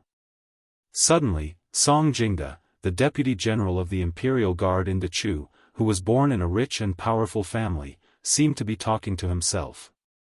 He said in a low voice, "In this time of crisis, dare I ask where is Chao Chongqing?" When Sun Shiji, who was not paying attention to, heard this sentence, he slumped against the back of the chair. The old man closed his eyes, his breathing was weak. All the civil and military officials in the imperial court, those high-ranking officials, all sneered incessantly, while those officials in the back kept quiet out of fear. Jianghu wanted to say something but hesitated. She was filled with anger, but she couldn't say anything. She suddenly walked down from the dragon chair, walked to the chair, squatted down, and gently held the old man's withered hand, which was trembling so powerlessly. Sun Shiji could no longer speak. He tried his best to open his eyes. In his eyes, there was only the pity and kindness of an elder looking at the younger generation. She wanted to say something. She wanted to say, "I'm sorry." But the old man used the last of his energy to shake his head slightly. The old man seemed to want to laugh and say to her, "You've already done very well. Don't feel guilty, don't feel guilty." In the Dachu dynasty, which was once the orthodox dynasty of the Central Plains, this old man who slowly closed his eyes seemed to be satisfied with his achievements at the age of 20. After 60 years of merits and demerits, honor and disgrace, there was nothing left to say. After the old man closed his eyes, his withered hand, which was covered in age spots and had no flesh, seemed to push this female emperor. It was as if he wanted to push her out of this smoke-filled imperial court, push her very far away, push her out of the northwestern frontier. When all the civil and military officials in the imperial court saw this scene, they all had complicated thoughts.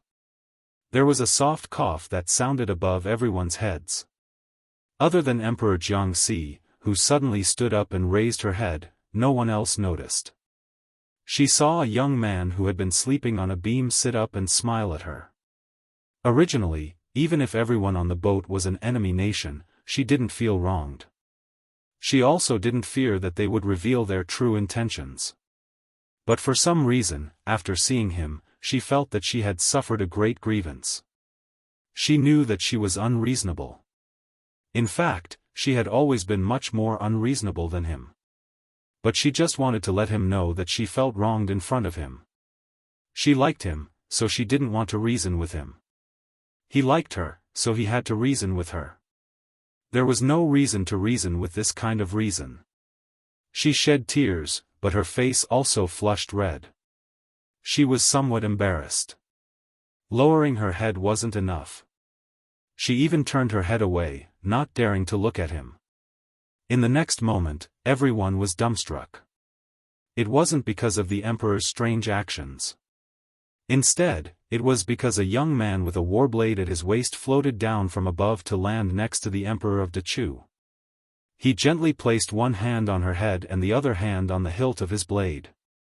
Facing all of them, facing the civil and military officials of Dachu inside and outside the Great Hall, he smiled and said, "Chao Chongqing is not here, but I, Su Fengnian, am." Chapter 1734. In the main hall, the sound of a pin dropping could be heard. After Sun Shiji closed his eyes and passed away, Tang Shi became the most senior official in Dachu's court. This old man had always chosen to stand by and watch during the previous farce. The Huai Yin Tang family was not one of the 10 great clans of the spring and autumn period. They rose during the founding of Dachu, flourished during the golden age of Dachu, and declined during the last years of Dachu. It could be said that the Huai Yin Tang family was the one that truly shared weal and woe with the Jiang family of Dachu. After the fall of Dachu, no one from the Tang family entered the Liyang officialdom. After the restoration of West Chu, the Tang family was one of the first families to respond to Chao Chongqing. Although everyone knew that Tang Shi and Sun Shiji did not have the same political views, it was a true dispute between gentlemen. They each had their own cliques, and there had never been any internal strife. Tang Shi was probably the first official to notice that Sun Shiji's light was about to be extinguished. At that time, Tang Shi did not feel happy at all. Instead, it was as if he had a bad neighbor who had quarreled with him for a lifetime but had never fought with him. The old man did not look at the emperor. He stared at the legendary young vassal king and asked calmly, "The king of Bailiang did not leave Dachu's capital yesterday? Did you come here today to kill people and obtain the merit of quelling the rebellion?" Without waiting for Su Fengnian to answer, the old man raised his arm and pointed at his head with a jade tablet. He smiled and said, "If that is the case, why don't you start with me, Tang Shi? Dachu's Huai Yin Tang is in charge of political affairs, secondary first rank. I think my head has some weight." Soon, a military official stepped forward. It was the burly man who had asked, "May I ask where Chao Chongqing is?" He laughed loudly and said, "Everyone says that the king of Beiliang's martial arts are top-notch. Then, Dechu's military officials will start with me, Zhao Yunhao. I hope that the king of Beiliang will not despise me, Dechu's Zhenan general, for not having a prominent official position. Dechu could be destroyed, or it could be destroyed by the Liyang army. The only thing they couldn't do was to fall into the hands of the Su family again." Su Fengnian's hand pressed down on Jiang Ni's head slightly increased in strength, indicating that she should not speak. He looked at the civil and military figures, one in front and one behind, and then raised his gaze to look even further into the distance. With a smile, he said, "Okay, Teacher Tang, Zhao Yunhao, this king will remember the two of you." Wait a moment. Two was too little. If this king wanted to kill them, he would kill them both. Then who would be willing to give up their heads as a gift? General Zhao was right. Chao Chongqing wasn't in the capital, so they couldn't think of anyone who could stop this king from killing people. The Minister of Appointments, Gu Yang, Hanlin Academy scholar, Li Changji, Cheng Wenyu, Assistant Minister of Rights, Su Yang, why aren't you all standing out? Or are you saying that you found a way out and can't bear to die? If this king didn't remember wrongly, your families all had people who died for the country after the Battle of the Western Wall. Among the four, only the elderly Gu Yang walked out silently to Teacher Tang's side. The other three didn't move, especially Cheng Wenyu and Li Changji, the two great literary figures of the time. They were so scared that their faces were pale. Following old Minister Gu's resolute decision to die, the civil and military officials gradually moved from the left and right to the middle. There were people who were in their 30s, in their 40s, in their ears, and in their 70s. In the main hall, there were more than 50 high-ranking officials and dignitaries who were loved by the people. They were the pillars of Dechu's country. In the end, half of them chose to be loyal officials who would die without a doubt. The other half were naturally fence-sitters other than the strong wind and the strong grass. The heroic stupidity, the intelligent humility. At this moment, there was a clear distinction. Jiang Ni turned her head away and didn't let him put his hand on her head. Su Fengnian didn't argue with her and didn't seem to have any intention of killing people in the main hall. He smiled and said, "My Beiliang cavalry is going south to Guangling Road. Whether or not we're going to quell the rebellion depends on everyone's attitude. Your emperor is personally leading the troops at the front lines. The one standing beside this king right now is just a silly daughter who ran away from home. As long as you're willing to take a step back, this king will pretend that nothing happened. On the Western Wall battlefield, the West Chu emperor can continue to boost the morale of the army. You bunch of civil and military officials can continue to point out the country or find your own way out. How about it? If there's anyone who doesn't want to take a step back, this king will really go on a killing spree today and throw all your heads to Wu Zhongshuan or Su Gong. As for whether you believe me or not, that's up to you. I'll give you the time it takes to burn a stick of incense to weigh the pros and cons." No, only the time it takes to burn a stick of incense. When he said the time it takes to burn a stick of incense, Su Fengnian casually glanced at the long imperial road outside the main hall. For some reason, he changed it to the time it takes to burn a stick of incense. Su Fengnian's thumb slowly pushed the knife out of its sheath an inch or so. The small bit of light was particularly dazzling. Su Fengnian continued, "It's not important whether Dechu has Jiang Ni or not. As long as there's Jiangxi on the Western Front, it's enough. Isn't that right?" Su Fengnian looked at Hanlin Academy scholar Li Changji, who didn't have a jade tablet in his hands, and emphasized, "Scholarly, isn't that right?" Li Changji, who no longer had his previous strength of character, nodded and said, "Yes, yes, yes. Your Highness is right." In the main hall, some of the officials who hadn't walked out of their ranks started to look at their colleagues.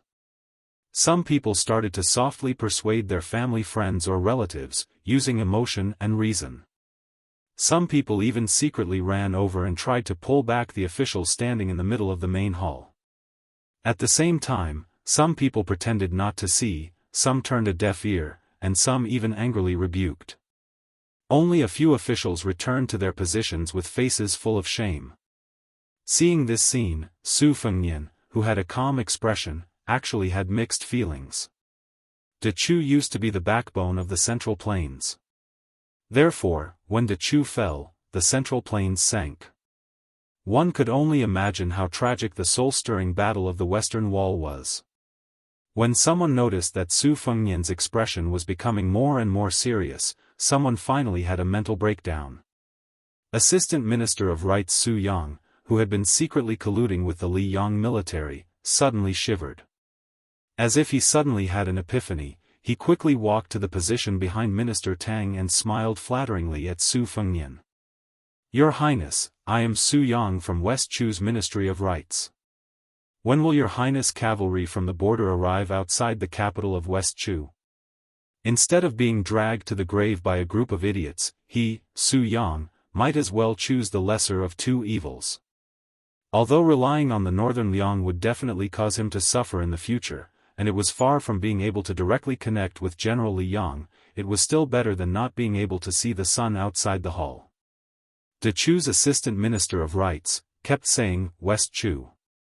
Su Fengnian clicked his tongue and said, It seems that Assistant Minister Su's position is not too high, but you are the smartest person in this big house. It's a pity that you are only an assistant minister. If this king was the Liang Emperor, he would let you be the Minister of Rights in charge of the imperial court. Su Yang, who was sweating profusely, was able to become an assistant minister. After all, he was not really that stupid. How could he not hear the ridicule in the young king's words? He said resentfully, Your Highness, you are overpraising me. Su Fengnian moved his thumb away and the cold blade quickly returned to its scabbard. Su Yang was immediately delighted. Su Fengnian turned his head and stared at Jianghu. He softly teased, Yesterday, I didn't insist that you immediately leave the capital because I was afraid that you would be unable to think clearly. Today is different. If you still don't understand, then I will have to knock you out and carry you away. She blinked and her eyelashes trembled slightly. Su Fengnian did not turn his head. He reached out and casually pointed at the civil and military officials. There are people like Master Tang, Gu Yang, and Zhao Yunhao. It means that your trip to West Chu was not in vain. But there are also people like Su Yang, Li Changji, and Cheng Wenyu. It means that you have no reason to stay in West Chu and wait for death. You are a stupid girl. Don't think that you are an emperor after being an empress for a few days. De Chu's people in West Chu are like what I told you yesterday. They have a choice. Most people are not destined to die. Now, they are in a situation where those who wish to die can die, and those who wish to live can live. Now, tell me, when will you leave with me? She subconsciously wanted to turn around. If something happened, she would hide first. Chapter 1735. As a result, he stretched out his hands and pressed on her shoulders. He laughed angrily, still hiding. Su Fengnian stared at her. He suddenly lowered his voice and whispered, I'm not trying to scare you this time. If you don't leave now, I'll be in trouble, and it won't be small. Her expression changed dramatically. She said, Wait for me. Then she ran to the side door of the main hall. However, she suddenly turned her head and smiled brightly at him. Two small dimples. Almost at the same time, Su Fengnian waved his sleeves. All the officials in the main hall felt a strong wind blowing in their faces. They retreated one after another and covered their faces with their sleeves. As a result, they were unable to witness the devastatingly beautiful scenery.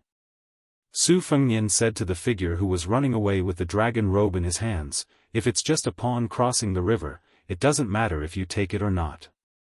I can take it with me. She didn't even turn her head. She simply said two words, copper coins. Su Fengnian didn't know whether to laugh or cry. He reminded her, I'll wait for you at the imperial city gate. Other than the copper coins, don't forget to tame the great Liang dragon sparrow. It might be useful. After saying this, Su Fengnian swept out of the main hall and stopped directly outside the imperial city gate. The eunuch of the ceremony directorate was stunned for a moment. He hurriedly followed, trying to catch up with His Majesty. If he was unlucky, if there was really a life and death battle, then he would have to fight to the death with that opponent before she could reach him. The degree of danger might not be less than the time when he faced the human cat Han Xingxian. The person who stopped him on the imperial road was Tantai Pingjing, who was talking happily at the city gate last night. After Hong Shixiang and Xie Guanian gave up or lost their qualifications, she became the most qualified person in the world to enforce justice on behalf of the heavens. Last night, the only remaining Qi cultivator grandmaster in the world, the so-called supper she spoke of so casually, was the fate of West Chu. Originally, the remaining providence in West Chu's capital city could still keep out a martial Dao grandmaster who had ascended to the Earth Immortal realm. However, it could only stop one person. The reason why Su Fengnian was able to kill his way into the imperial palace from the southern gate of the capital was because of the West Chu Emperor Jianghu. Her existence was extremely important. To be precise, it was Jianghu's indecision that allowed Su Fengnian to be able to leisurely stroll in the courtyard. However, if it was someone who harbored enmity towards West Chu and Jianghu, even if it was Tuoba Bodhisattva or Dong Tai, then it wouldn't be difficult for them to enter the imperial city. Like Su Fengnian, they could also kill the 2 city guards. However, if they were to face Jianghu's 100,000 swords, then Jianghu's chances of victory would most likely be higher. If one did not enter the celestial phenomenon realm, one would not know the mysteries behind this kind of indescribable advantage. Su Fengnian originally thought that no matter how bad his luck was, Tantai Pingjing would not fall out with him now. However, Su Fengnian raised his head to look at the sky and then looked at the human world in the distance. His eyes were in a trance. In an instant, heaven and earth turned upside down. It was not a banished immortal, but a real countless celestial beings in the human world. Su Fengnian closed his eyes and exhaled softly. With one step, it was the difference between yin and yang, the difference between heaven and earth. Su Fengnian's figure seemed to walk into a water curtain and disappeared into thin air. In the Taiji Palace, the atmosphere was solemn. When the young vassal king left, all the civil and military officials were stunned for a moment. First, the head eunuch, who had been instructed by the emperor to carefully move Sun Shiji's body out. In the end, only the head eunuch of Pingzhang silently followed, as if he was carrying a coffin. The other officials stayed in the palace and did not move. Li Changji and Cheng Wenyu both cursed Beiliang in a low voice. The assistant minister of rites, Su Yang, who had unknowingly become the center of attention, was calm. Even when General Zhao Yunhao angrily reprimanded him for not having the dignity of a great Chu official, Su Yang only sneered. The Secretariat and Menxia provinces were like dragons without a head. Chao Chongqing, who was in charge of the 6 ministries, was also missing. This made the Minister of Personnel, Gu Ling, the most important official in the palace. Gu Yang looked at the chaotic scene. Although his heart was in a mess, the heavenly official of Dechu still said in a deep voice, "Regarding today's matter, I ask everyone to keep your mouths shut after you leave the court. You must not mention His Majesty's departure from the capital. Remember, His Majesty is still at the front line of the Western Wall battlefield. His Majesty is personally leading the army for Dechu. If anyone can't keep their mouths shut, I will do my best to punish them, even at the risk of being cursed. Don't say that I didn't warn you." General Zhenan Zhao Yunhao, who belonged to a different camp from Gu Yang's faction, said gloomily, "This time, I am willing to be Lord Gu's lackey." The Minister of Revenue was a good man in his 70s. He was once known as the master of making mistakes in Dechu's previous dynasty. This time, he also made an unprecedented firm statement: "Everyone, listen to me. In times of crisis, we should help each other in the same boat. Don't do something that will harm others and harm yourself. De Chu is beyond cure. We should be careful with our words and actions.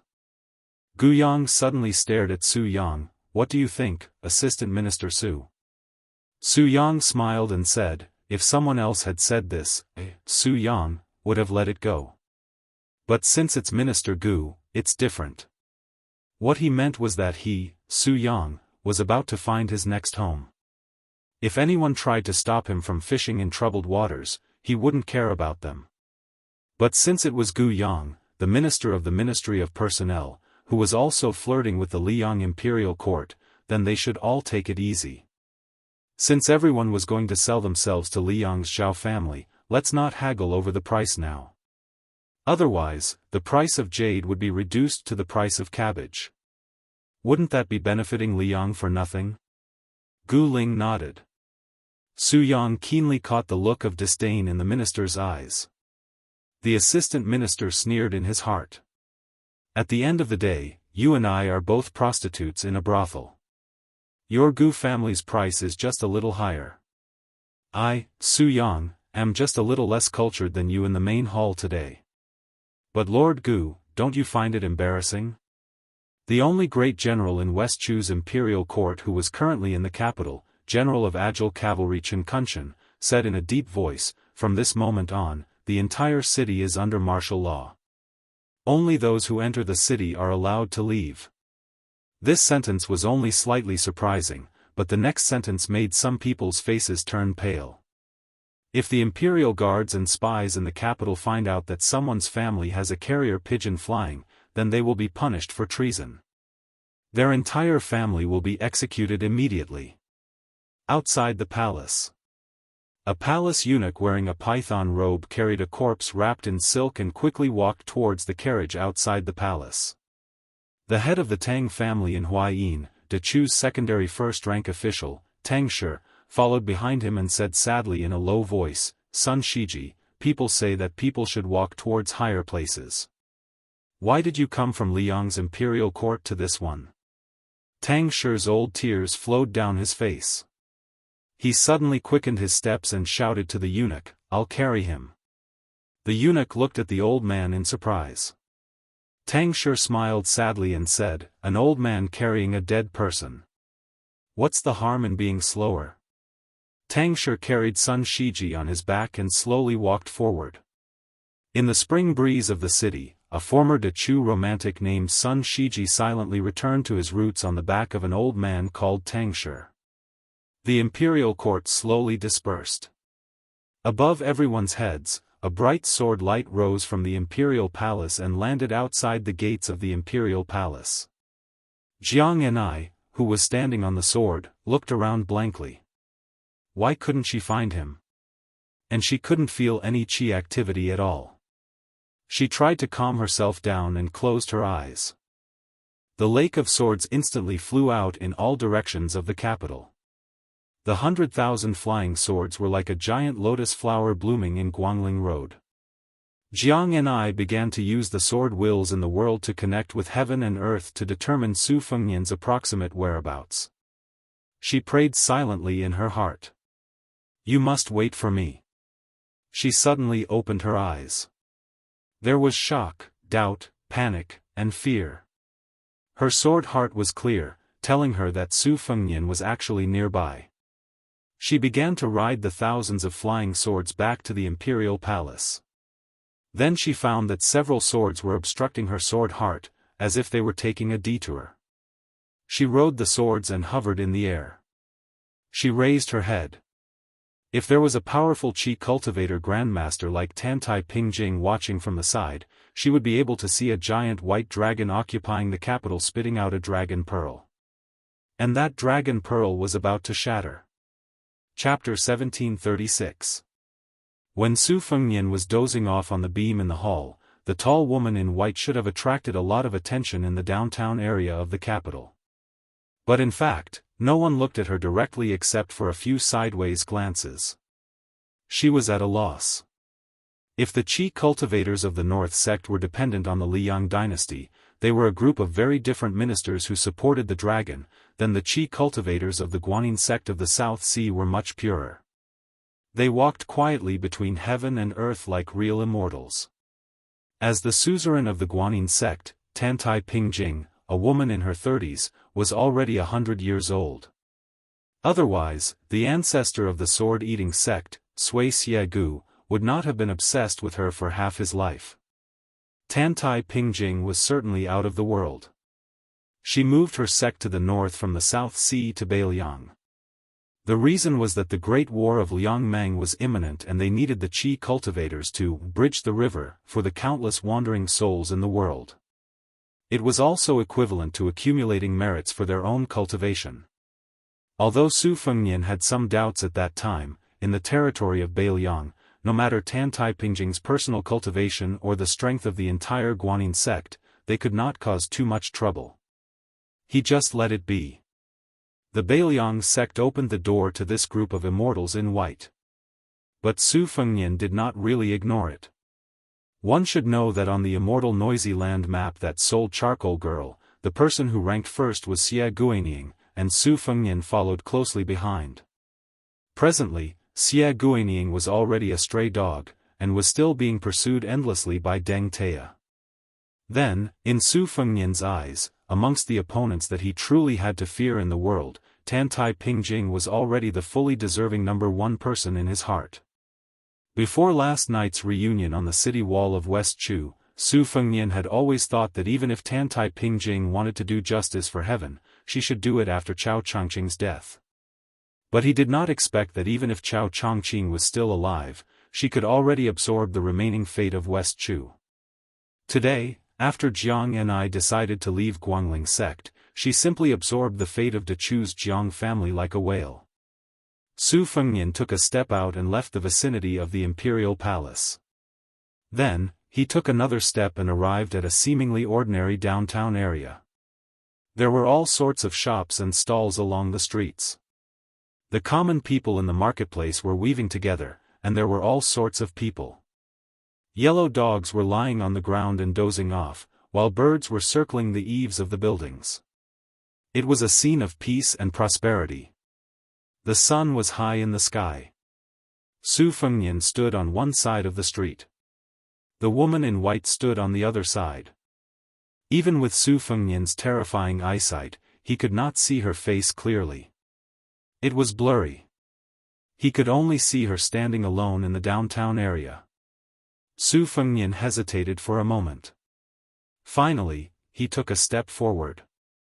In an instant, there was silence. But in an instant, there was noise again. Two old men in plain clothes brushed past Su Fengnian on the left and right. They seemed to be whispering, "Taibai's talent is too high. He showed off his talent too much. He lost his peaceful heart. What a pity. Old Du, you entered Shu after the fall of your country. You no longer have the talent, only the air of an old fool. Don't belittle me." Su Fengnian was shocked. He did not turn to look at the two old men.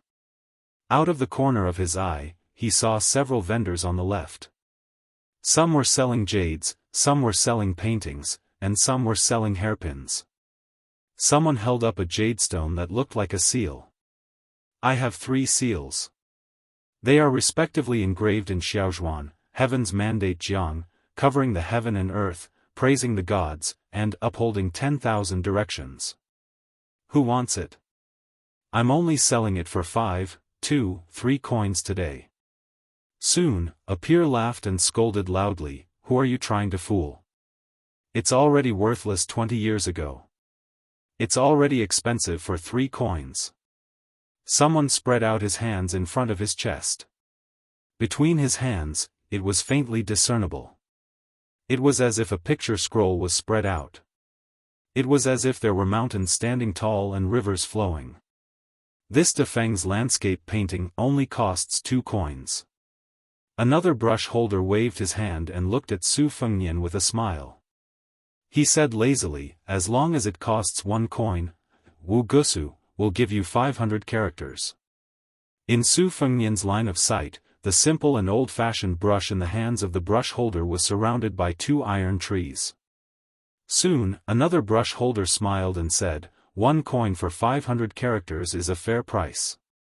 However, does this guest want to take a look at the brush in the hands of Han Songs Han? 1 coin for 5 is enough to write 20 years of brilliant literary talent. I remember that in the early years, a child of the Jiang clan once bought a brush from me. Wu Gusu, Northern Han's master of calligraphy. Han Songs Han, a world-renowned literary hero of the Southern Tang dynasty. Su Fengnian did not reply and continued walking. 2 people were sitting on small benches by the side of the road, playing chess. There was no chessboard or chess piece. However, in front of the 2, there was the faint sound of clanging hooves and flowing water. One of them angrily said, "Li Sanhuang, you are so absent-minded. How can you negotiate with me? Do you really not want that paradise? Forget it, forget it. It's so boring. I won't take advantage of you when you are down. I'll first seal the market for 100 years. The person across from him sighed, his face full of pain. He turned his head to look at Su Fengnian, his expression complicated. Su Fengnian remained indifferent. De Chu's state preceptor, Li Mi, the 3rd emperor of calligraphy. Someone walked over, carrying a 3-chi long sword chi. It was sword chi, not a sword. He shot a glance at Su Fengnian, who did not stop walking. After hesitating for a moment, he reluctantly gave in. He chattered endlessly, "Why isn't that Bratli Chungang coming? Otherwise, I would definitely experience his 2-sleeved green snake. Humph, is slaying a flood dragon worth bragging about? What's so strange about that? When this old man was alive, there were as many flood dragons as there were hairs on an ox. Only, I don't know what kind of situation Dong Tai was in that night. If it weren't for the fact that touching a stranger would bring bad luck, why would this old man give way? Unlucky, truly unlucky. Who was it last time? What was Lu Lai again? This person is truly exceptional. Admirable, admirable." Su Fengnian walked forward step by step. His expression was as usual. On this street, no one was pretending to be mysterious. This was the truly terrifying part. If a person who loved dragons saw a true dragon circling the beam amidst the lightning, if a Daoist who subdued demons and demons really saw demons and monsters pouncing over ferociously, what should they do? As Su Fengnian walked forward slowly, there were voices of abuse. The Great Qin is ruthless and cruel. How can it occupy such a high position? However, as soon as these words were spoken, someone quickly stopped them in a low voice. "Senior Immortal, please be careful with your words. In the mortal world, there are gods 3-chi above everyone's head. What's so different about us? In a short 200 years, the literary vein has been severely damaged. 300 years later, the Central Plains will face an unprecedented catastrophe. The Zhao and Su families are the main culprits. Fortunately, this place is not one of those places. Otherwise, you would have been destroyed long ago. How could this child dare to betray the heavenly Tao and join hands with the Wudang Daoist to sever the connection between heaven and earth? Mount Longhu should rise, Mount Wudang should fall. When that daring Lu Dongxian turned around and walked into the mortal world, Mount Wudang should have been extinguished. Amidst the curses of the crowd, the oriole chirped like a phoenix and the dog roared like a python. Su Fengnian held his breath and tried his best not to let his chaotic qi dissipate. Therefore, every step he took was extremely difficult and painful. He was like a weak child walking alone in a canyon. Gusts of strong wind blew past. Su Fengnian's lips curled into a cold smile. "You want to use this to reduce the fate of Beiliang? The so-called tails and tails should be the copper and silver tails, unique to the immortals in the heavens. It's probably similar to the fortune-telling of people in the mortal world. If I can't resist the temptation and choose to stop and buy today, the Su family and Beiliang will definitely be poor. When Su Fengnian reached the middle of the street, two people finally showed him a kind smile.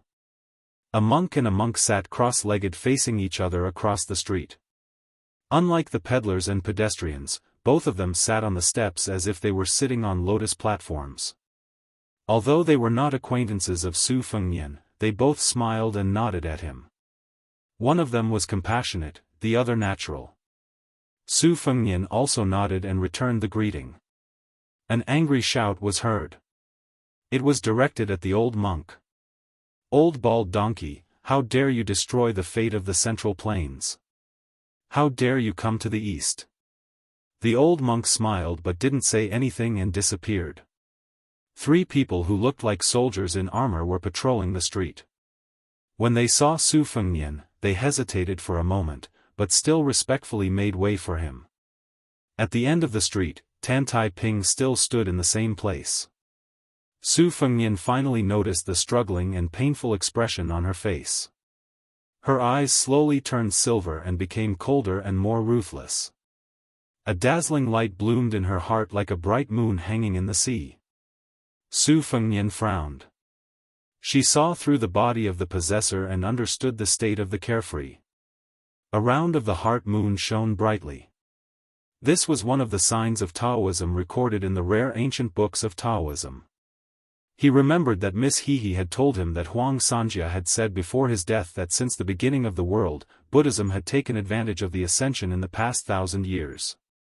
When a scholar proposed the idea of upholding justice and extinguishing human desires, in the future, it would be much easier for Confucianism to become a saint. It was like having a shortcut to the end of the world. It was just like the Buddhists becoming Buddha on the spot. They could reach the sky in one step, but the price was the imperceptible influence of the people's hearts. It was a stupid thing to lose a watermelon after picking up a sesame seed.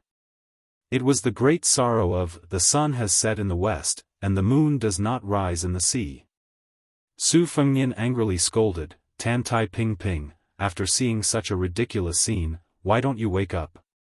How is this world different from our world?